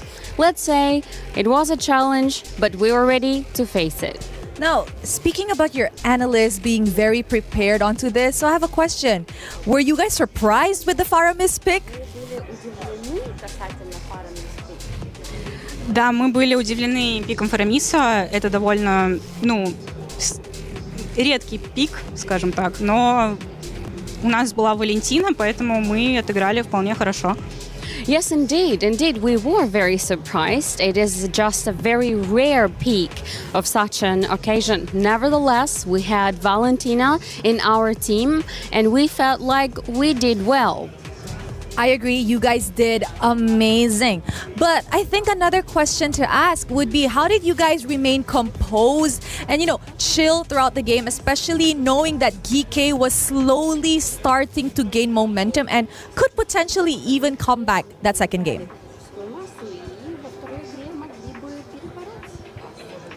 Мы понимали наши ошибки, то есть мы их совершали, и мы сразу понимали, где мы ошиблись, поэтому мы просто обсудили план, что нам нужно сделать на лорде самом, на объекте, и сделали его, убили всех и закончили просто игру. Well, I guess we just tried to learn from our mistakes. We knew exactly where they were, and we knew that we could recuperate and make up for them. We also knew where the Lord was, where the center was, so we got in there, we killed everyone, and that's what we did. I love it. Very, very self-aware. And you know what? Last question. Tomorrow, you guys will be meeting Twisted Mind, who also just won in a 2-0 sweep over at Stream B. Are you guys ready for that? Мы готовы, будем стараться изо всех сил и попытаемся показать хороший результат. We are so ready. We will do our best to win, and we will try to demonstrate the best results we can. I love it. So much girl empowerment over here at MWI. Thank you very much, Kuejo. Thank you. Thank you. And that is it for the winner's interview. With that, let us show it back to you guys. We're there. For every click, every clutch, every respawn. We were there for the years of grind, and we're here.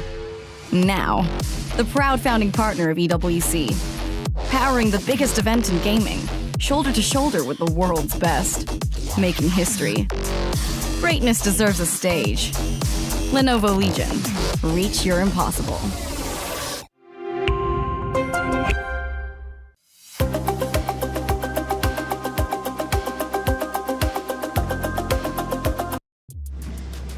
Thank you, Rose, for all the coverage out there. A great interview overall, getting more insight into these ladies that are competing in the MWI. We're going to keep them coming all day long. Hey, check it out. Next matchup. What a matchup it is. It's Vitality, MIBR loss. The drums are out. The flags are also flying high. This is going to be a matchup you do not want to miss. And South America's New Hope joins the hunt. Now, this is the question. Can anyone close the gap? For the longest time, Vitality has been at the top of the food chain, winning, 33 total events in the span of just a couple of years, 3 out of the last 4. When it comes to MWIs, they're back-to-back. You've got the queen of the tanks, Vivian. Now, she is vocal, and I love her energy, especially in that grand finals interview. And speaking of interview, we got Rose to break it down before the match.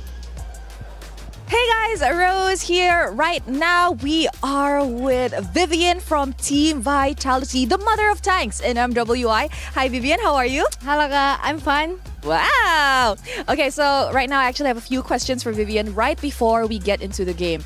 Now, Vivian, as the defending champions of MWI, how are you feeling going up against MIBR loss on your opening match? I'm feeling good and enthusiastic. Enthusiastic, Yeah. Excited? Excited, enthusiastic, and membara. Oh, she's very, very energized. Chill. No. Chill. Chill. She's not Mambara, she's just chill. Now, Vivian, before you have previously mentioned that no team has been able to close the gap with Team Vitality since last year. Why do you think so?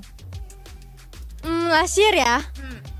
Because I know what the problem when we get hard game. Yeah, the problem is in be myself. Anjay, bener nggak? Di diri kita gitu kesalahannya. Jadi kalau misalnya kita sampai nggak tahu, aduh kenapa kok kalah, kok susah, itu baru kayak wow banget lawannya gitu kan, ya kayak gitu sih. Okay, so what Vivian is trying to say is that it's not that the team that they were going up against were extremely good or strong, but it was more to the fact that they actually knew what they were doing wrong as to when the games were actually starting to become hard for the side of Team Vitality. They were self-aware, which kind of makes them stronger in a sense. Now, Vivian, the last question is, France is the home ground for Team Vitality. We know that you mentioned last year back in Riyadh, it was mostly Team Falcons fan. So this time in France, Paris, do you think that, you know, you get the home ground buff, the advantage to secure your 4th MWI championship? Sangat memberikan energi lah. Terus ya berharap semoga penonton Vitality-nya juga banyak gitu. Jadi belum tahu juga kan pertama kali.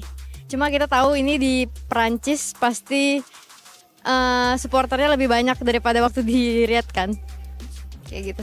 She said, although it is the first match and she hasn't seen the crowd for Team Vitality in MWI, she knows that the turn-up will definitely be more compared to Riyadh last year. And of course, she says she's very much energized. And I think this girl is already buffed for the match. Thank you so much, Vivian. Yeah. Terima kasih. Makasih Kak. Makasih. With that, guys, let us throw it back to the studio.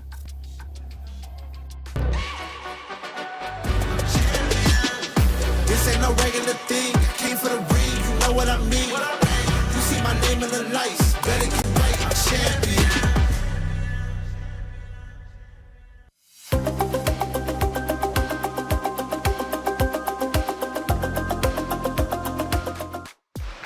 The venue is getting loud, and rightly so, because Vitality starts to take the stage to play against MIBR Loss, a series that is going to be guaranteed to be great. We've had 2-0s, but this one somehow feels like it's going the distance. I think we're going to game 3 because bringing it in, MIBR Loss, Brazil's dream team, right? They're not going down without a fight. They're empowered by the returning player of La La Land. That's a major thing that's coming through, right? Yep. It's one of the major stories for MIBR Loss.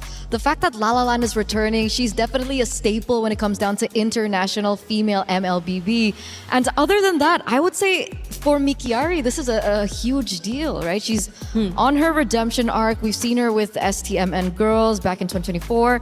She was a part of Corinthians as well in 2025. And the thing that really hurts me the most is the fact that we got a fun fact in that she wanted to quit after that. Oh, that's tough. Yeah, it is. And hopefully this becomes a much better experience for her, because it's not just her who's returning since 2024. That's also La La Land, who's also last seen during MWI 2024. I believe she was part of Dream Max Girls, and I think that's another staple name in terms of the international organizations you commonly see when it comes to the world stage. But this time around, they're under a different banner and they're with different teammates who I feel have already established their chemistry in a sense, because their gameplay reflected some really good aggression, but it's not being reckless for the sake of it. So I think that's one thing we have to look forward to, because whether or not they achieve that is going to be a challenge up against Vitality. Yeah, to piggyback off that, High OB is the one we're watching out for. Loves the aggression, loves the scrimmages, right? Getting up close and personal. Now, that was something we did witness with Falcons Indonesia. It ended up backfiring. They were taking the fights. They were aggressive in the face of Seda, but hey, it didn't pay off. And you're absolutely right. For Vitality, they're probably going to be ready for that. Now, Vitality, of course, as I mentioned before, back-to-back champions. 3 out of the last 4 MWIs they have won. 33 events with the majority of this roster have been won. I mean, they are a powerhouse team. You got Vivian, of course. By the way, love Vivian's energy. I really do. Every interview, she's always chill, super cool, right? But vicious out there on the battlefield, the mother of tanks, okay? So she's going to be bringing the energy and bringing the heat in this series for sure. Now, fun fact, looking towards the future, we could have a potential rematch with Na'Vi, the 2024 Grand Final rematch, or it could be Galaxy Phoenix if both of those teams end up making it through all the way. Let's start taking a look at our hero selection. All right, here we go. It's looking to be a bit different this time. the Paquito gets taken out alongside the Freya, but the Akai is respected for Vival. I think when it comes to Team Vitality, it's just so tough to run out of options when it comes to hero pool, so might as well just go for the very standard and safe bans on the blue side if you know that they are on the red side. I'm wondering what the priority is going to be like for MIBR loss though, because currently based on what we've been seeing, there have been very, I think, few instances wherein we see like mid lane, so it's more on the jungle gold that's prioritized right now. Because the problem is the mid laners get banned in the first phase, right? Eve, that's exactly on cue, by the way. Eve, Jushin gets no time at all. The only time we see the Jushin is 0% win rate so far, so that's only 1 out of 1. Not really sure how things are going for the Jushin, especially after the nerfs towards her range of her second skill or the Lantern Flare. So we'll see exactly how this pans out. Do we expect something along the lines of another Jushin ban, or do we think that maybe the Claude will be respected in that regard? I think Marcel was one of the heroes that we usually see being banned out, coming out in the first phase, and the Marcel does come through here. MIBR lost this time around are going to be on blue side, so now they have the chance to pick up something for themselves early on. I think a safe Claude. Still, I don't know why the meta really didn't shift for the gold laners. Yeah, now it's Justin that they prioritize too, though, not paying attention to that slight nerf that you got to see from her in terms of her skill number 2, and it is only one of the few times that you actually get to see her open, so understandably so. Pandina is likely also having other options still under her belt, because she's been playing MLBB since 2016, but she's very new to the professional scene, that's for sure. But then you can't take away the fact that she's been playing this game for so long, for multiple years. She's been through how many seasons now? 2016 was the first year that MLBB came out. Who would have thought? Who would have thought? And we're all the way here. So quick response coming from Vitality. They are going to go for the throat here, going for the meta picks. Atlas, again, another hero that we've seen still being so popular. Even before Wildcard, still a very staple pick. Really great when it comes down to, mid rotations. Not as great when it comes to clear, but Atlas really makes up for it with the passive, right? The constant freeze that goes through. It's really annoying, especially when you get to poke the enemy. Especially in the hands of the mother of tanks. It's going to be Vivian getting a hold of the Atlas, one of the most meta roam picks that we currently have. You're right. Right? So what better way to actually see its highest level or ceiling when it comes to what it's capable of doing across the map. But MIBR loss. Right now, I think they... Okay, interesting. They go for the carry option priority. Understandably so now that they show us the Alice. They definitely would want to limit the potential counters to that. At the same time, I think the carry has had a fairly okay time in laning up against the Claude, even compared to the Harith, which I feel like has had its moments earlier today. And it also could be, giving a signal to Team Vitality, right? It's like if you want to pick something a little tanky in the jungle, it is going to be a problem. I wonder if they still want to go for that. I think, though, Vival particularly has an array of heroes that she can utilize. I want to see her back on her assassins. I do. I want to see that too. Right? We haven't seen it in quite some time. We saw it, I think, back in the first MWI. We see the Guinevere come through, and because of the Atlas, it shouldn't be a flex pick. This is a Guinevere in the jungle that MIBR now need to think about. Just when we were asking for an assassin. But this works. You know what? This works. I want to see the Chun-Li skin too, if ever we get to see that. And honestly, the way that they're able to layer it, this is just very Vitality. You can expect them to just steadily tighten the game towards winning it out. And I, for a fact, think that this would be an okay jungle regardless of what kind of roam pick could eventually come out, because we still are yet to figure out what the roam is going to be for Ray, whether it's going to be a heavy on invades type of roamer, because as of the moment they're just really banning out the Belleric. And I feel like this is also a tell of what Team Vitality actually want to accomplish. They just want to go like straight for the aggressive plays, just want to go for the commit and the dives with the spatial migrations and the fatal links, and they don't want something or any hero that's necessarily going to stop them. So I think maybe a hero that we should be looking at for MIBR loss would be the Gatot Kaca. Like I think match number 1, we saw the synergy between the Alice and the Gatot Kaca, the Thorn of Ruin into the AOG. It was a symphony of skills that really worked out when it came down to team fights. They don't actually deny that away just yet, as they do see the prioritization of the Matilda ban instead before we get to that. So it's still an option for MIBR loss to utilize. Meanwhile, for MIBR, very, very heavy signal onto Cine, right? We do see the Gore, the Kimi being banned out. And remember, for the past few tournaments that they've been in for Vitality, it has been Cine that has picked up the finals MVP. Oh. And I think this is a great start for Cine as well, because you get to pick up a mid lane that's equally aggressive. You could pair it up with the Atlas and just be as annoying and the mid duo up against, as of the moment, it's just the Juicin. So you could just really go for the reach. And MIBR loss, what are they planning to go for in the roam? Is it going to be a proactive type of a roam for Ray? Are they willing to do that and risk that up against a lineup with a utility like a Guinevere, who's just not the best target to go for if you want to go for reach? So other options if they want to like keep it safe? Yeah, that's why I think Gatot. Gatot is going to be one of the main. Really good counter engage in case Guinevere jumps in. If they want to follow it up, I think Gatot Kaca would be a really good pick here. Oh, they go for Grok. Yeah, in a way, I feel like you could still layer it in a sense with the Alice. Like there still can be a potential tech charge into the Throne of Ruin or vice versa.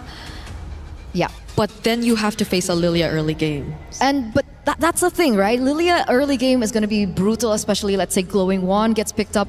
But the thing is, they needed someone to be able to clear the mid, right? Jushin against Lilia, it's really difficult because of the lack of range now for the Jushin. So with the Grok being there, it should help facilitate if they want to go for early rotations. Suyo into Lilia, however, is also something that we do need to consider. Again, Suyo in the early game especially, not as great against magic damage. So that's another thing that we need to consider, but they top it off with the Lapu Lapu pick. Yeah, for the first time, I think we're not seeing an Esmeralda in this game, even though it was left open, and even though there have been instances wherein, well, fairly enough, they've been safe enough to not pick direct heroes that could just get countered out by the Esmeralda overall. So I think this is going to be a switch up for the series between Team Vitality and MIBR loss, but early game presence and threat is definitely looking to favor Team Vitality this time around.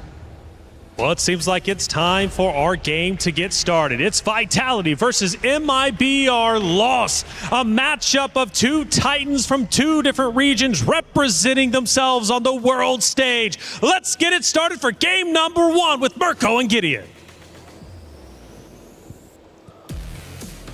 Thank you so much. We're already jumping into our third series of the day here at the Esports World Cup X MWI. And so far, the games have been great. The compositions are starting to get a little bit more interesting. Right now, we're already seeing Vitality coming up with really good composition. Looking at team fight, great zone control, and especially those neutral objectives is where we're going to see a lot of fun. Dude, we were expecting, some more damage maybe coming out. Maybe an Arlet early. Make Control City! Gonna go for first blood. Flicker out already for Ray. So, exactly as expected. La La Land, though.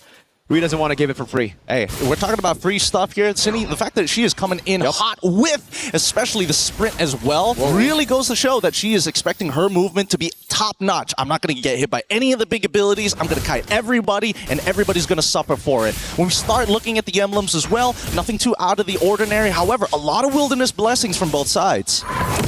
That's true. They really are just trying to play around that movement. When it comes down to the mid lane again, La La Land already using the Purify. Cine could not walk up, a bit too low. These matchups, though. The thing about Vitality is sometimes they'll be put on bad matchups, but they'll still win out anyways. And I think that's the case in the gold lane. Chell and the Claude, it shouldn't be a winning matchup against the carry. I mean, it's doing well. At least now they can play the traditional strong side, weak side, right? We were already talking about the fact that Lapu wasn't going to get much done in the lane itself. Maybe at level 4, that's where they're going to take advantage of it. But they also need Vivian to be level 4 too. But we look at that top side once again. Again, Chell going to be the main way to be able to kind of scale later down the line. I am a little curious how this Grok is going to kind of compensate for this, right? Yes, you can cut off people's angles, but more importantly, if you were looking for something to counter-engage, I was thinking Gatot What about you? Do you think that coming with this Grok is going to be enough, especially on neutral takes, or is this purely for later? I think it's purely for later. They're just going to play the late game later on. I mean, maybe the mid game. They know they're going to lose out in tempo anyways after seeing the Lilia. There's no real reason for them to force out these neutral objectives, especially considering they were thinking about the Suyo. So you're already going to have to delay the skirmishes from happening. Fumieko with great zoning.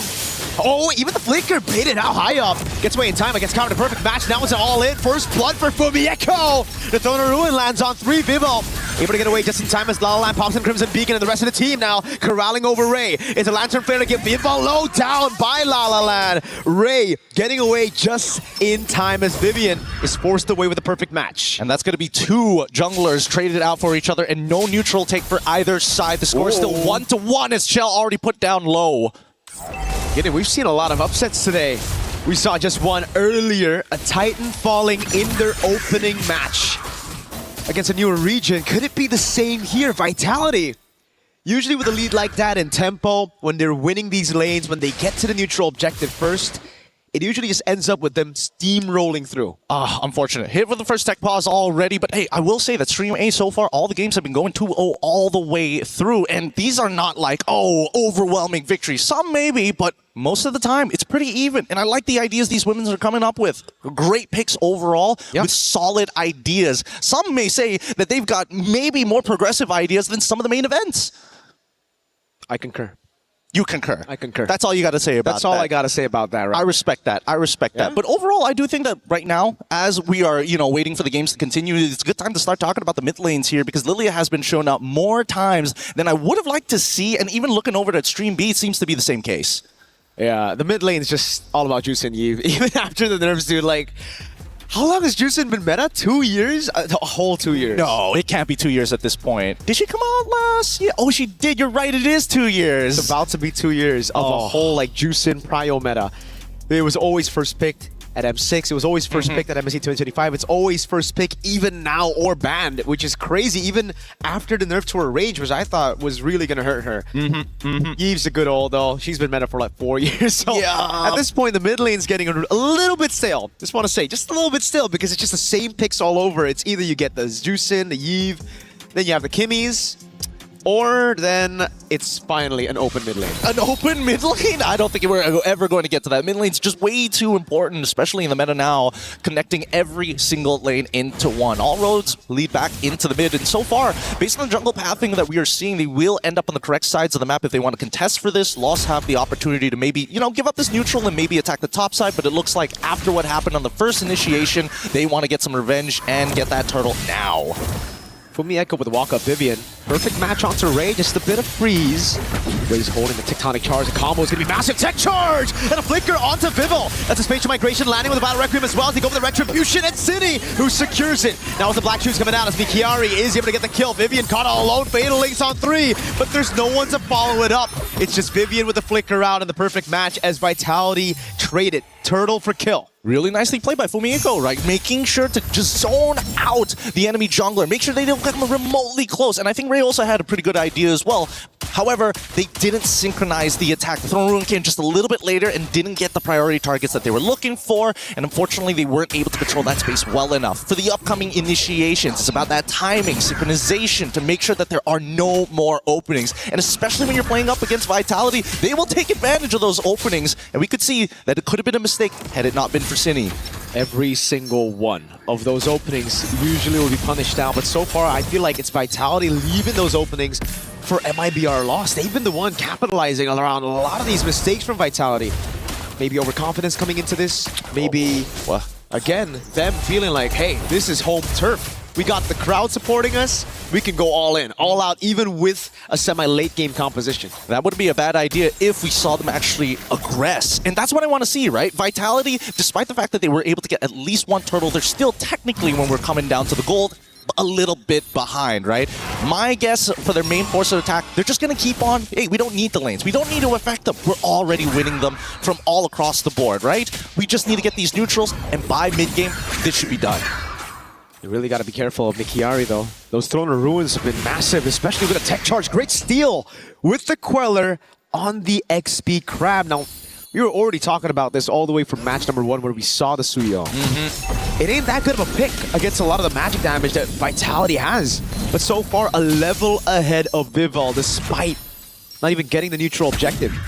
Probably the best scenario, especially since he's got a pretty good clear in comparison to the Guinevere. But now they are starting to take the space, and I like seeing this because Vitality initiate. Fatal Links, Tectonic Charge. Oh, it's the all-in. Vival picks the kill. Now Cini, no Black Shoes, able to cut away with a sprint already as they go all in again. Those Raging Slashes taking Pandinia down. The Blazing Duet onto La La Land under turret. Now that's the Vitality we were expecting as Vivian stays alive with a flicker out of the tier 1 in the mid lane, and Vival will snatch that purple buff away. If I were Leo, I would say that's Grand Theft Purple. That's class. That is real class coming out from Vitality. Again, great initiation, but most importantly, the fact that he understood what needed to be done. We're not only going to raid, but most importantly, we're going to put the enemy behind. All right, sure, you're already level 8, 1 ahead. Look now, 2-2, already 1 level ahead, and now looking to go even further with their advantage. There were so many whiffs. While we were talking about it, you do not want to leave these openings against Vitality. Possibly the best women's MLBB team that has ever existed. I don't even need to say possibly. I think that's de facto at this point. And that's what happened. Ray lost a bit of that composure. Tectonic Charge just to react to that Fatal Links combo. And a lot of whiffs. Turret again for Vitality. The objective conversion is Vival tries to get a sneaky little spatial migration on MIBR losses La La Land. They got to take their time here. Loss. They need to play some really good defense right now because so far Vitality have been the aggressors. Loss should expect Vitality to be making those first moves. My guess now that bot side is already destroyed, you know that they're going to head to that top side. They got to control that tri-brush area, but right now, as you can see, Vitality one step ahead. Look at the punish. Spatial migration with a foul Requiem Ray. This time, no tech charge. Straight to a kill. Killing spree, Black Shoe City. Gets away in time for Mieko with, flickers in, great read from Pandinia. Raging Slashes now punished down with the Throne of Ruin as he tries to go for the trade, but it's Pandinia with a kill. They got nothing to follow up with at this point, right? I was thinking maybe Vivian was going to come on in with just a fat Fatal Links, but they don't have enough damage just yet. Cini already focusing on that mid lane, and they open it up. A single trade, but still the goal. Wait! So almost a kill, baits out the Purify. And that's all you need. Now they can rotate up top. But even then, we saw, they went in, they whiffed the initiation, it's A-okay, it's instantly, what objectives can I get around the map? 4 Fumi Echo's death, and Cini spotted it, that vision into the mid, gets to tier 1, goes back up top now, trying to get that tier 1 up top to really just force MIBR to play away from the Lord. I love it. I love it. Not only are they looking to play tall, but they're also to go wide, right? Finding as many openings as possible. And Lost, the defense is good when it's against the tall, but against the wide, they have to be a little bit more aware. Now with Lord already in play, you can see that Lost is going in a sweeping motion from mid to clear up as much area as possible from Vitality as they are trading cooldowns against each other. Vitality first onto the neutral objective. The story of the game so far. 2 turtles. We didn't get to see 3. It was such a delayed turtle 1 that we only get to see 2 turtles this game, and they're blitzing it. No response from a MIBR loss. I think at this point they know they've lost the tempo. They're just going to play it safe and look for the defense against this Lord. It's understandable. It's 22.5k to 25.9k with a 3.3k lead coming in from Vitality's side. They're already half of the component against MIBR's loss. At least for Medina, she'll be able to break that tier 1 off top side. And look at the coverage coming in from Alice, from Mikari as well, to ensure she's not going to get flanked. It's going to be traded though, however. Chell's onto the bottom lane, tier 2. Conceal from Ray.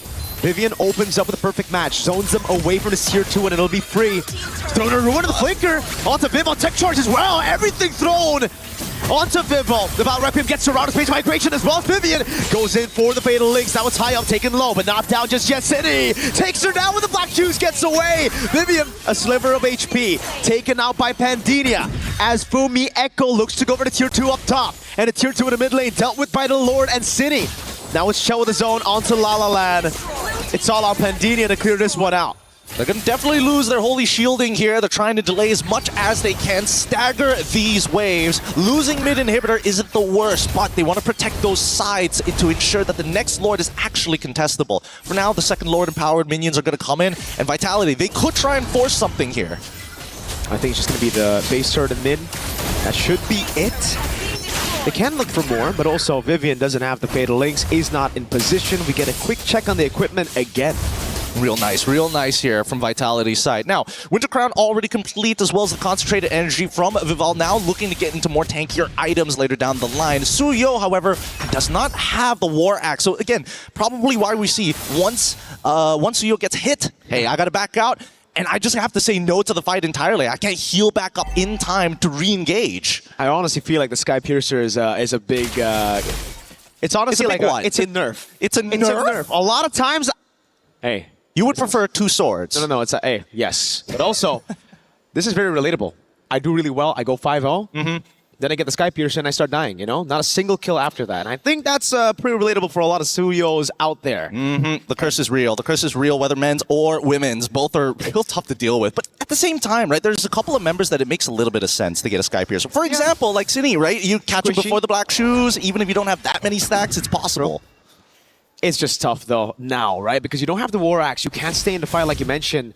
And there's just so much going on for Vitality. They can play the long game with the damage coming in from the Lilia and the Claude. And for MIBR Lost, it really comes down to that cycle of skill. They have consistent damage, but not enough to deal with Vitality's consistent DPS coming at you. And look at the setup. Just crisp clean by Vitality, as we just expected from them. Bottom lane slow push. They don't give MIBR Lost a chance to deal with it up until the Lord spawns. 10 seconds. They are utilizing Expanding Rivers, taking control of the entire map. Chell, not even willing to give up on those stacks. She wants to keep it at 5 all around, so that she can go for this. That's an all into the back. Vivian walking up as well. Gonna ruin. Oh, they go for the damage, but Pendina is already down. Now the blazing duet by Chell. Spatial migration combo. City's putting the glooms down. At 12 minutes, you'd usually see Lord 2, but Vitality want to go to game 2 with a lead here. Only a cannon minute, and they'll brute force their way into match point. And there you have it. Game 1 already falling into the hands of Vitality. That is what you see, a world-class series being played here itself. MIBR Lost, they got to work on that early game. They cannot let Vitality get back in a position like that. I think the early game was the best version of MIBR Lost we've seen in this game. It was just the mid and late game converting on those objectives after getting the initial lead that was kind of questionable. Vitality, once they got into the mid game, it really felt like they were the ones taking the proactive moves, and MIBR took a step back. It was that tier 1 up top side. Once they lost and unlocked the Claude, it was going to be problem after problem after problem after that. Ideally, maybe they had a way to shut that down, but I was thinking it had to be one simple mistake. Just Lilia and Claude just standing too close to each other, and both of them getting engaged upon. That was the only way. That was the only way, and Vitality closed the doors on that opportunity straight up. They saw the vision, they knew where they were weak, and they covered it up straight away. It's kind of like that interview that we had with Vivian. She said, we learned from our mistakes. Yes, we had some vulnerable performances, but after that, we just learned no one's strong. We're just making mistakes. And I like the self-awareness, right? Because it really goes to show they are taking it more serious than a majority of people. And ideally, hopefully, enough of our competitors are ready to match that type of energy. I certainly hope so, man. MWI last year was a blast. We got to see crazy upsets, and we've already opened up with a massive one today. Feels like a continuation. With that being said, we're going to be throwing it over to our quick break. When we come back, more MLBB action.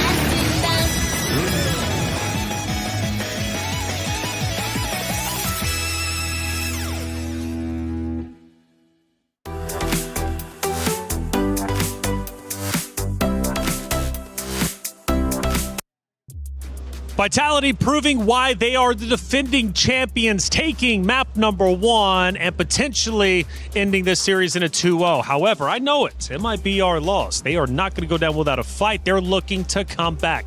Hey, welcome back into our studio, I should say. I'm Taylor Reflections Noble, Eterna, Brigida. Good to see you both. Great game number 1. The fans going nuts. The drums are out there. The flags are flying high. Vitality looking great. I actually was surprised with the amount of confidence that you got to see from MIBR Lost too. Like, it reflected so much in terms of their gameplay, and there were just so much coordinated plays and skill layerings that I did not expect to see in as early as game number 1 from these two teams. Like, both had their unique ways of dealing with everything, like the tech charges into the Throne of Ruins from MIBR Loss. But on the other side, I think we saw a bit too much of the synergy with the spatial migration from Team Vitality. A lot to ask both of you, of course, but for all of you out there in chat, check it out. We've got our new in-shop. It's Rhino Day. The brand new interactive effect for Rhino is available now. Check it out and join the celebration. New in-shop. We love our new items in the shop, do we not? We do, especially when we want to flex onto our enemies or we want to be a little bit, cheeky against our enemies. We love those stickers to, give out more emotion. That's right. It's Rhino Day. Check it out. Let's talk about our first highlight, though, because there was plenty of them throughout this map. Number 1, of course, between Vitality, MIBR, Lost. Free. What are we looking at? Oh, this was the first one. I was talking about that fatal links into the spatial migration, which I think set up everything that happened afterwards in this fight. Because if not for that early pickup that we got to see towards Pandina, I don't think they would have proceeded with this fight because it was a bit of a 50-50 still. There were still some moments wherein we really got to see MIBR Loss really clap back, and it's great that they started that way. I hope they still don't lose hope and carry that over to game number 2 because they had a really good start up against Vitality in that game. By the way, that was, I think, you mentioned about the confidence coming in from MIBR Loss, and that's when we saw the early game be a little bit kind of shaky for Vitality. But that was really the moment. That was like 5 minutes, 6 minutes in of the turnaround where they finally were able to find their momentum back and, regain the confidence coming into the mid-game. Well, let's look at moment number 2 between these two great teams. Again, plenty going down. We now start to get later into game number 1. We're now at the 9-minute mark. The transition over into mid is there. The Lord fight starts to take place. What are we looking at? This is, again, a really, really great show of, I would say, chemistry coming through from MIBR Loss initially. Like, it looked really good. You could see Mikiar, finding her moment, looking for that back line, and she finally gets it. Yep. The follow-up as well was really greatly timed. And then Team Vitality just comes back. It was a Winter Crown play. My goodness. Like, who'd have thought that she already packed that Winter Crown too, right? Like, I honestly would have think that because she seemed to be alone. Vival seemed to be alone. Exactly. She seemed like the best possible target in that moment, but they still didn't get her. Hey, adjustments. That's right. The adjustments indeed. And that's something Vitality is so good at. And even with the interview with Rose with Vivian, it was like, look, when things get tough, we know how to adjust. And Vivian recognizes that, sees it for sure. It smiles on the side of Vitality, and for good reason. They continue to win. But some good moments for MIBR Loss. Still in good spirits despite taking the loss in game number 1. They're going to be just fine hopping into map number 2. After all, it was a great game. It did go the distance, and I'm not losing hope in our Brazilian team of MIBR Loss. Let's see what they can do in map number 2. Now, coming into this, the narrative was MIBR Loss tends to be quite aggressive. They love the skirmishes. They like pushing fights and engagements. Yeah. Did we see a lot of that from them here? So maybe get a draft that can facilitate that, right? Because we did mention about the Suyo in the drafts, the fact that the Suyo is very susceptible to early game magic damage, and they picked up a Suyo into the Guinevere. Like, we were already saying that up against the Lilia, it's already going to be so tough, but up against a Guinevere as well, it's tricky. It's tough. La La Land as well on the Jushin. If we're talking about, early game rotations, if they want to be very aggressive, they need a draft that can help accentuate that. And they weren't able to get that. That's why I think even Gideon mentioned about, having a Gatot Kacha instead of the Grok. We did see the Grok finally get a moment, but if they really wanted to win on rotations, they could have worked with that. Well, check it out. We've got Stream B happening right now, and Rose is over there with all the coverage. Hey guys, Rose here, live to you from Stream B, and as of now, an upset and a shock has just occurred after Galaxy Phoenix actually managed to take Game 1 from Na'Vi in a 14-minute game. Now, as we prepare and enter Game 2, I wonder what will actually happen. Will Na'Vi be able to bounce back and fix the mistakes that has occurred in Game 1, or will Galaxy Phoenix continue surprising and shocking the world? That is it from us from Stream B. Throwing it back to you guys. To move. Not trapped at a desk in one singular posture for 12 hours a day. It's time your chair evolved. This is Secret Lab Titan Evo. Ergonomically engineered for you, gamers, hybrid workers, artists, backing your every move. A big update indeed from Stream B. Thank you, Rose. Na'Vi down 0-1. You know, one of the implications of this matchup was the fact that we talked about it. We were like, hey, can Na'Vi win? Will we get that rematch? I don't know if we will, because Galaxy is looking great. This just proves the point that while we have 2 mics right now, yes. Do you want 3? Do I look that shocked? I don't know how to process everything, you know, but this just proves the fact that Cambodia, indeed, in general, as a region, everyone else seems to be stepping up. It's not just their men's division that we're suddenly seeing skyrocket in terms of competitive gameplay. Na'Vi, I think we need to review that, you know? Like, I think that's the first thing I'm doing after we end Stream A. Yeah. I don't know about you, but I'm doing that. Sure, go back and watch it. Yeah. And you know what? I think it is worth the watch for sure, because get Na'Vi a powerhouse team that we're expecting to make a deep run, not only in our groups, but also going forward in the knockout stage. I mean, a contender for sure. We talked about our contenders to potentially beat out the likes of Vitality. Well, maybe this will be the one. Who knows? Na'Vi's going to have to step it up against Galaxy Phoenix. Hey, check it out. 2 champions, 1 game. My Champions Pick event is now live. From July 27th, submit your predictions for the MSC and MWI champions for a chance to win 50,000 in-game diamonds and MSC 2021-2025 tournament skins. Don't forget to leave your picks under at MLBB Esports Post for even more chances to win. Lock in your champions now and cheer for your favorite teams. Hey, matchup 2, map 2 about to be underway. It's Vitality versus MIBR Lost. The returning champions take the stage to the drums and the flags, and they're not hesitating to at least take down their competition. I shouldn't say dominate, but at least take them down. They looked great. Now, going into the hero selection, I really appreciate what Eterna said. Look, if MIBR Lost wants to be an aggressive team, forced to skirmishes, forced to engagements, well, let your hero selection represent that. Don't start slow. Go back to your bread and butter of what you're good at. And I don't think you can afford to play slow against a team like Vitality, because they'll just constantly ramp up the pace until you cannot recover from being behind up against a team like this. So it's a must that they stick with really what works with them or for them, and what really brought them here, which again is very systematic and aggressive gameplay that is deceivingly reckless but is actually not. So I hope we get to see that from MIBR Lost heading into draft number 2, because was that broken walls that we're seeing? I believe so. It's time for Johnson. So tell me about the aura of Vitality, because, I mean, winning just nearly everything, when you go against them, what do you think the competitors feel? The aura, exactly as you mentioned. Like, it's something that inevitably gets to them in one way or another, but hopefully not much to a point where they tend to overthink and just react to whatever Vitality is doing. And I think it's great. MIBR Lost didn't seem like the team to be like that. They weren't as reactive to just whatever Vitality was doing. They were trying to do things by themselves. And I think that got them some small wins across the map a couple times. So as of the moment, I think we're seeing a very similar trend in terms of the bans so far.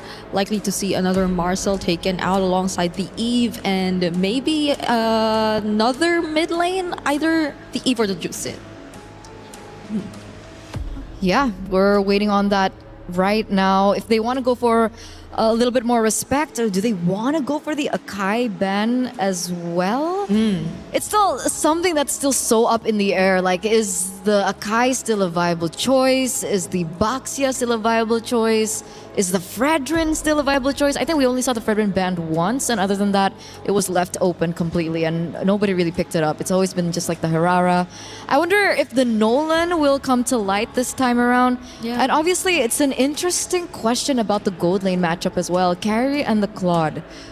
Last game, we did see that the Claude was able to be a little bit more versatile when it comes down to the team fights because of the mobility, the BMI, and so on and so forth. But when it comes down to laning, like, is it worth it to go for a carry early? I think it's not that they just wanted to pick the carry into the laning for the Claude. It's more of them picking the carry alongside the Alice that they also prioritize in the first phase. Because if they actually... No, actually, it's not that they had to do that too. Because I believe Claude was actually first pick, right? It was Zushin, Atlas, Claude, and then the carry pick. Right. Wait, so they got the Juicin first, and then the Atlas Claude was revealed already, right? So they didn't necessarily have to do that. So yes, I think that was the mindset. So it's not really more of a safe option for them. I don't know if it had something to do with comfort, because again, there were multiple other gold lane options still available, like the Harith, like the Harith for Pandina. But let's see if there are some certain adjustments that come into play this time. Because again, the Esmeralda was never really touched upon in game number 1.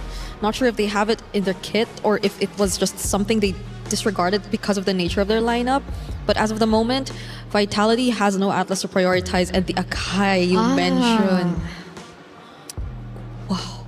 It's a power pick. It is. It's a hero that we saw last year actually at MWI, one of the heroes that really gained popularity, and obviously Team Vitality were one of the teams to be able to utilize it properly as well, especially in the hands of Vival. Now, is this a flex pick is what I'm wondering. Because there's also a Mathilda that's still available if they wanted to like pair it up with the Akai in case that it does get left open for them. Because MIBR loss, I think that was one of the bans that Vitality actually used against them in the previous game, but that was towards second phase because there were a lot of other priorities first. And speaking of, the Claude is also still available.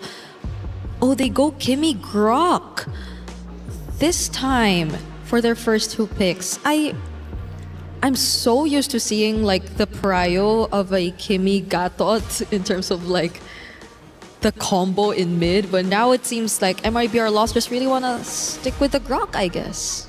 At this point, I think it's comfort. Yeah. Right? Either comfort or power, but either or they're prioritizing the Grok once again in a situation where it perhaps doesn't need it just yet. But now we know a little bit more about MIBR loss, so that says something. And of course, the Kimmy is a strong pick considering that the... Wait a second. Yiv and Jushin are still up and they go Kimmy. So that's also quite peculiar. And they don't consider it for Team Vitality either. So they just lock in the Valentina, which obviously, as a response to the Grok, will be one of the better options in the mid lane. And the Claude we earlier mentioned for MIBR loss is now taken by Vitality. It seems like slowly we're getting to understand what the comforts are and what the priorities are for MIBR loss. It's not like they really are after the most meta in the gold lane, even if they're given the opportunity. They're more comfortable with the likes of the Grok and another Suyo game, which they're seeing right now. And this time around, it's not as bad, I think, right? I mean, the Suyo does farm quick, right? And this time it's up against a Valentina. So depending on how Cine plays it, it also will share how much of a threat that magic damage will actually give over. I'm still wondering if this Akai is flex. Yeah. Let's leave it to later. We're going to the bans now. And Bellaric does get banned, so they are assuming as well that this Akai is still going jungle. Yeah, and they might as well want to just force it there if they want it to be like a more expected matchup. Because of course the Suyo into the Akai, kind of tricky, but the Suyo is known for just finding ways around heroes with really heavy crowd control. Yeah. So especially in terms of objectives, because I feel like MIBR loss, also based on game number 1, is the type of team to just confidently take on these objective fights. They're not necessarily just like backing off or settling for trades. But the Esmeralda finally gets taken out. Ooh, what could this mean? And Arlan actually does too. That's actually a really good call, I think, for MIBR loss. just really recognizing the power of the displacement coming from the Akai and how it synergizes well with the Arlet. It's again another thing that we saw from MWI 2025. Yeah, what could be the option for Fumi Echo this time if they took out the Esmeralda? Because the Paquito's gone, Freya's gone too. If they want Scepter, they can go for something like, you know, the Terizla. Or they want another Alice. That could also be possible. Because I think that backline would be... Oh, they ban it out themselves. Because backline, I think, remains a question mark for Team Vitality at this point. Not unless they just really want to go from front to back. And they're a very systematic team, so it's not surprising if they just want to stick with that. And it's also a respect ban coming in from Vitality, right? Yeah. We saw the Alice earlier on in the hands of Mikiari. Exceptional work, by the way. Being able to, you know, look for opportunities. What if it's like a damage XP lane that they're considering for Team Vitality? I mean, right now it's Uranus in the EXP lane. Do they really want to go damage? Oh. Okay. Against the Uranus. They can't afford to. Do they want to go dead lane? Do they want to go Benedetta in the EXP lane for Fumi Echo? Because we're looking at the Roam XP, and these two picks really set so much of how like the game is gonna pan out for Team Vitality rotation-wise. Okay, a bit of both worlds. Lapu Lapu gets locked in for the EXP lane, but Vivian, or is it Vivian? It should be. Should be Vivian. There's like do they go CC again? I mean, they can go for something like a little bit more, you know, show Matilda. Right. Ah, there you go. You mentioned Matilda earlier on. Good call. It does come through now for the Akai. I forgot it was open. Like, I thought my second phase they would have already taken it out. But yeah, MIB are lost, looking to lock in their last... Whoa! Against an Akai lineup too.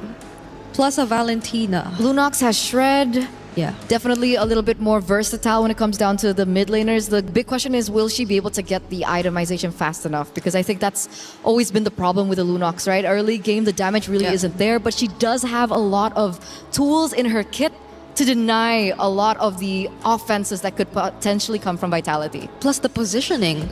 How tricky could it possibly be going up against this lineup from Team Vitality? Well, it's never easy to go against Team Vitality. It might be our loss. Let's see if they can get the job done. Forza game number 3. Let's head into game 2. Mirko, Gideon, take it away. Thank you so much, Reflections. We now move into match point in our series. Right now, Vitality is looking to close things out, but MIBR Loss has this one opportunity to extend it to a game 3, and they're doing it with comfort picks.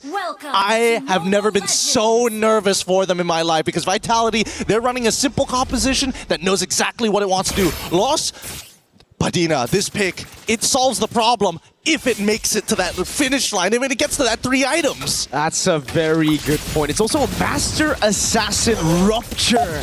Lunox in the gold lane. Shout out to Shen, my boy, who's been playing Lunox Gold with me all this time. So he showed me how it can work. You know, you go up close like this and you're just going to lose out. The sustain is ridiculous. You can zone the Claude really well.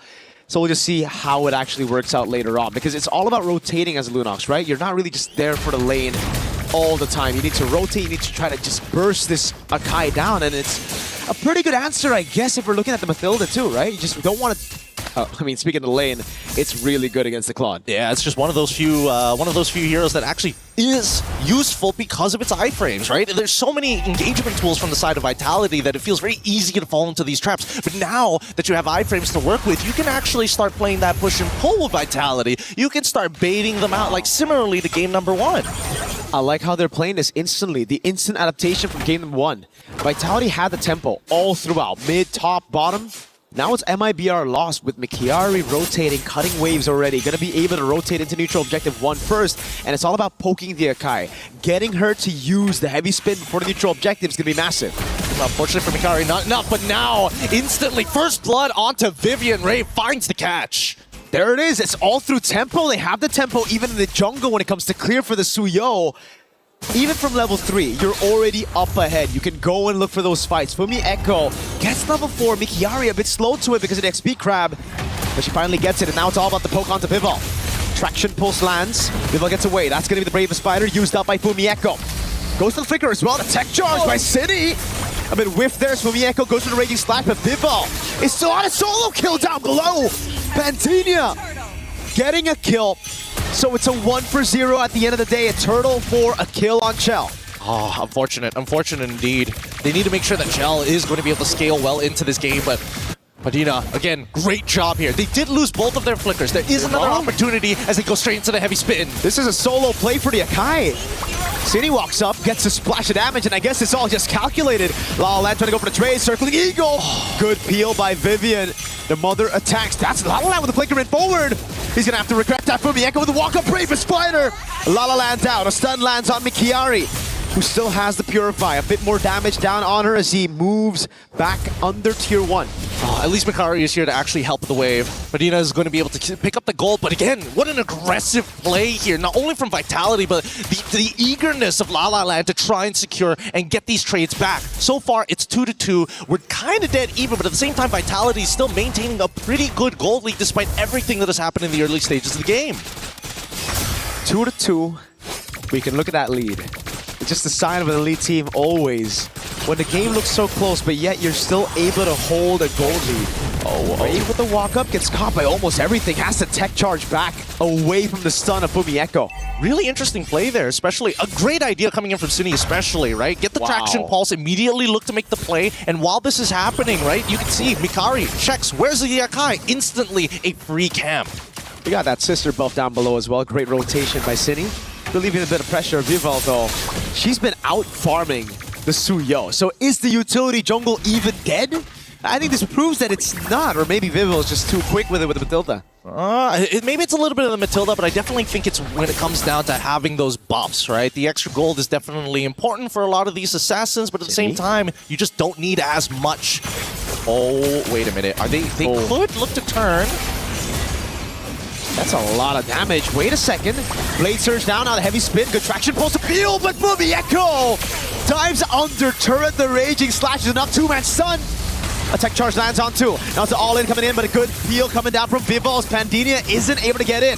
The Brilliance pop now. She tries to disengage, but Chell has already rotated. This should just be a free neutral objective to Vitality. It's the indecision here. There are moments where it looks like, yes, we could actually turn this around, but we don't have enough resources. Let's all regroup at a different side, and then by the time you make the choice, it's too late. Vitality is just one step ahead, and now they're converting their lead even further. Tech charge connects. Blade Surge Blink gets away, Ray with the flank, but City's too quick.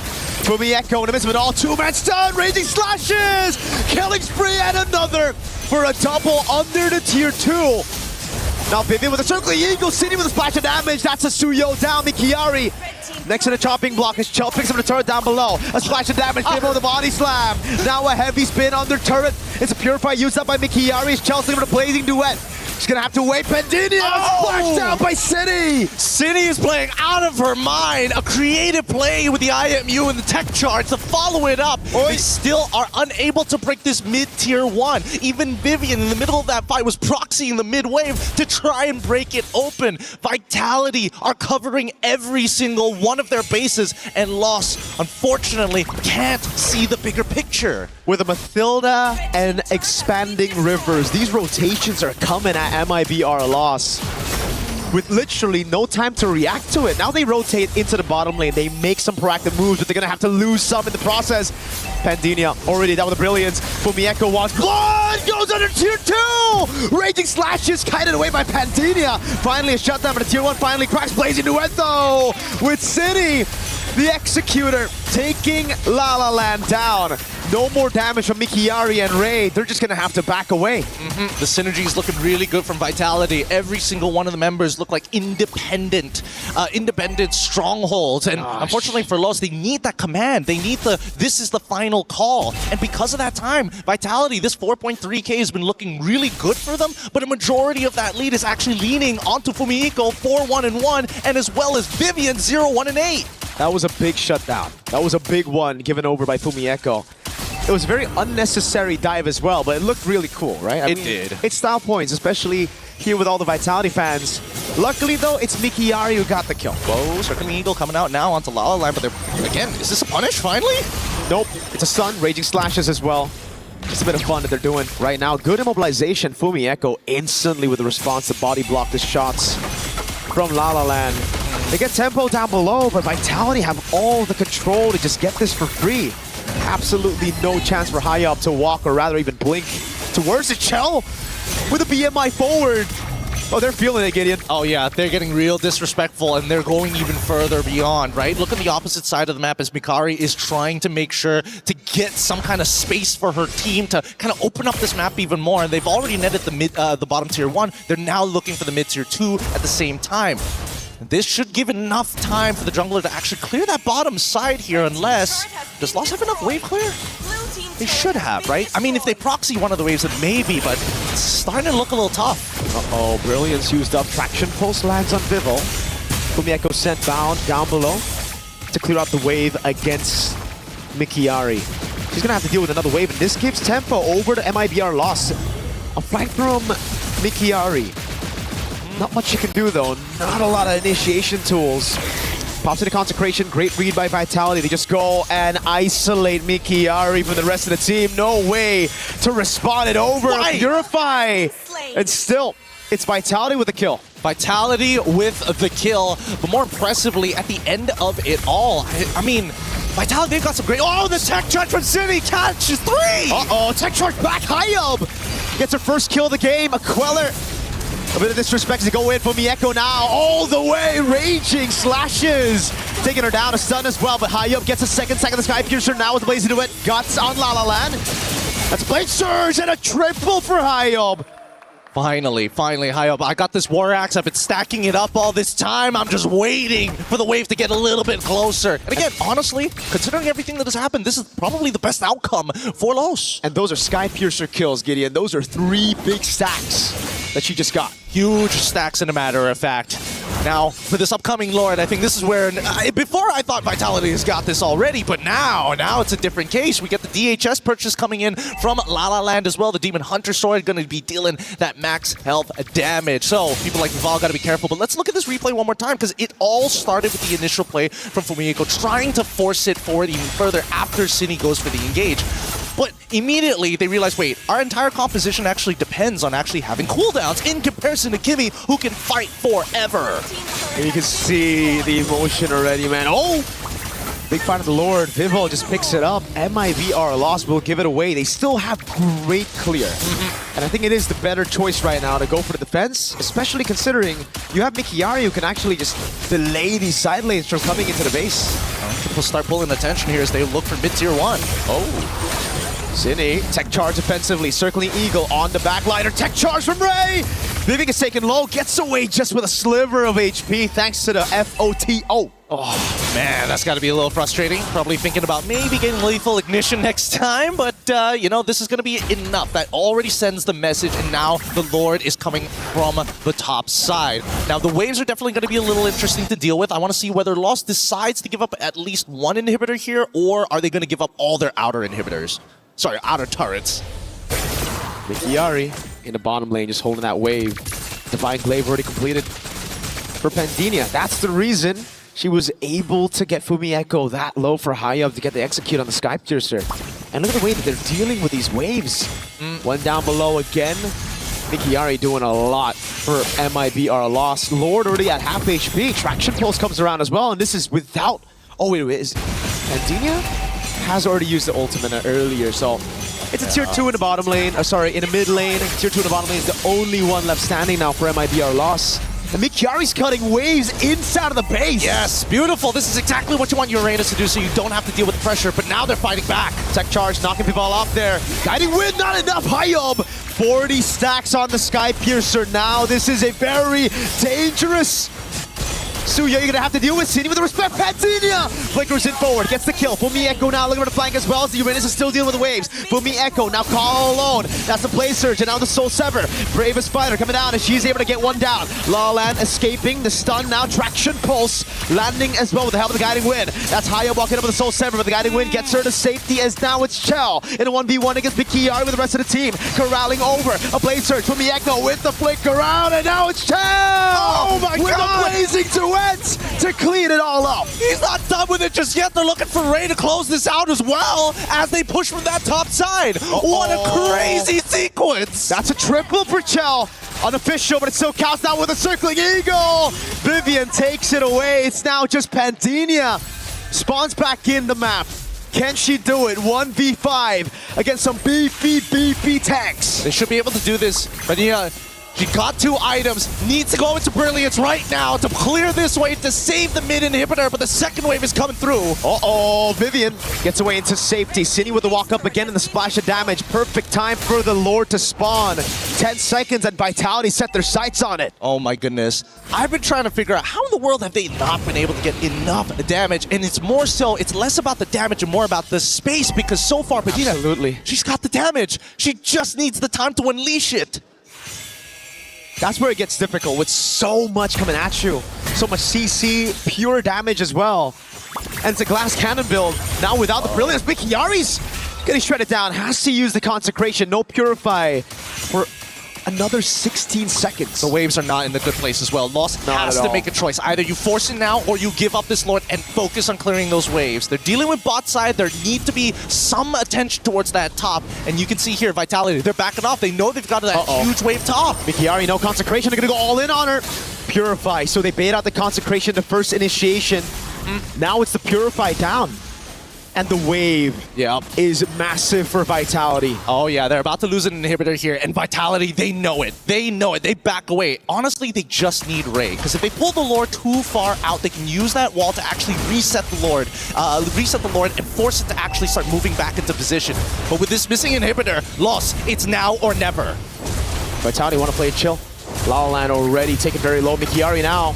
No Purify, they're going to go all in on her with no Purify. It's an easy pin down. And City picks up a kill in the backline. Vivian, who goes bad for bad and gets a mid later from Mieko. A stun with a Raging Slash. Now goes in all the way. Forcing a flicker out from Pandinia. Stolen Brilliance by Cine. And look at the 2 members, Chell and Vival, who set their sights on the Lord. And that's another objective taken by Vitality. That's what we call in the biz a perfect chokehold situation, right? You're just trying to get slipped the hand under the neck and just close off blood flow to the brain. And unfortunately for Lost, they could not make that decision fast enough. They missed out on big timing. They could have considered a couple of options, but the most important is to guarantee that Vitality are off, send 1 member to the top side to clear it off, and then reset together. They're going for all types of chokes right now, man. It's not just the rear naked, it's all everything. I mean, I think the triangle might be a little bit too hard here because Lost, they've been playing a lot as 5. We haven't seen them gone for the big interceptions just yet. And I got to give it to Vitality. They've been way more aware about the positions of the Lost members. Even Mikari showing up for half a second between Tier 1 and Tier 2 was enough information for Vitality to play the defense. One thing's for sure, though, they're just going to try to go for the finish right here. Lord of the mid lane already. That's a base turret taken down up top, down below. MIBR lost, holding on to the resources now to clear it out. For Mieko with the Raging Sands, or sorry, just the Brave Spider. Now the Raging Slashes. Wait. Already Ray walks up, Tectonic Charge! Oh! Turns it around, high up with a double. And Vitality can't close it out. Now they're running for the hills, high up with the walk-up. That's a winner crown already used up at Ginny. Tries to peel for her. But Mieko in the midst of it all. The tech charge to get away, but high up's gonna walk up as well. That's the flicker out the safety as Vival's trying to provide enough peel to get away. High with walk up again, gets it. It's Immortality down. Vival walks up with a heavy spin, and they get the kill with the retribution. Oh my goodness, I thought there was enough. I thought there was enough stacks, but it's not over just yet. Even Cine is in trouble, and they're looking to convert this even more. Mieko has the bravest fighter, but they're all going to get gunned down by Pantinia and La La Land. Under turret brilliance, Pantinia returns it with a triple kill. Pandinia finally scaled. They finally scaled. They have the members defending the base. No inhibitors left, but this is their moment if they can find a huge set again from Ray. 3-man knockup, 3 members dead. Yes, it may not be the correct targets, but at the same time, it's better than nothing, especially 16 minutes into this game. The death timers are so long. That's a desperate haymaker you need to land at the finishing rounds here coming into it. 60 minutes with a Lord with all the base turrets taken down. It really just looked like it was all in or nothing. MIBR, they had 1 shot. They took it, they got it, and it all started with Ray.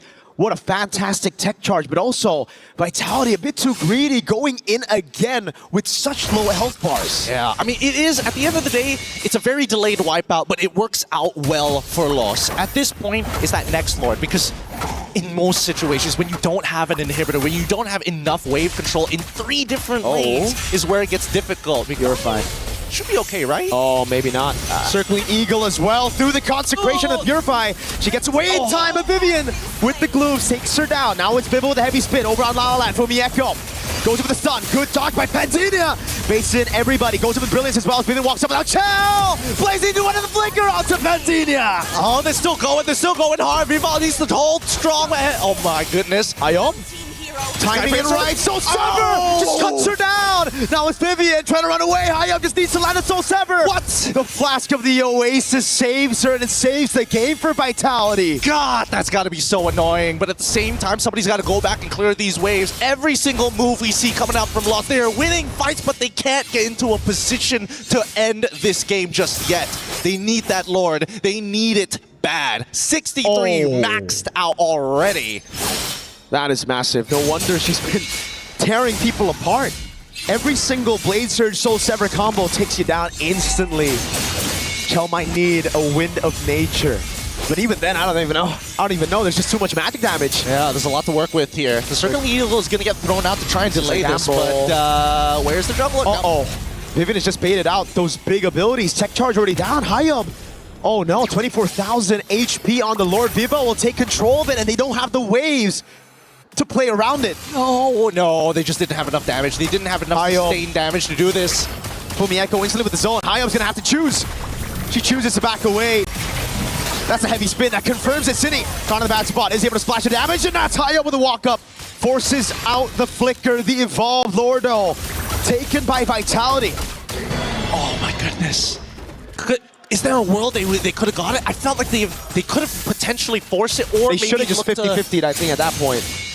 I don't know. It's either, I would say that the safest option probably would to be, you know, find a pick, stagger the entire team for the side of Vitality, and then maybe 50-50. Now they find Vivian and they're looking for more. Mikari, you can't afford to die here.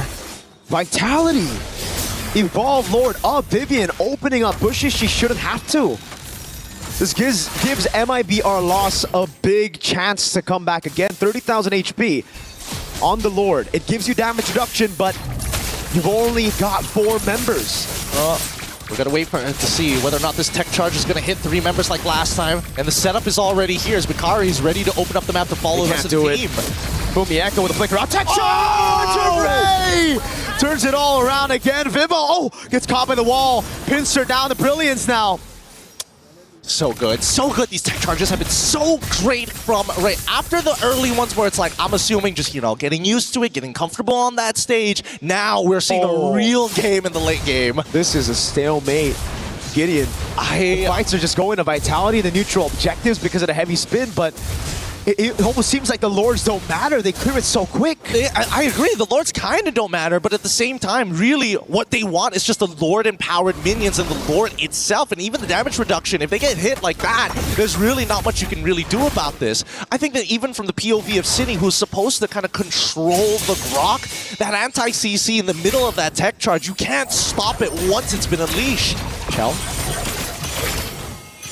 It should be okay here. Hell of a poke. I mean, it's one hell of a poke, but at least... Wait, do they have the Guardian Helmet? Let me just double check here on the item list. And it looks like despite being full build, no Guardian Helmet here. Might need to consider that, but at the same time, anybody could just explode out of nowhere, right? There's just no vision to play across this map, and that's forcing Los to stick really close to each other. Mikari has no clue right now that Vival and Cine is there, and now the interception! This is greedy. Mikiari has the Purify and the Consecration, but no one's there around to save her for now. That's a slow coming down. Mikiari gets away, and now it's a re-engage. Ray, brilliant position, gets the wall, tech charge, but it only lands on Vivo. Oh, they were trying to force something out here. Look at the wave down below, Gideon. Vitality want to keep them here. Yep, again, this is the same rear naked chokehold that Vitality will put you in when you have a scenario where you don't have your side inhibitors and the Lord available. It's atypical. Oh, wait, here. The minions are doing a lot of damage. Oh, it's not going to end the game at the very least. But it should be free, neutral, objective. It's still Hayop sent down. Hold on, desperate move, Pantinia! Tries to go with the haymaker from Mieko. Two-man stun, now with the way he slashes as well. La La Land able to cut away right now with the rest of the team. Just goes over to the Lord. Again, the cut coming out from Mikiari. Hayop picks up the assassination as Cine pops the brilliance. Lord taken again. Chell looking for the kill onto Ray with no tech charge. Mikiari though, Did she stay a bit too long? I don't know. Again, not enough. Actually, should be enough mana to get like 2 more rotations here, but with that concentration. Heavy spin though. No, Purify up, and they know it. Mikiari a bit too much than Chikachu, and now even her immortality is going to be popped down. That's with the Evolved Lord in the mid lane. They're dealing with it though. Yep. It's not enough. It's a 4v3 scenario, and Padina is coming back up in 13 seconds. They can delay this. They can easily delay this with the barrier. And you see the Nature's Barrier come out. Lord can't really go around it too easily. Buys them 1 second here as Padina is 3 off from coming back to life. It's a Holy Crystal. Will certainly help in for Endeavor to clear this one out. Pandinia back up. 4v4 in the base. Fumieko still pretty far away, 4 seconds. Ray goes in, tech charge as well, but Vivian pops in to Super Eagle now! It's City with the tech charge! Winner crown already by Pandinia, now with the Brilliance as well, gets away as they clear out the Evolved Lord. They still want to go for it though, with a Nature coming out as Hayo's going to get taken low, but now it's going to be Chell walking back again. Everybody can try to go for the base right now as Ray gets pulled away from it. Wave in the bottom lane, crashing down again as Chell gets a bit more healing with the photo. That's Pandinia with the Chaos, and now it's Hayob with a crazy move as MIB are lost. Stay alive! I don't know how they're defending this every single time, and honestly, Vitality walking into enemy territory, it could have been a savage if everybody just clumped up together to let this Suyo get the Sever down. Oh my goodness. But I think that the damage, majority of it, it's coming from La La Land as well as Padina. If we look at the damage ranking, yeah, that's what I thought. She's gunning people down. It is ridiculous. Nobody can deal with her darkening at this stage of the game. And I think even for Cine, like the tech charge is the safest ult to take. Everybody's so low range as well, right? If you're Vitality, everybody needs to get up close and personal to deal damage, and against Pandinia, against even La La Land, there's just so much utility to save her from that almost a kill. Chell, a pixel away from death. Oh, they got to play this macro style. I think that Vitality, they've almost guaranteed themselves every single Lord in this game. The only way that Lost catches them is if they set something up, if they're able to get that 3-man knock-up, or again, as we've seen, the tech charge. Tech charge by Cine though. Aya with a Blade Surge. Good game sense, very good game sense. They notice Ray walk out. There's probably somebody nearby, right? Didn't want to overextend here, but now that top wave still the same problem. This is a great call by MIBR Lost. They say they see the claw down below. Mikiari still has a tempo advantage over her. But the traction pulse doesn't land, doesn't even bait out a Bravest Fighter from Fumieko. Now they're going to reset the aggro once again. I mean, yes, it's great for Vitality, but at the same time, Lost, they need something to work with here. His top side needs to get cleared up. They find the timing to go down below. Circling Eagle onto Mikiari. Purify still up. Don't think they're going to go for it, but Chell wants it.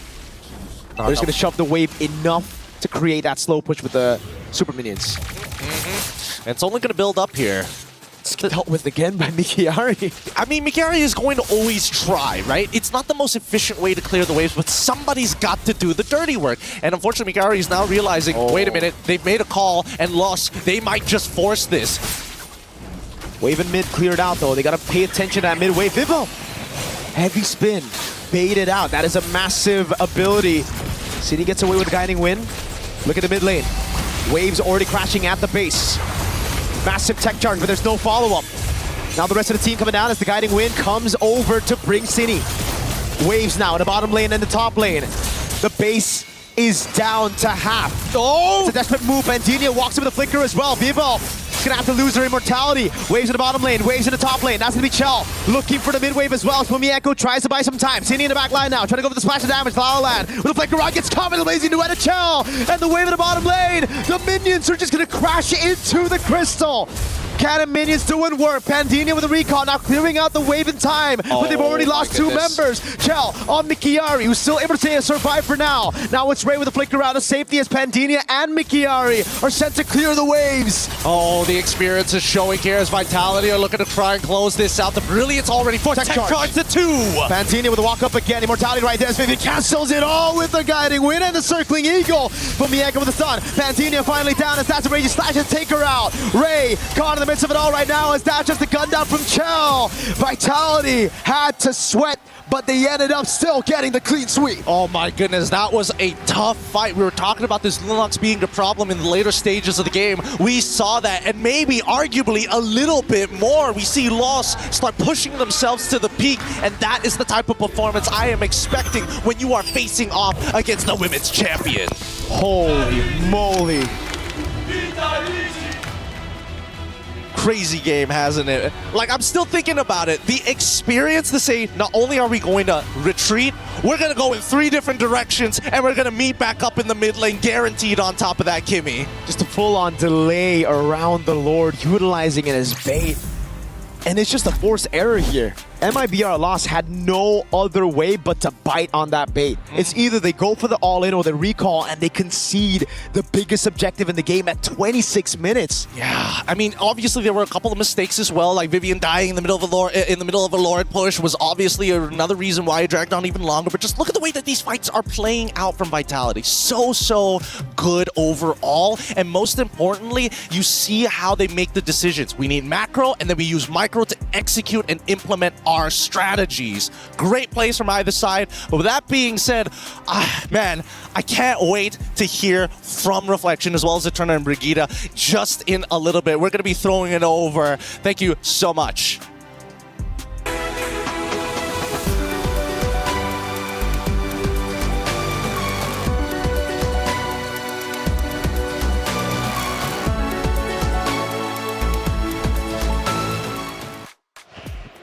What a series. Now I can see why MLBB is so exciting. MWI is lighting up. The series ends in a 2-0. Yes, but it's not representative of what just went down. It was incredible. Let's talk about it, ladies, because my goodness, a 26-minute match. I think it took 6, 7, maybe 8 pushes on the base in order to finally get the win for Vitality. There's so much to unpack. Yeah, because he said 6, 7 pushes to the base. Stop it. Oh, I didn't sorry. even know. So we've had our moments today. Okay? We've had our moments, Yeah, man. But I'm still having a moment. You actually, I can't believe you still have a voice, Brie, because you were screaming I know. each and every defense. I don't know if I was screaming at the game or the fact that Navi lost 0-2. Well, that's true. That is something we also have to talk about as Two well. things were happening earlier. At the Man. same time. At the same time. What a series, though, that just unfolded. I mean, MIBR lost. Yes, they did take an L. They will move down. However, did they look great defending and truly showcased resilience, composure, and the sheer willpower to not give up. Unbelievably impressed. So many great moments. I would love to take a look at a couple of them, man, because I don't even know where to start, quite honestly, because going back, again, you know, I'm thinking it's over with. They're pushing the base. It seems done with, but Brie, let's go back to the 4-minute mark. What are we looking at? This is the 4-minute work where I think it was still a bit close between both MIBR Loss and Vitality. Like, you could see how, I think this was the first few minutes where, honestly, I feel like this was enough to show us why they were very comfortable with the Grok. Yes. The setups with the Grok were exceptional. I think this was enough reason for us to just shut up whenever they prioritize the Grok and not say anything. We finally understand what the hype around the Grok was for, right? Because in game number 1, maybe they were adapting, right? Like the adaptations were coming through, you know, maybe they're getting used to the stage, the audience as well. I mean, everyone was cheering for Vitality. It's definitely gonna like hit you mentally a little. So we finally get to see that impeccable charge there, and it really was over and over and over again. Yeah, let's take a look at moment number 2. Let's see where we land. I'm pretty sure we're going to have a ton of highlights. 26 minutes to gain them. We now double the time. We're up to 8 minutes and 40 seconds. And Eterna, we start to look at, again, another great team fight, another great moment where Vitality starts to push MIBR back. Yeah, this is like one of those moments where Team Vitality are just looking for some highlights. Sure. All right? You're all just trying to lay out, pad the stats. Like, I understand that. They definitely didn't need to dive that deep. I think there were so many moments, especially in the early game and the mid game, where Fumi Echo went a little bit too deep behind enemy lines. So I felt like in the early game, there was a little bit of disrespect from the team. Like Okay, there from were so many Vitality. pushes that they didn't really have to go for, and then it ultimately gave so many leads over back to MIBR loss. But obviously, we can't deny the craziness coming from MIBR loss from them as well, because they were able to capitalize over the mistakes of Vitality. Well, I'm hearing this next highlight is long, Bree. Let's take a look at it, because this has to be the push and pull fight for the base. We're now at 11 minutes, and this isn't going to be, I don't think, the base fight just yet, but we're definitely getting up to it. And we do have a couple of solos breaking away from Vitality, but it is going to be MIBR starting to take hold, to push in on them. But either way, Bree, it's a scrappy fight for sure. Who ends up taking it? Well, it was, and in a way, something Fumi Echo was a bit warranted to do because Vivian was there. It was very evident that there would be some follow-up, and it was not just Vivian, honestly. It was a highlight for Chell. Because I think Chell, for the longest time, because of just how well MIBR Lost were able to play even the long fights, weren't really able to just allow Chell to shine. But in this particular moment, the entrance was just perfect. This was an unofficial maniac, if only Vivian didn't steal away the 4th kill, but that was 4 kills you could definitely hand over to Chell. Yeah, Chell was, especially towards the beginning, middle, and even towards the late, we were like, or at least the commentators were screaming her name, man, because she was going ballistic for sure. But then I think we get deeper and deeper into the MIBR matchup, and then obviously the base is pushed forward. And you know what? And then it reaches a point where now I start to hear the narrative shift, okay? Pendinia, for example, an integral portion, or an integral player, I should say, protecting the base. Hayab also. Hayab was lighting it up. I want to say around the 18-minute mark to the 20-something minute mark. She was going insane. 2 players that we did highlight in the very beginning, and man, for good reason. That is the beauty of having a Sky Piercer, right? Suyo, in particular, you usually see 2 different kind of builds, right? One with Sky Piercer, one without. And usually, when you're on a roll in the early game, you pick up the Sky Piercer to kind of end the game as soon as possible. But in this retrospect, they kind of used the Sky Piercer in an opposite way. Yeah. They were kind of in a 50-50 matchup, but then they picked up the Sky Piercer, and that really turned that game around. And I think it's wise, because MIBR loss, I guess it kind of occurred to them that why is there a bit of disrespect in terms of like the last few team fights? And they knew that they could take advantage of this opportunity where Vitality tends to overextend.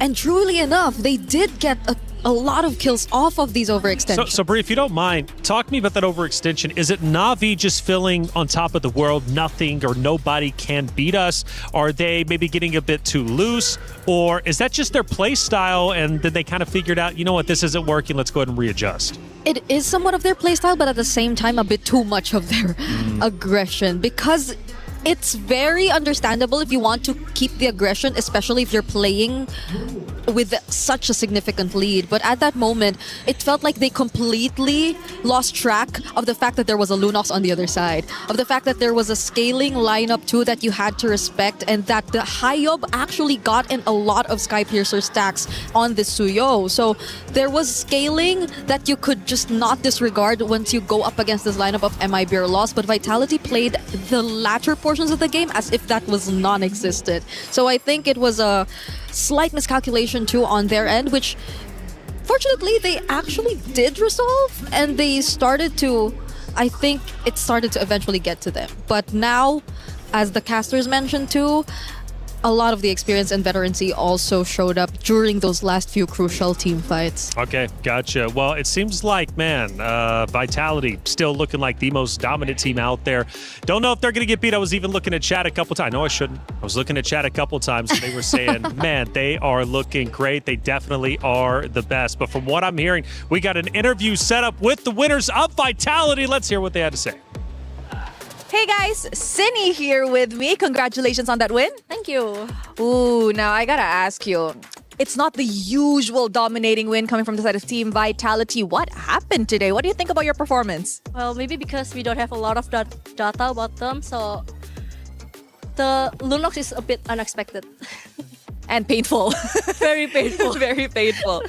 Now, Sini, you've mentioned the Lunox, and we all know coming into MWI this time, we have a new patch, a new hot fix being played. So I gotta ask you, what do you think about the current mid lane meta? Ooh, I think I like the current mid lane more. Because, I don't know, a lot of heroes that I like are being used now. So, let's see. Will you play Lunox? I might be. That is fun. I haven't seen Lunox in the pro scene. Honestly, it's been a hot minute. And of course, did you know that over at Stream B, Galaxy Phoenix just 2-0'd Navi? You just told me. That is crazy. That was really surprising. You weren't expecting that, right? No. So if I'm not mistaken, your next opponent could be Galaxy Phoenix coming from Cambodia. Once again, a team that is lesser known, lesser active, which means lesser data. So how are you guys preparing for that? Well, maybe just watch the games that just happened and learn from that. Do you think they will take you guys on a surprise tomorrow? Hopefully not. I want to play it safe. You want to play it safe. You know what? Thanks, Cindy. Congratulations on today's win. With that, let's throw it back to you guys.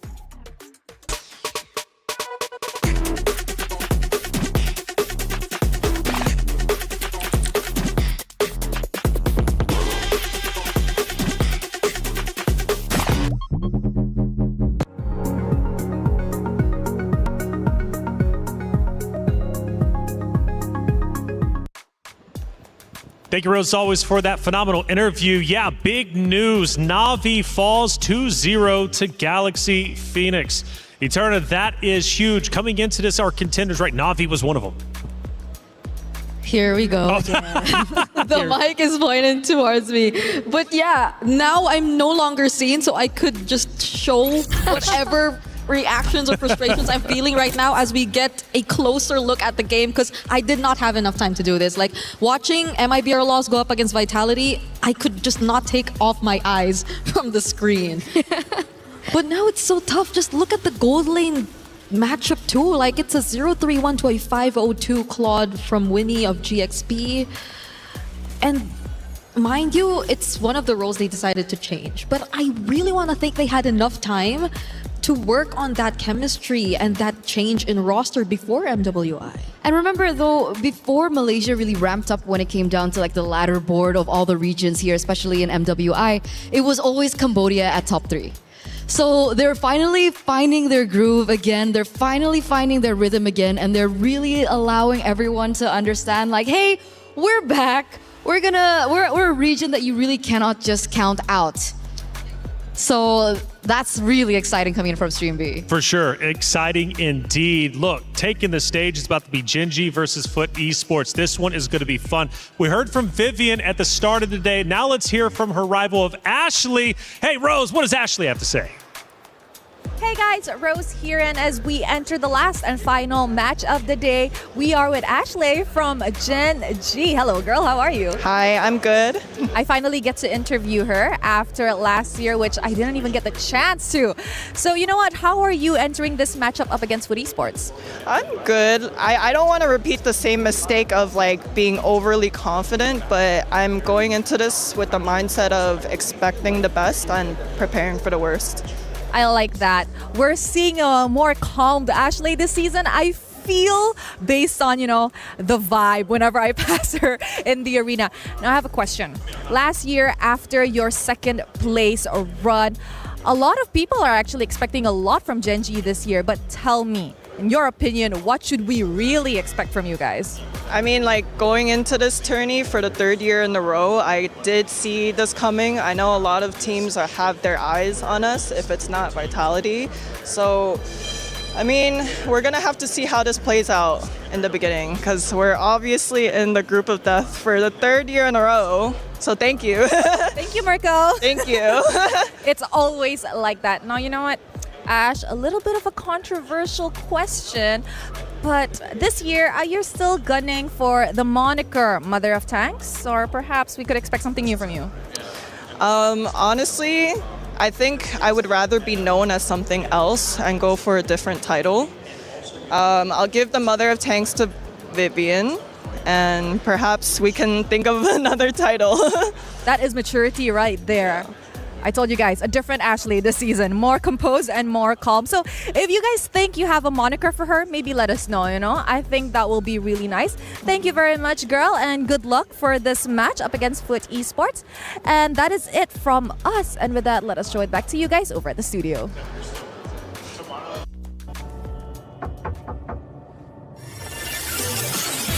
進んだまだ見ぬ新境地ねドキしようよ準備外的早まだまだないこの世界を楽しんでみたんだ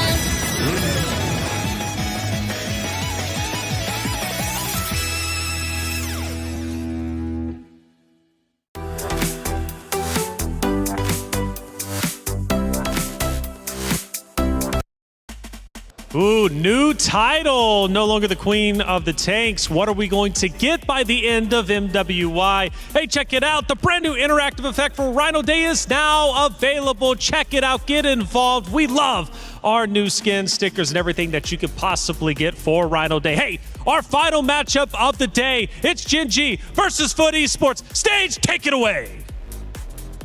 Thank you so much, Taylor. Ladies and gentlemen, these players have been absolutely on fire throughout MWI Day 1 here at the Esports World Cup. And you guys thought that it'd be predictable, huh? You thought you knew every single result. Hell no. As we already saw Team Falcons Indonesia going down against Seda early on, that just goes to show the level of all of these competitors, Damascus. Hey, that's what I want to see, Rob. You know, it's competition. If it was predictable, we wouldn't be there. We'd be bored at home, and we're there to know if we crown a new champion or not. And speaking of new champion, Vitality is definitely the favorite, but that was not an easy win against a region that's kind of underrepresented, so everything's up in the air at the moment.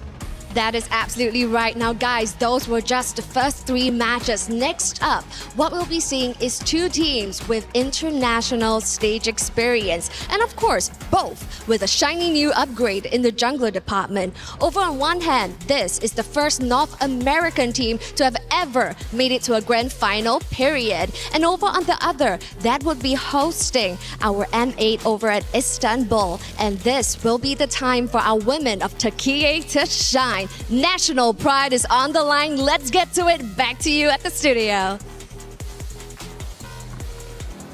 Hey, thank you for setting the stage right. All right, it's Gen G Esports, Foot Esports going against each other. Our final match of the day. Winner stays in upper, of course, for the others. Well, they drop down, forced to protect their key. And the way they do that is by winning through the lower matches. It's not easy, but it's never easy being a champion, is it? So Gen G joins it, are in a roster. Now, this roster ended up inheriting the core roster, of course, who finished up the runner-up last year's tournament. So the Revenge Tour is very real. They want to beat Vitality if they can. And by the way, 2 champions, 1 game. My Champions Pick event is now live. From July 27th, submit your predictions for the MSC and MWI champions for a chance to win 50,000 in-game diamonds and MSC 2021 to 2025 tournament skins. Don't forget to leave your picks under @MLBB Esports post for even more chances to win. Lock in your champions now and cheer for your favorite teams. North America, an underrepresented region. Gen G comes in. What do we think about their chances? That's the beautiful thing about this region, right?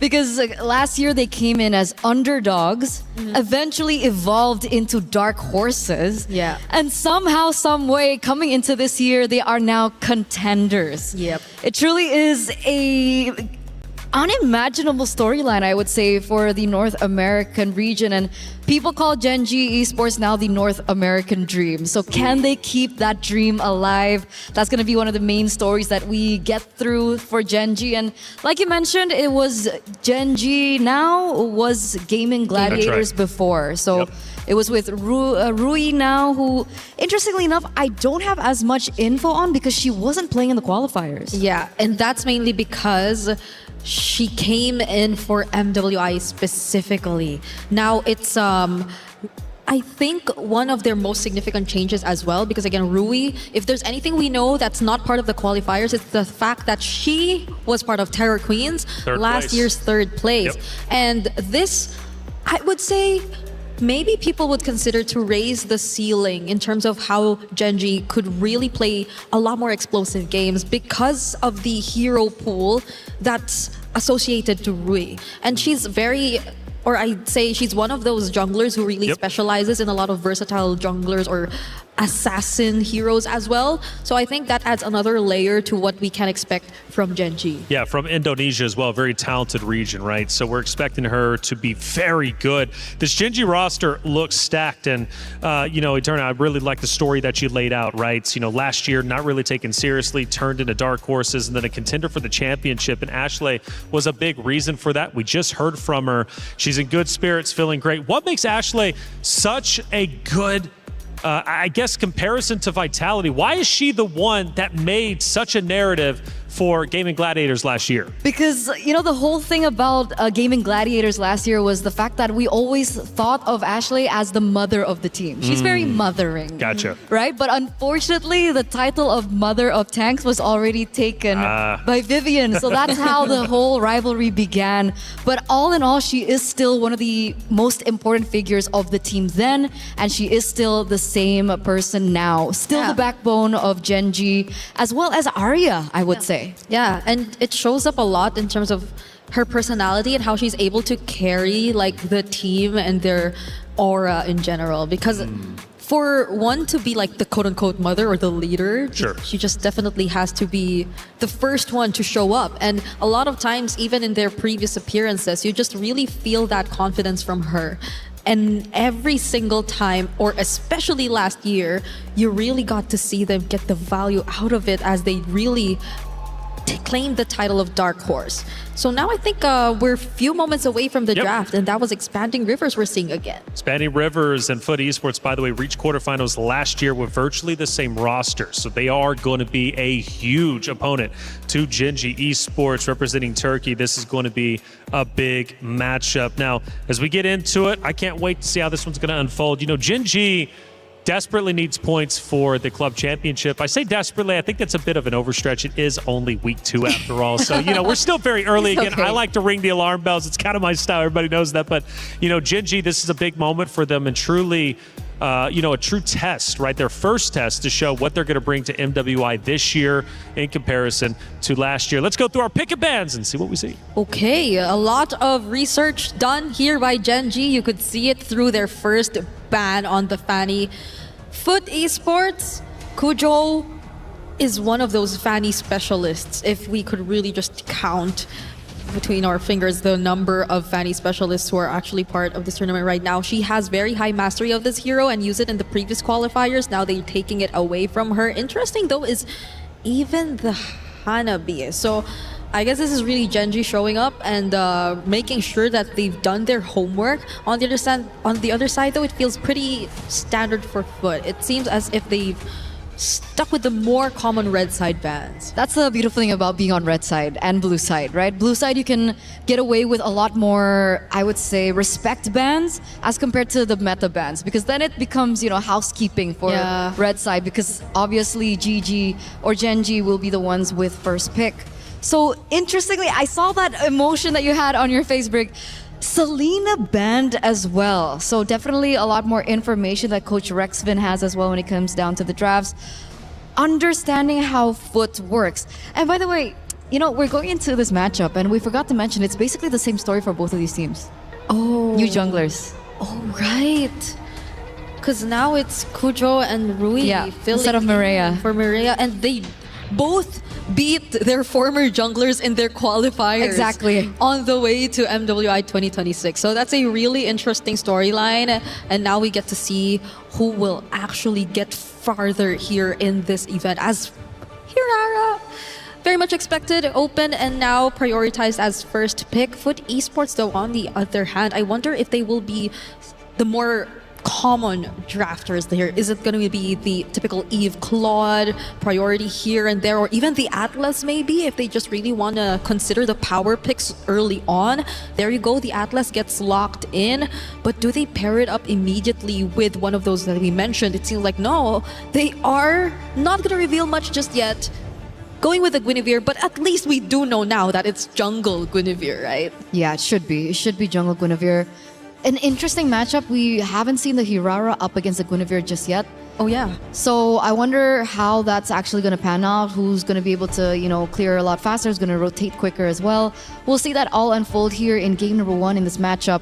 But we do see the instant response coming in from Genji, Valentina, and the Esmeralda. So already a very strong lane in the EXP lane.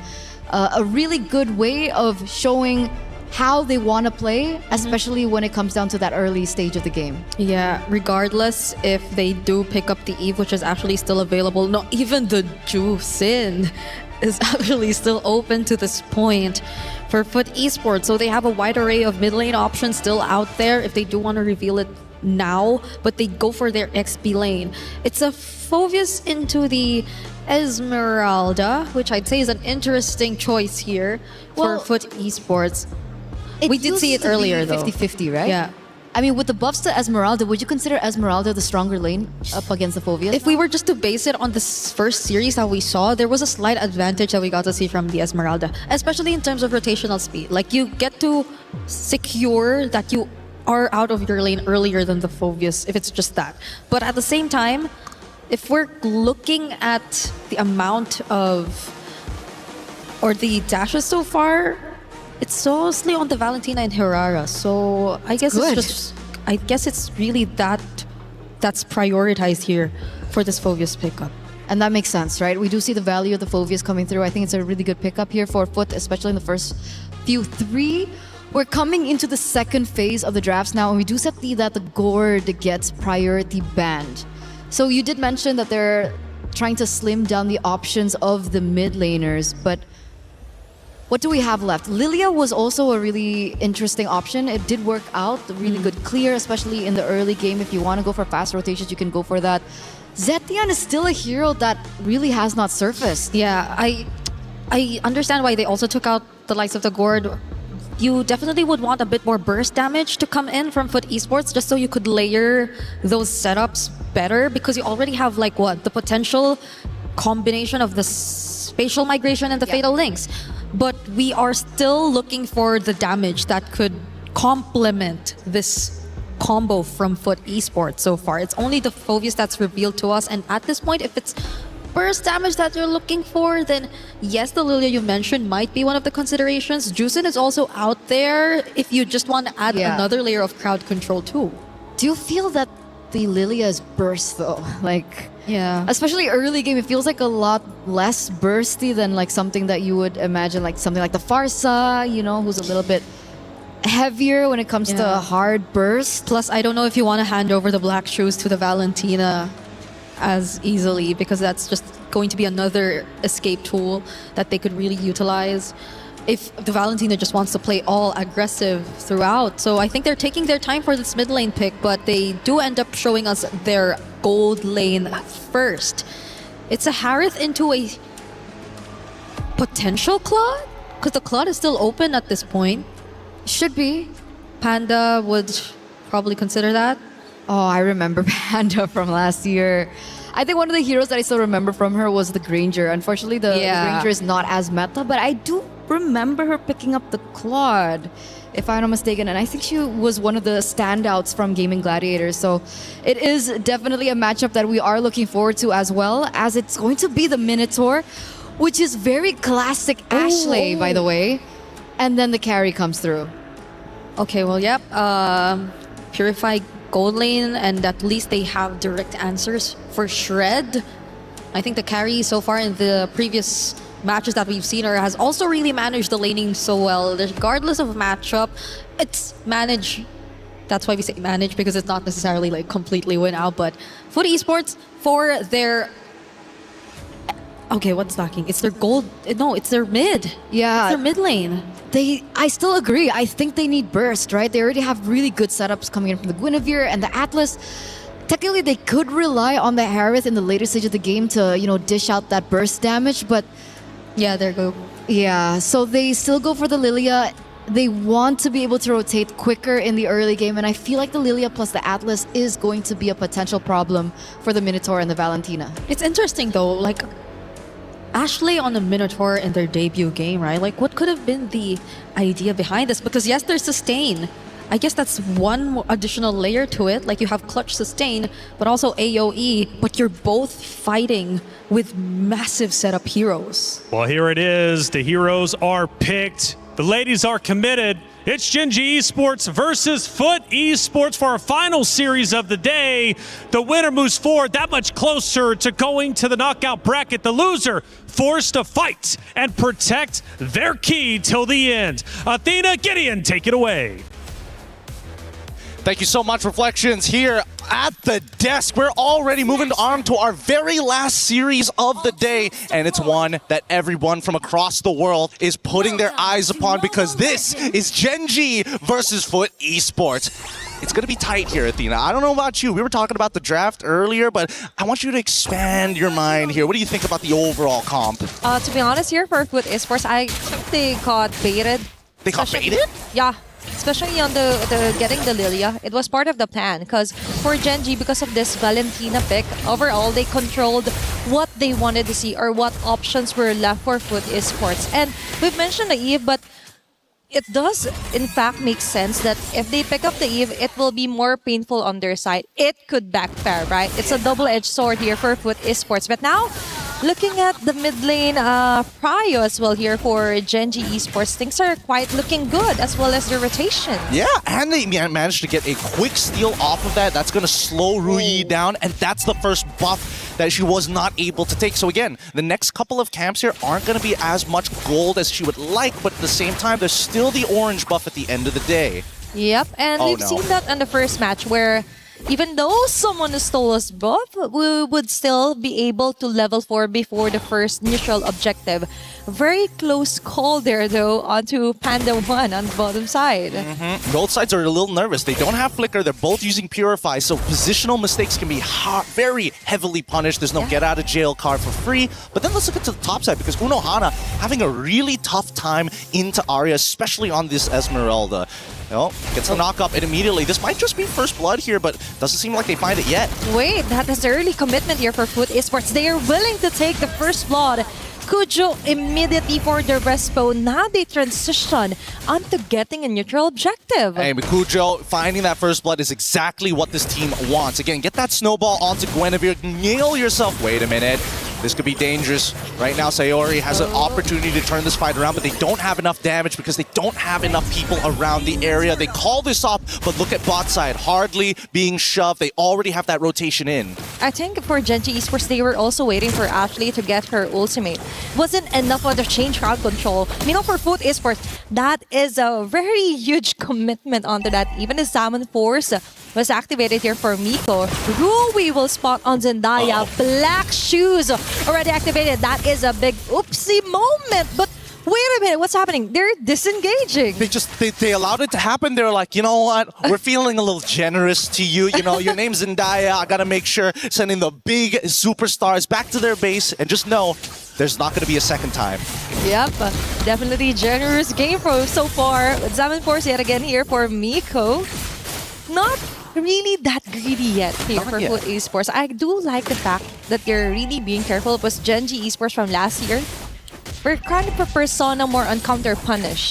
So for Foot Esports, they're limiting mistakes. They're limiting movements that could get them punished here from Gen G Esports. And that's my favorite thing. I love seeing professional teams just understand what the playbook is meant to be, right? A simple foundation that kind of links every single movement into the game to give it purpose. And right now, if we're talking about purpose, Gen G, I think they're waiting for a mistake coming in from Foot on the next neutral objective because we're seeing that Arya, she has full control over this top side, right? Already a quarter EXP more than Unohana, even using the ult because she knows it's on a short cooldown to get back to the wave and lose 0 EXP. And for her, it's a good thing actually. Arya is considered one of the greatest anchors for Gen G Esports.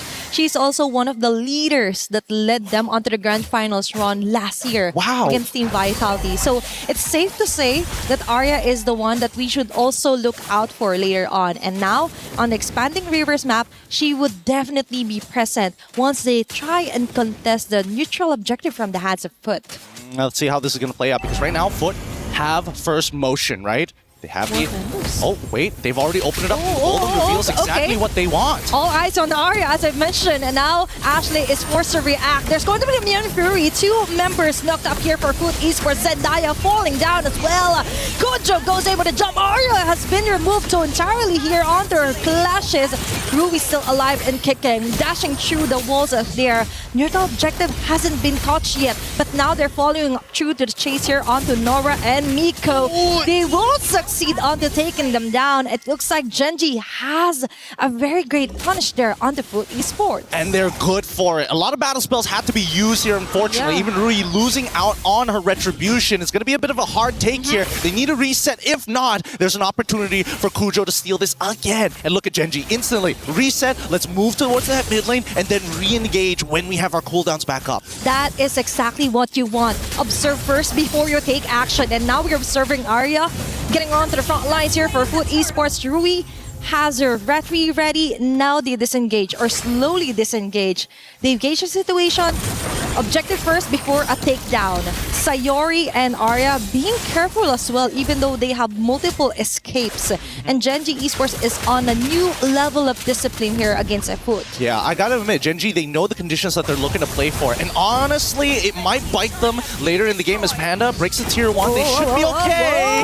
And there you go, the Minoan Fury to disengage. Okay, that's also a savior for Ashley. They're trying to prevent their gold laner being taken down this early. Unohana, their further pursuit. But Sayori on their hand, copied.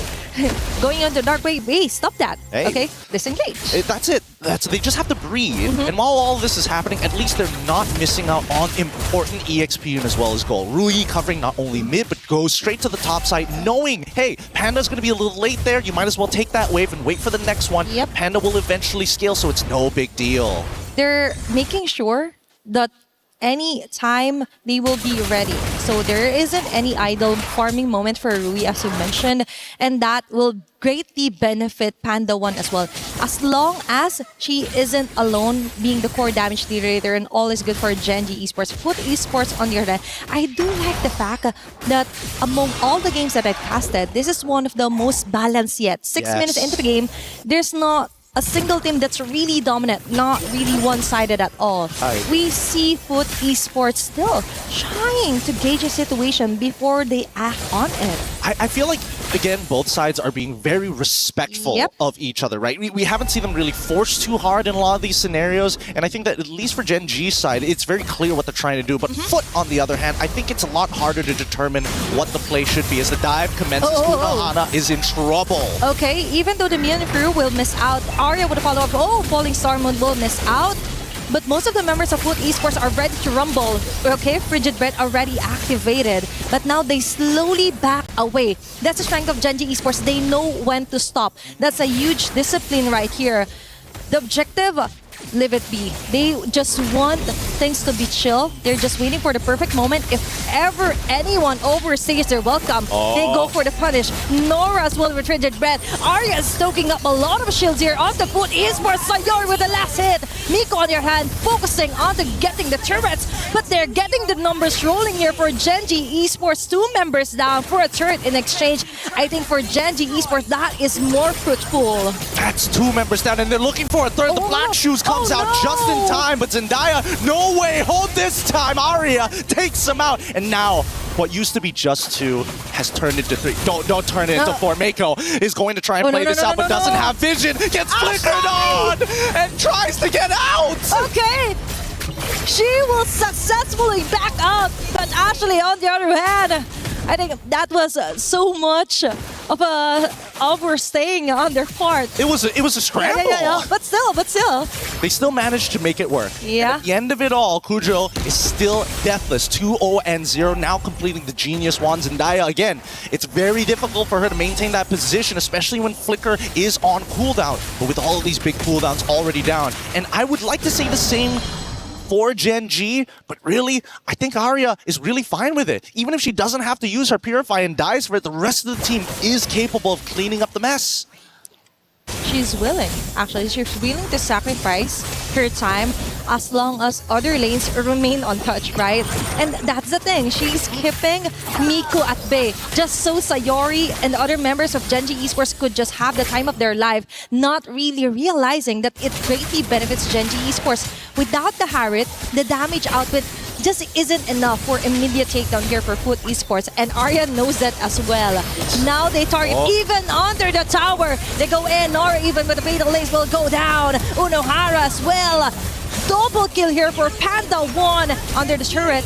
It's kind of a bit of greedy, but Rui will take that kill as well. Double kill. Will she make it a triple kill? No, sir. No can do. Miko slowly backs away. That's 4 members down here for Foot Esports. Calculated, controlled, and most importantly, Rui playing a hot game. Good iframe dodge at the end of it. There should be a Lord take, an instant conversion for the side of Gen G. And finally, we see a tangible lead, right? Before this, this 5K was like, okay, sure, it started off pretty slow. They had a bit of a 4K lead, but now underneath the turret, utilizing the third item power spike to make sure that they can ram right through. And that's what Rui was looking for. Give me that third item, I guarantee you somebody's gonna go down. And definitely, we've seen it close on action here for Gen G Esports. This is what we're talking about. The Gen G Esports wants to take it another step further. From dark horse to contender, now they're one of the strongest teams that has a target painted on their back. Now they're back for vengeance. And Foot Esports is the one on the line right now. Oh my goodness. Okay, Arya is capitalizing all the shields that she's absorbing here from Foot Esports. She will get away. Deathless as well here for Gen G Esports. Lord will actually be able to pop up those holy shields. Let's see. Okay, it's going to set Foot. That indeed is a great advantage now for Gen G Esports. Now they slowly transition onto getting a turret.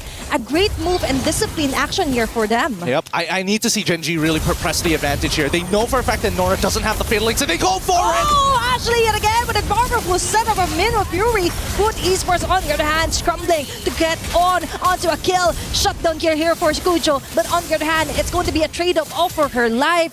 Rui onto the base.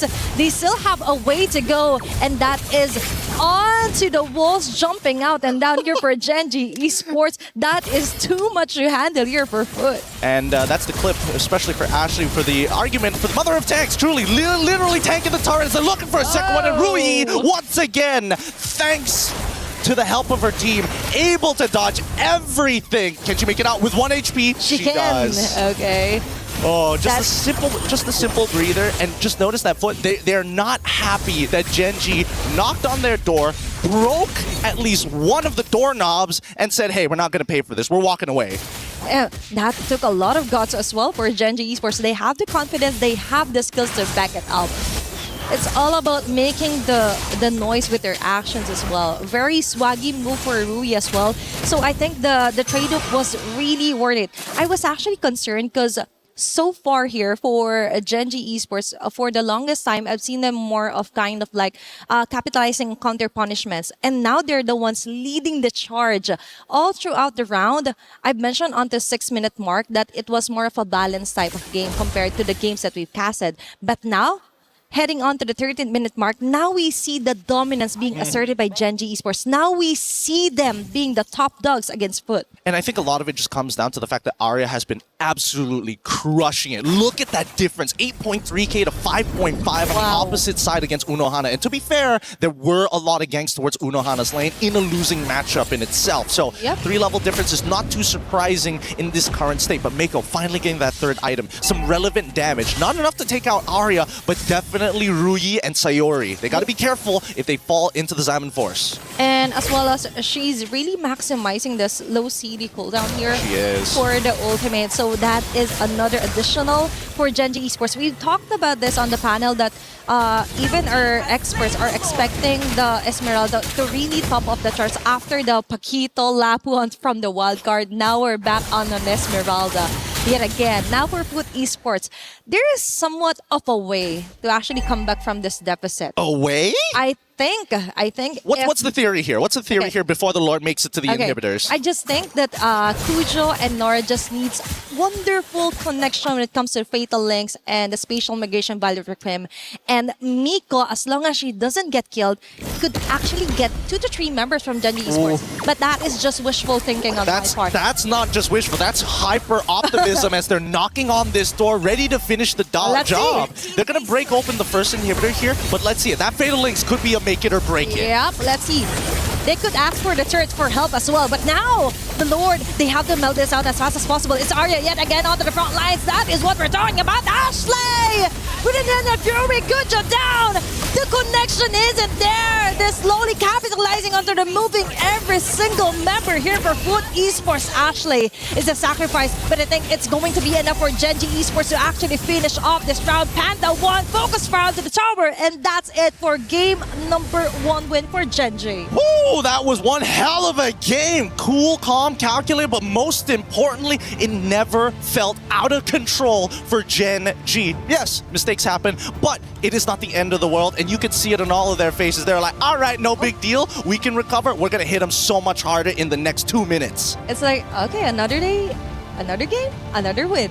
Like, very relaxed stances as well, even for Arya, Ashley as well. Super chill. They know that there is so much more competition to be had here today. So just getting one win just isn't enough. They need to win this series before we start feeling that confidence, and maybe a couple more once they make it to the playoffs. Yeah, because last year, it took what? 2 days to actually see some friendly banters and taunts. Let's see, this is just day number 1 for MWI. Hey, the one thing I can say about our beautiful ladies is the fact that they have way more personality than a large chunk of the male division here. They ain't shouting anything at anybody, but here at MWI, they show it, they put it all out on the table. With that being said, we're going to be throwing it back over to our panel right after these messages.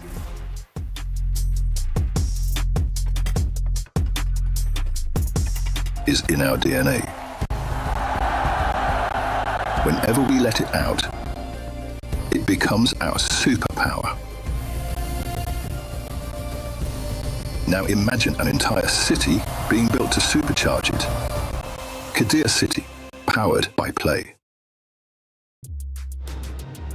Hey, welcome back, everybody, to our studio. I'm Taylor Reflection Snowball, joined by Eterna Brigida. Look, what a match it was. Gen G, though, pulling out, going big. The story behind them, second place last year. They're looking to go even further.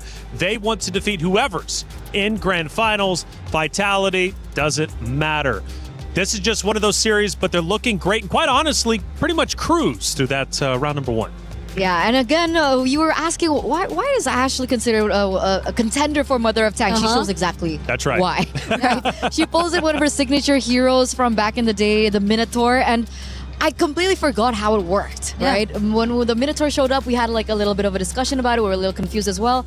But primarily, it's similar to the Gatot Kacha, right? As soon as the Minotaur, Minoan Fury hits in, it's a really good way to disengage. So whenever they want to go in for these team fights, it's either she initiates or she disengages really well after the Fatal Links hits, or even the Guinevere finds a pick. And I think that was really beautiful connection and beautiful cover coming in from Ashley. Yeah, and the fact that it's one of the heroes who really has a lot of knockups. It's not just relying on the Minoan Fury to find those knockups, because knockups are one of the best ways to just cancel whatever happens on the map. Either an ultimate that just requires knockup to cancel, or tempo. Like, it helps so much in just stopping or slowing down whatever tempo is being set by the opposing team. And I don't think we really got to see Foot Esports establish that of their own in that entire game. Yeah, not at all right. I mean, even from a perspective of Turtles, even from perspective of map control, they just simply didn't have anything all game. They didn't necessarily play bad, it's just Gen G played even better. Hey, we got Rose on site for a Stream B update. Who's playing over there?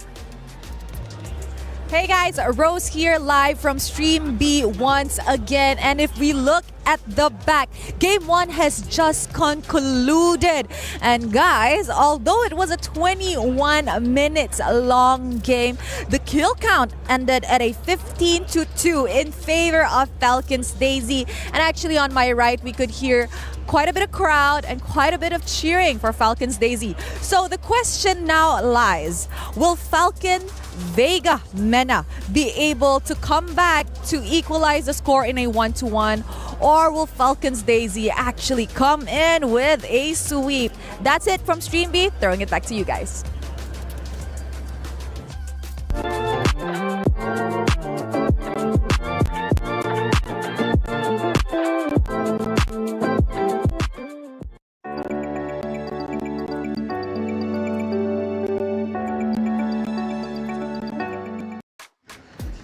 Thank you, Rose, for the update over there on Stream B. It's actually a massive update. So Falcons Mena currently down 0-1, where Falcon Daisies are up. Now, Falcon Daisies not attached to Falcons. Now, the thing about Falcons is we watched Falcons Indonesia lose a little bit earlier. They're 0-1, of course, still losers bracket, so they have a chance to come back.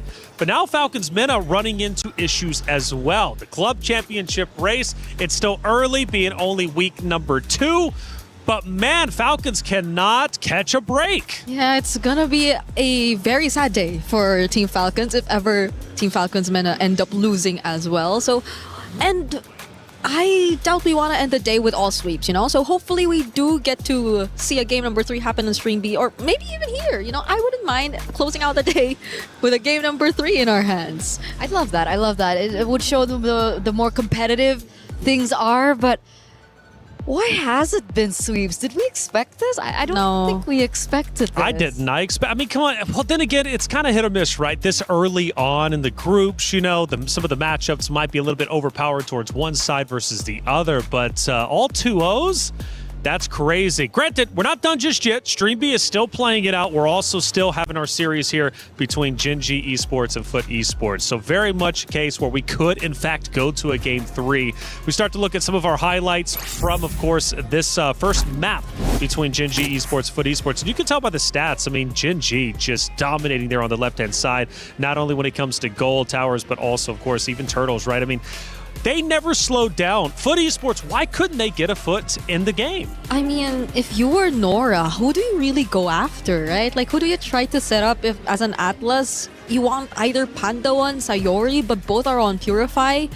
And it felt like sometimes they didn't even have to use that because Ashley and her Minoan Fury is just enough to already force the opponents out or to keep her teammates safe. So a lot of times I feel like it was just too tough to find like the right targets, because basically if you take a look at their lineup, right, it's not like they had a marksman with them. So winning team fights was crucial for them to eventually convert into structures, and that became an issue for Foot Esports in this game.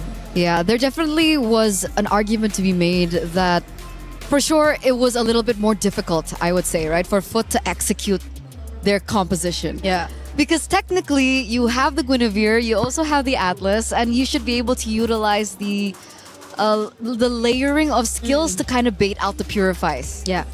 It's not as straightforward. It can be done, but it's difficult. Yeah. So they weren't really set up for success when it came down to the drafts. Even if we looked at the matchups alone, Phobius against the Esmeralda, it looked like Arya was having a splendid time. Yeah. Mid lane control wasn't as easy as I predicted. They didn't really utilize it to their advantage. And even in the gold lane, it didn't seem like they have that much of an advantage too. Well, let's find out even deeper, or go deeper, I should say, with the analysis. One more clip to show from map number 1. And this time we're a little bit deeper. We start to attack the home. And at this point, or our base, I should say, excuse me. And Gen G making great work, good headway pushing through. You can tell there is some resistance from Foot Esports, but it's only short-lived as they continue to push forward and ultimately, I believe, take the map number 1. Again, it wasn't really a long map number 1, was it? I mean, like around 14, 15 minutes. Gen G just simply dominating until the very end. They had control from start to finish. You know, I would have loved to have seen Foot Esports come back and develop maybe some type of a comeback, but it didn't happen. Good news is, though, we have a fresh map about to be before us, a fresh opportunity for them to potentially fight back. I mean, after all, Turkish representation, Foot Esports has a lot of pride behind them, especially regionally based, but they're going against Gen G, such a tightened roster. Again, second place from last year. It was never going to be easy, but if I learned anything from that MIBR loss comeback against Vitality just a little bit ago, even though they didn't win that round, I know it's not over till it's over. Absolutely, absolutely. I mean, they technically had the drafts to do so as well, right? They had the Harith. I'm not really sure at that 14th point, did the Harith already get the power spike? It would be nice to get a little bit more insight into the itemization, but it required a lot. There was it was a specific winning condition that they had the Harith. They could actually still be able to take it to the late game, and I think Athena even mentioned it. But the gap was so far. It was a 10,000 gold deficit at that stage. So it was a very difficult to come back from situation if you were to look at it from the perspective of Foot Esports.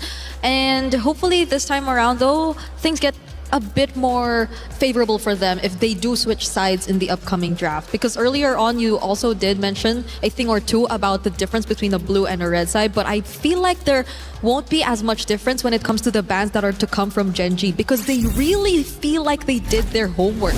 So much homework even. Barely a single meta ban that we saw from their side. They were all targeted specific bans towards the members of Foot Esports. That was the Fanny, that was the Selena, and if I'm not mistaken, one other ban which was the Hanabi, and that's, I think, not a ban you would really expect to see in the first place. Hanabi is one of the most vulnerable gold laners out there, and there's a reason why we, or more so now that the Esmeralda's been buffed up, right? Like, you would really wonder why the Hanabi was even an option, but it, again, we saw it in MIBR loss. It can happen again this time. Once you get a hold of your comforts, anything can happen. It's been fun today from the pick and bans, right? I think we've seen quite a bit of diversity, especially game number one. That kind of opened it up wide. The Hirara still coming into play, having a bit of an impact. We know that buff obviously had a tremendous impact as a whole. Esmeralda has been, I want to say, one of the more impactful heroes of the day, especially in terms of our narratives. I've had a good time learning about MLBB. The MWI has been truly phenomenal so far. And well, for Gen G, they're looking to close out today with a 2-0 series count, push forward into the brackets or their group respectively, and then ultimately make it into the knockout stage. They clap, supportive. For them, this is just one stop along the road to grand finals. That's where they want to be. That's where they want to go. Of course, Foot Esports does as well, but they've got to try and come back. And if they can do so, this series might get a little bit crazy. And speaking of crazy, I'm hearing Rose, Damascus, Hollywood, Rob TV were playing basketball or something. What were they doing? Let's check it out. Hey guys, Rose here. Right now we are at the basketball arena over at the Expo area in the EWC26, and right now I have 3 lads behind me and 1 beside me because they will be playing basketball. So they're gonna try to shoot one from the nearest, middle, and the longest shot. Everybody gets 3 tries, and we are gonna start with Hollywood Rob TV. Let's go, man. Okay, guys, how do we think this is gonna go? I mean, my it's God, not the best start, is it? I did better than him. That's not a good start. Okay, middle. Okay. Okay, not bad. So he got 1. And onto the longest shot. Let's go, Rob. What do you think? Oh, that was close. That was close. Okay, Trav is next. Do you think he's gonna do better than you, Rob? Yeah, I mean, I think he's at least not gonna miss this one. Okay. Now middle. But I think he misses the rest of these though. Maybe. Oh, really? The rest of it? Oh, okay. So now the longest shot. Will Trav get this? Let's go, Trav. Do you think he's gonna get it, Damascus? Nah, hell no. Hell no?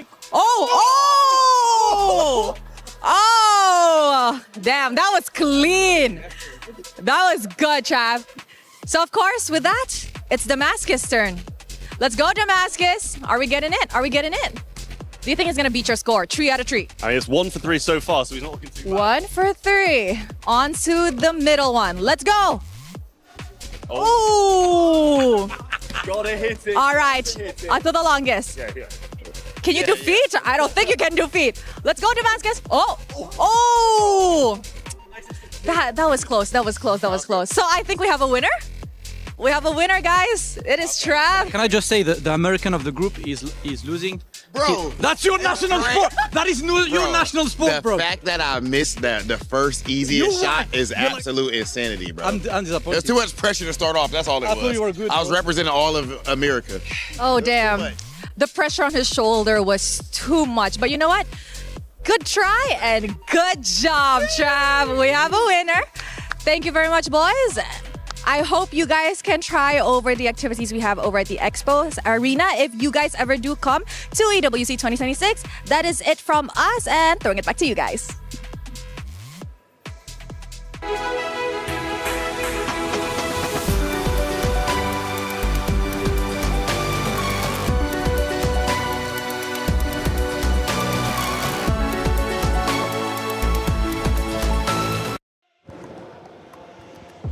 Bro, Rob, what are you doing, bro? You're embarrassing, dude. You let the Englishman beat you? That's not even his sport. That's not even his sport. He plays something like football or something, bro. Rob, we got to do that. Run it back again. Damascus, that second shot was bad, bro. But you know what? You did better than Rob. We got to have a conversation after this. Hey, check it out. About to hop into map number 2. We head back to the stage. It's Gen G Esports versus Foot Esports. Now, these two lady teams are ready to get it started once again. Gen G Esports, though, cool, calm, and collected. They dominated that first map. They're not looking like they're letting anything go. All gas, no brakes. Foot Esports, let's get real about them. What do they need to do to come back? Because this is not going to be easy. They've got to potentially throw something out there that maybe we're not expecting. First of all, they need to reset. Yeah. Right? They need to take a breather, go do fun stuff for a bit, I think. Like basketball? Like basketball. And I'm pretty sure they're going to beat Rob as well. Okay. I think I can even beat Rob, but hey, the three of us should try it next time. Yeah, let's do it after this. After those shots, I think both of you would be just fine. Exactly. I hope he's hearing this. In all 100%. seriousness, they look kind of tense. Yes, Right? yeah. We're looking at the stage right now and they look a little bit tense. So I hope they got the chance to reset even for, a few minutes backstage and they go back to the drawing board. But you did mention about side selection and we do see the change of sides. Is this the start of what Foot really needs? They left the Fanny open for Foot Esports. Hey, we haven't seen a Fanny game, even wildcards. Not at all, but the Freya seems to be a higher priority for Foot Esports, at least in this scenario. They want to keep it safe. They have to still check if it will indeed be feasible enough to bring out a Fanny in this scenario, because even then, it's such a comfort pick for Foot Esports for Kujo, but you cannot take away the fact that there could just be countless of counters to that specific hero. Gen Z, why did I say Gen Z? You're Gen Z. Oh, we're Gen Z. Gen G, right now. I think a lot of the other power picks are also still up there. They still can go for the Atlas that worked wonders for them in game number 1 if ever they do want to. Another option earlier on, I think they could pair it with the Esmeralda, right? That was the option, or that was the pick that they went for, but they're changing it this time. They're actually going for a Valentina and Eterna. I think slowly the blind Valentina picks are working for those who are actually picking it up. Disagree. Depends on pilot. Disagree depends on pilot and how the enemy... It depends on the user. Yes, and also how the enemy drafts around it. Okay, in certain situations, if you are a Valentina, if you are able to see what is the best ult in which scenario, yes, Yeah. I agree, the Valentina is very powerful. But other than that, I don't see the value. But you do make a good point. The Valentina has risen in popularity lately. And we do see the insta response in the Cho as well as the Alice. Now, the Cho was a hero that I was expecting to come out earlier on, but it finally sees the light of day here. The big question is why? Are they setting up for a Fanny? You think so? Or because so far we're seeing like 2 fighters and they have a most likely Freya Gold and an Alice in the EXP lane. So that makes you think if they're setting up for a damaged jungler or if they have other plans in mind, unless they really want to stick for utility and just go hard carry. Because I've seen teams in qualifiers actually put the Alice in jungle, but I don't think this region is one of them. So there is still a very high chance that the Freya and Alice are going side for Foot Esports. And Genji, great response, pick up the carry just so they already have enough shred to deal with these threats. Yeah, Freya and the Alice is something that the carry really needs to deal with.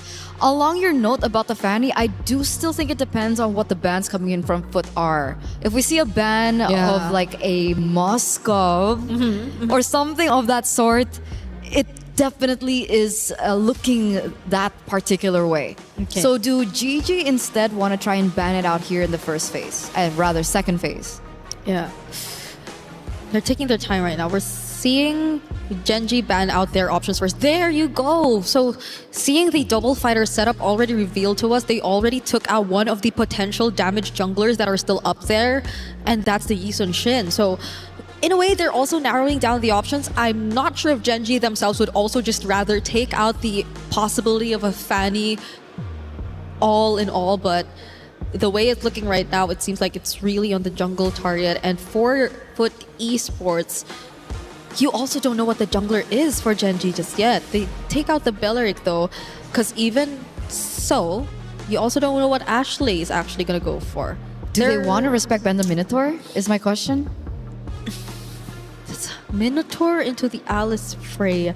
Okay, at this point, I think these first 3 picks that Foot Esports showed us are picks that would just not care about the Minotaur, whatever happens. Like, they could just keep running through the Minotaur, so I guess they would probably not mind letting it through. What? Even the Ling gets taken out. They're diving deep. So they're going deep into the hero pool here. So they're really leaving the Fanny open. But we, again, cannot say for sure. It's a Belleric ban. Is a Belleric actually a counter to the Fanny? Or is it like... Well, it's great for heroes that want to dive. So I'm thinking about heroes like Nolan. Yeah. Right? If they want to go for Nolan, it's not going to be as easy if the Belleric was on board, which is why they go for the ban towards it. Other than that, it's not related to the Belleric, but I still think the Hayabusa is also an option for them to pick up as well. But they're the ones to actually ban the Nolan out. Considering they are on blue side, they aren't going to get first pick in the second phase. So maybe they're picking up that Rui is also really good with her assassins.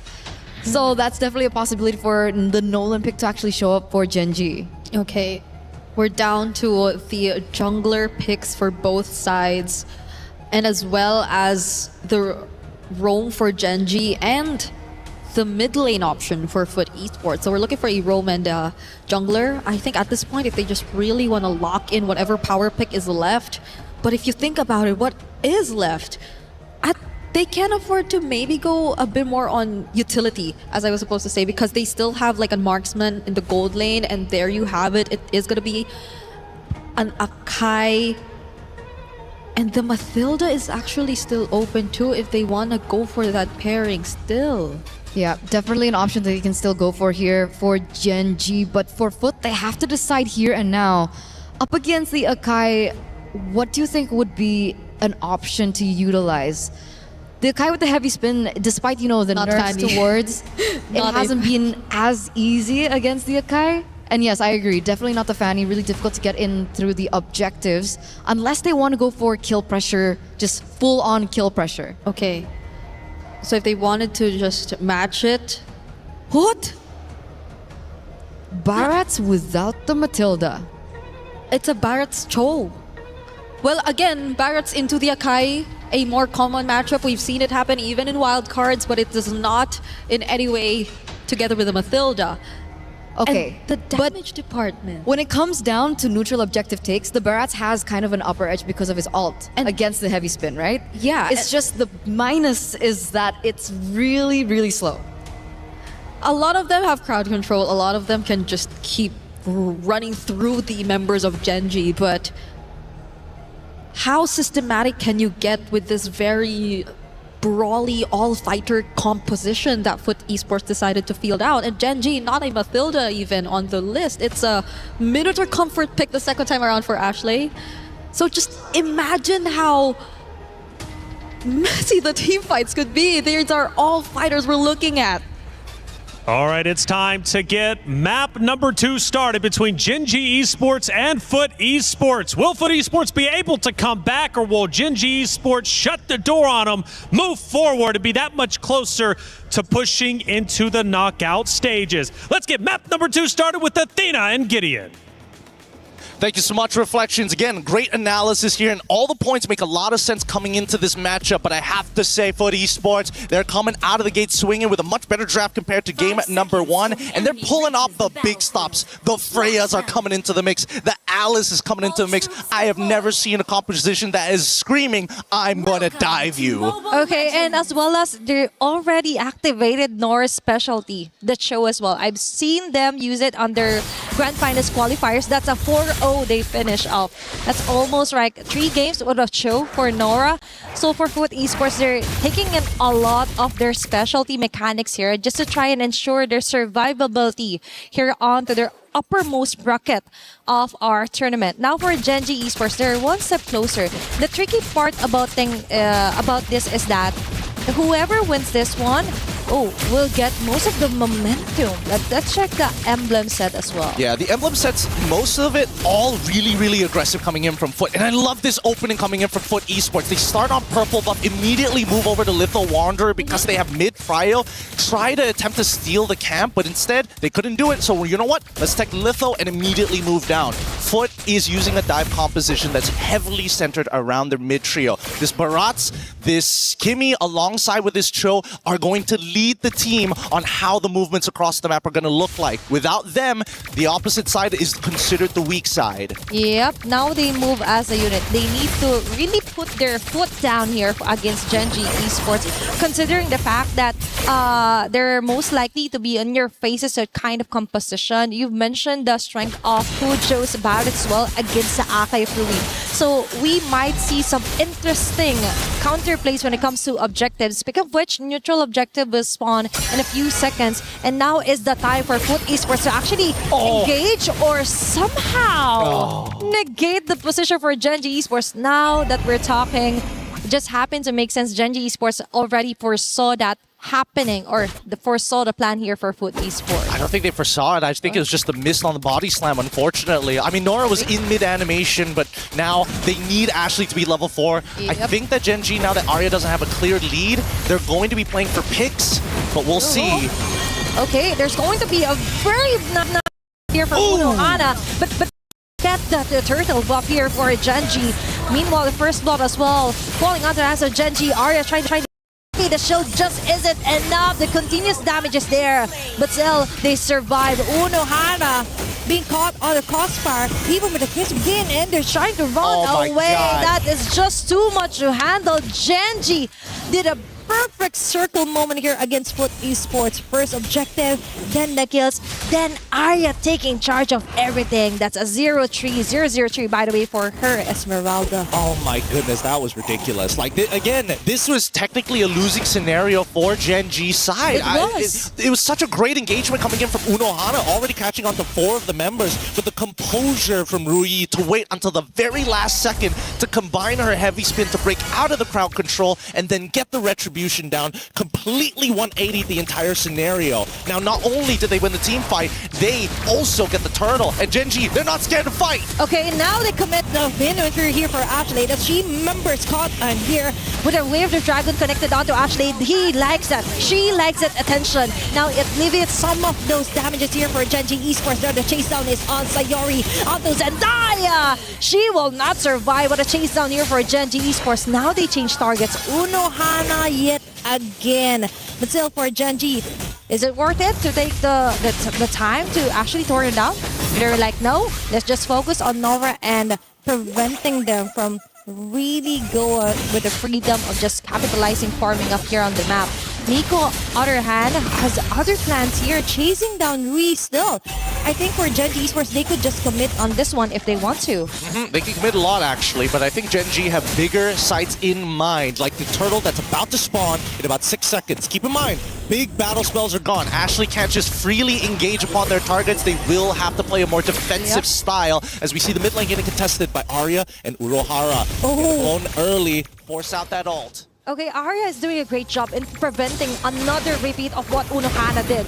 So now Unohana is forced to just regen some of her HP before actually committing onto any clashes here for Gen G Esports. Unohana under the front, Crimson Lead activated. So let's see if they will be able to throw it on Arya. But still, it's just like a tickle onto her. Another! Sean the throwing onto team members, but the follow-up just isn't there yet. Now Miko jumped in. Oh my God. What a mistake on their part. There wasn't anyone from Foot Esports to actually tank some of those damages. She just dove straight into the line of fire of Gen G Esports. This is starting to get a little uncomfortable. Gen G, they don't have to do much to deal with this dive composition because they're so well suited to deal with the counter engages. Foot's execution needs to be crystal, needs to be perfect. No opportunities must be given over to Gen G's side. That was too much of a risk here for Miko. For me, that was a question mark. Yeah, Unohana actually has a great vantage point with the Throne of Wind, but to jump inside the turtle pit with no one in the vicinity to help you tank up some of the damages, just wild here for Foot Esports. But still, for Gen G Esports, an early established lead compared to Game 1. Almost 6 minutes in, now they have 3k gold lead, and it's not stopping there. Even on the positioning, look at Arya.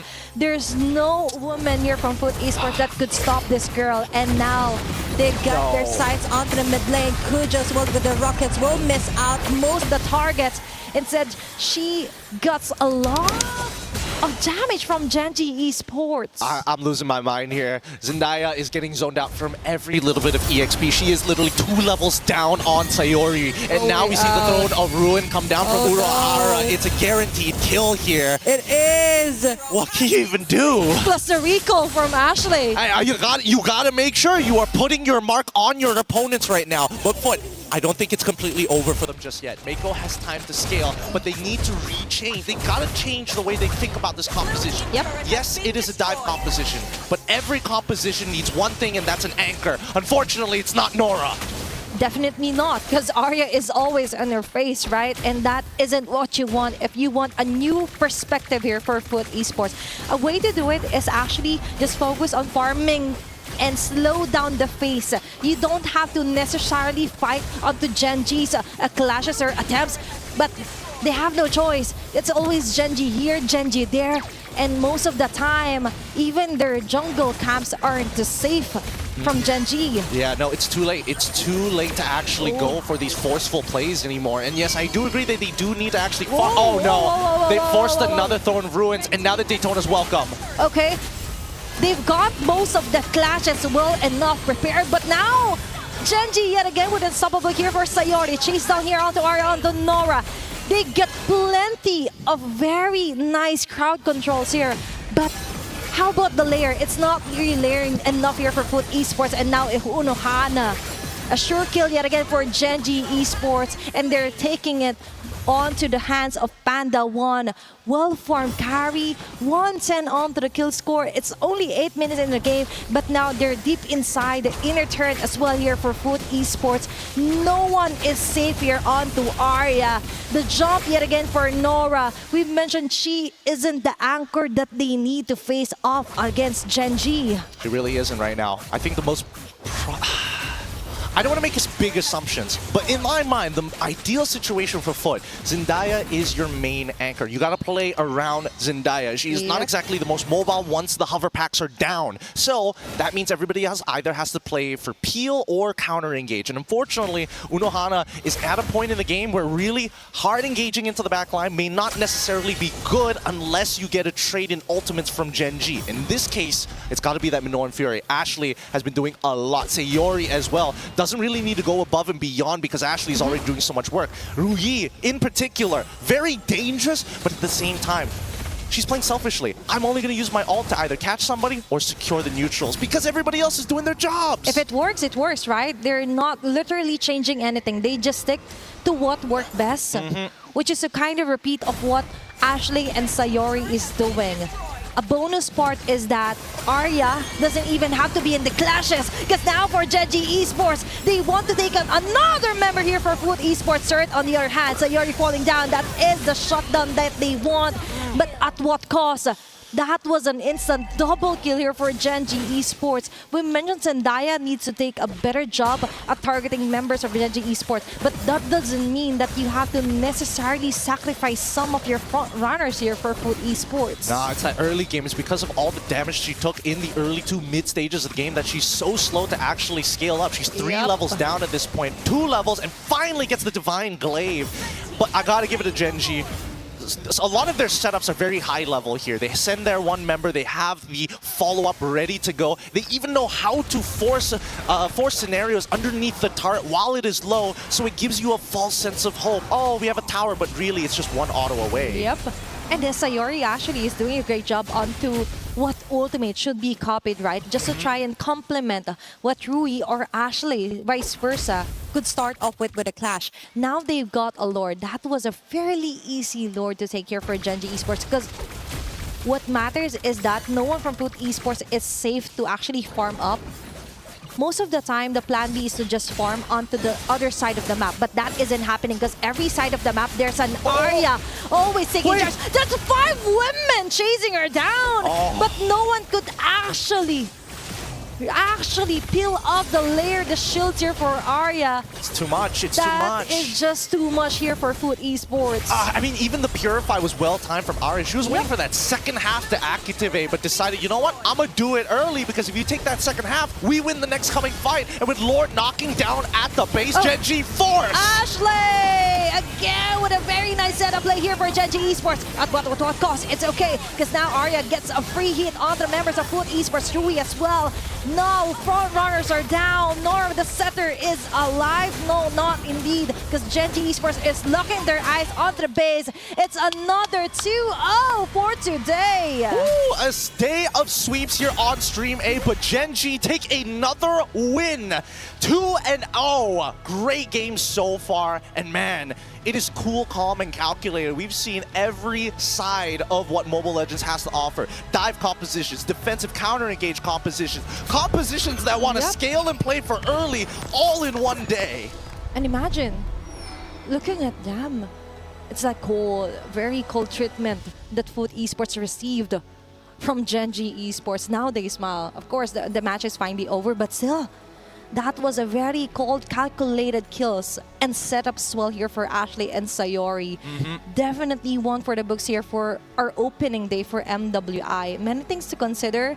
The draft as well was beautifully created here for the side of Gen.G Esports, and throughout our game, this was just Gen.G Esports dominating each and every minute of this round. It really is. And Gen.G, I got to give it over to their drafting as well. They understood the assignment. They make sure they take away the comfort picks here. They've done their research. They're looking to be champions this time around. They're not going to let it slip away ever again. 16-3 was that final score by the end of this game. So I can only imagine that it's just an upward trajectory for Gen.G. It's so crazy. With that being said, we're going to go on a short break, and when we come back, more Mobile Legends action.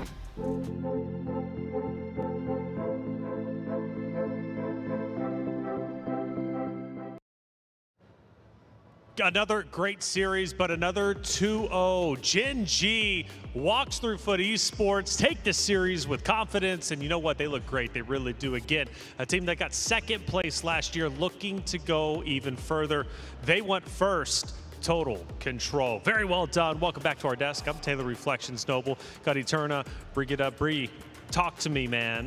Great series overall as a whole. Gen.G, I want to say, you know, Vitality was truly impressive. I think Gen.G looked to be the most in control out of all the series today. Yep, their 2 games felt like very cleanly executed games for this entire series. And I must say, I cannot process the fact that they got the Esmeralda for 2 games straight and had such an easy time with it for the entire series too. Because they also had the carry in game number 2. Like, there were no direct answers to the Esmeralda whatsoever. Not like it was the only thing you needed to answer in Gen.G's lineup, but also the fact like they didn't need to change much. They were always on the Minotaur. They were always on the Esmeralda.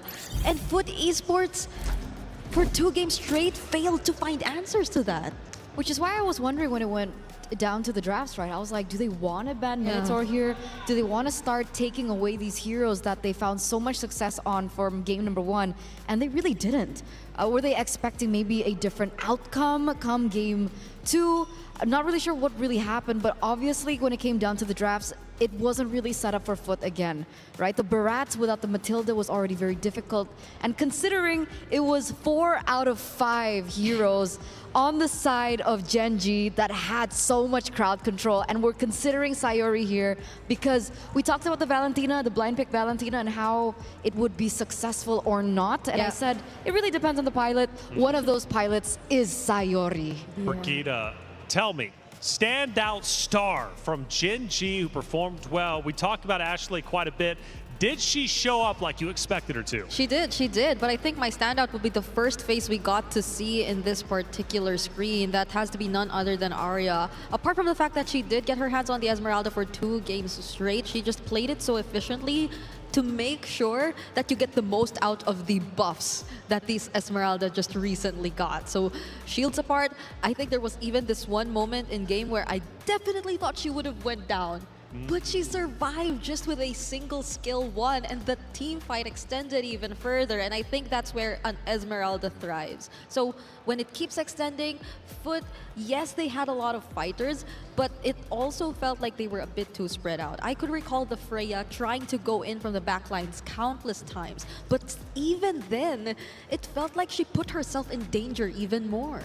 Well, Eterna, we have a couple of highlights. Let's walk through them, and it could even include of course, what Bree ended up saying, right? Getting away unscathed. I know it was a quick game. We start very early on in just 3 minutes. And we already see Ashley doing Ashley things, right? And we see the counter engage that we come to love from Genji. The fact that they're able to layer the resources so well. We do see that first engage coming through, but the engages after that really just coalesce with one another, right? You see, you know, Rui coming in as well with the hurricane dance. It's not called the hurricane dance anymore, isn't it? It's called the heavy spin. Man, I'm still stuck in like what 5 years ago. It's a hurricane dance. It's a new patch. It's a new patch. But again, like sometimes you just feel surprised that the meta shifts so much that you just bring back a lot of the former picks, because even the Barretts, like I guess it's because you saw the Barretts, right? And the Faramis. And the Faramis. It's because you saw a lot of the old picks, the old meta picks that you suddenly thought you were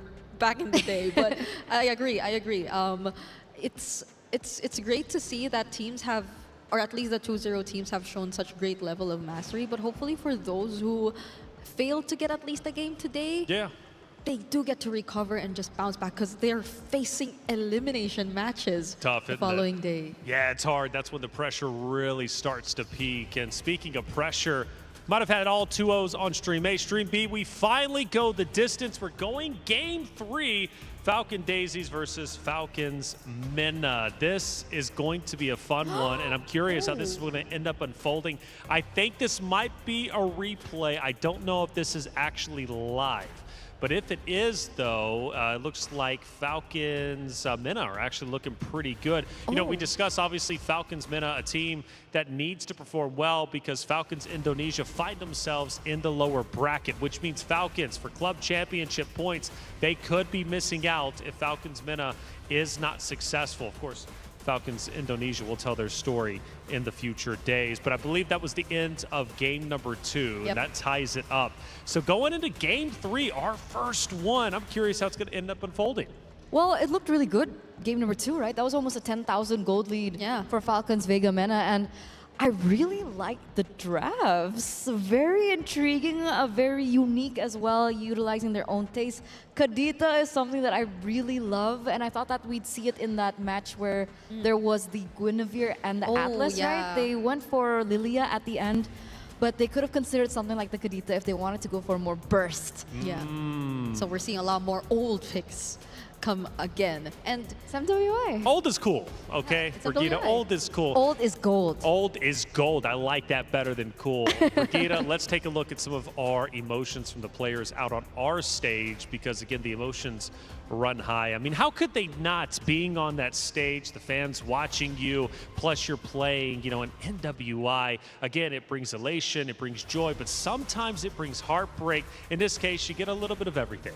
yeah, and I like how it seemed like they were in really high spirits before we started the match, and then even after, you get to see smiles on their faces, even from losing teams. One, I think I would really remember from today was from MIBR loss. I saw La La Land just clapping her hands after they lost eventually to Team Vitality, and very well done for them. They deserve to smile after what they've been able to show up against the team to beat that we've established here in MWI 2026, because they took us by surprise. We were so close to getting that Game 3 Reflections actually mentioned, because he did feel like the third series was actually the series that could have went the distance, right? I felt that. I was wrong, but I did feel that. And honestly, we could have went that way. I mean, it was still probably one of the greatest matches we'll have over the next coming days, going 26 minutes. I mean, that's an eternity. It is. It is. It was one of the longer games that we've seen so far, and I hope we get more. Right, because the longer the games go, it means that that's the closer things are getting as well when it comes down to the competition. And we've seen certain regions dominate here at MWI for so long. Finally seeing things level up and having that being like the growth and the entire landscape of things, it's really nice because like we've been following the female scene for so long, and we finally get to see a lot of these regions out there really develop. Absolutely. And speaking of developing Vitality, questions were, are they coming in as the champions we once knew, or are they going to be coming in a little bit lackluster, maybe weaker? We do know that they have suffered losses in the past, okay? It's few, but it does happen. They have shown that they can bleed. However, at least for right now, for the MWI in 2026, seems like they are not bleeding whatsoever. In fact, they are thriving, and they had such an incredible series. Yes, they did get overzealous. We talked about it, pushing the base a bit too much, but they still locked it in, and they looked more confident than I think they ever have. And they can afford to do that. Yes. They can afford to do that, especially in the early stages, I think. As we get further and further, I think that's when things are going to get a little bit more competitive from Vitality, because they are going to start to properly execute their early game.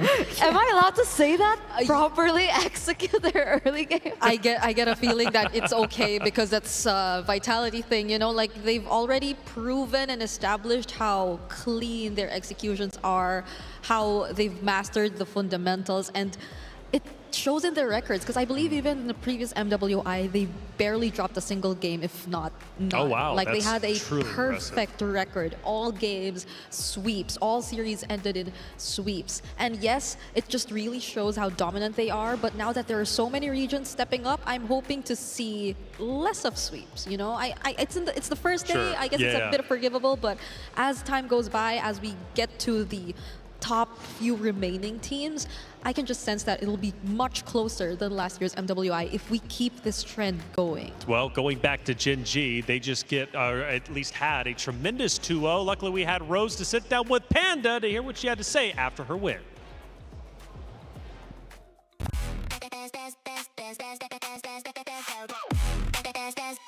We book Esports World Cup.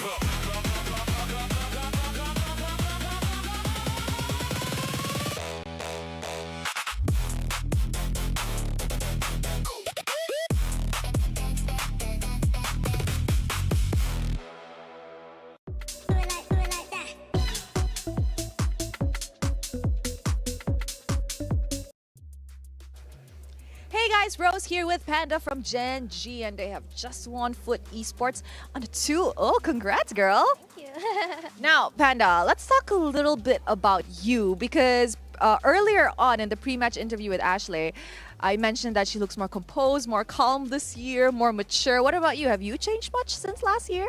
No, I feel just as excited and motivated to be here. Okay, now I know that you guys had your boot camp once again in Malaysia this year. Why do you guys keep going back there? What's with Malaysia that you guys like so much? I feel like Malaysia is more at home. We feel more comfortable there and we learn better when we're there. Oh, so you guys have much more fun. I see, I see. That's really nice. I think when you guys are having fun, then the gameplay definitely gets better. Yeah. Now, speaking about gameplay, you guys will be having a very early rematch with Team Vitality. And just now, Team Vitality was in a close call with MIBR loss. So how does that make you guys feel? I think regardless of how they played, we still feel the same confidence going into tomorrow's match. And we're actually very excited to have the rematch. Are you hungry for a revenge match, perhaps? Maybe. Oh. You know what, Panda? Thank you very much for chatting with me. Congratulations on that win, and I hope you feel better soon tomorrow. Thank you so much. I will see you on the next match. With that, back to you guys.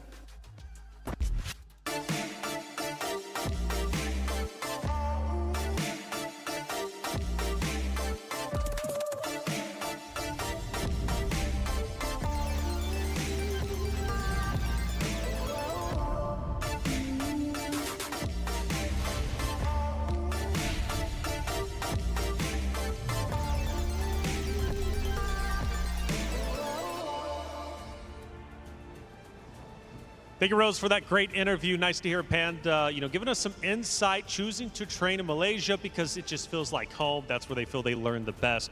But more importantly, Rose asked, Panda, do you still feel motivated like you did last year when you got second place to Vitality? And she says, well, even more so than before, right?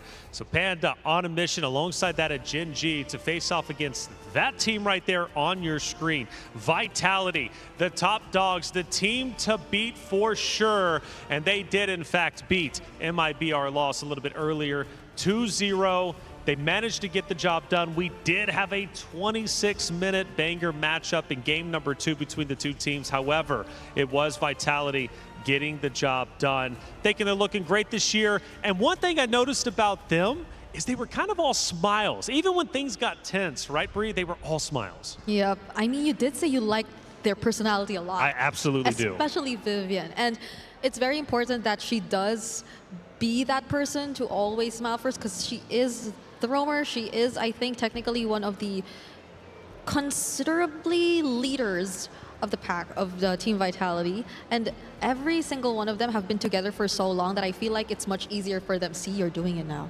Umi did it first. Okay. What is she doing? What'd she do? The 6-7. Oh, gosh. Oh my gosh. Is that going to be a Reflections is so terrible. Because I said at the beginning of the show, I feel like I'm the one responsible for this, or else you guys wouldn't even been thinking about it. Let's start walking through our bracket, starting with Group A. It was an exciting day for sure, and plenty of great matches ended up unfolding.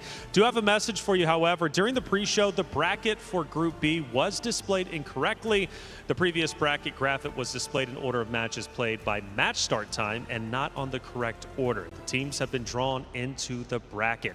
Team Vitality plays the winner of Gen G versus Foot. In this case, it would be Gen G. And then, of course, Galaxy Phoenix played the winner of Falcon Daisies versus Team Falcons Minna in the upper bracket. While MIBR lost, face off against losers of Gen G versus Foot. In this case, obviously, will be Foot.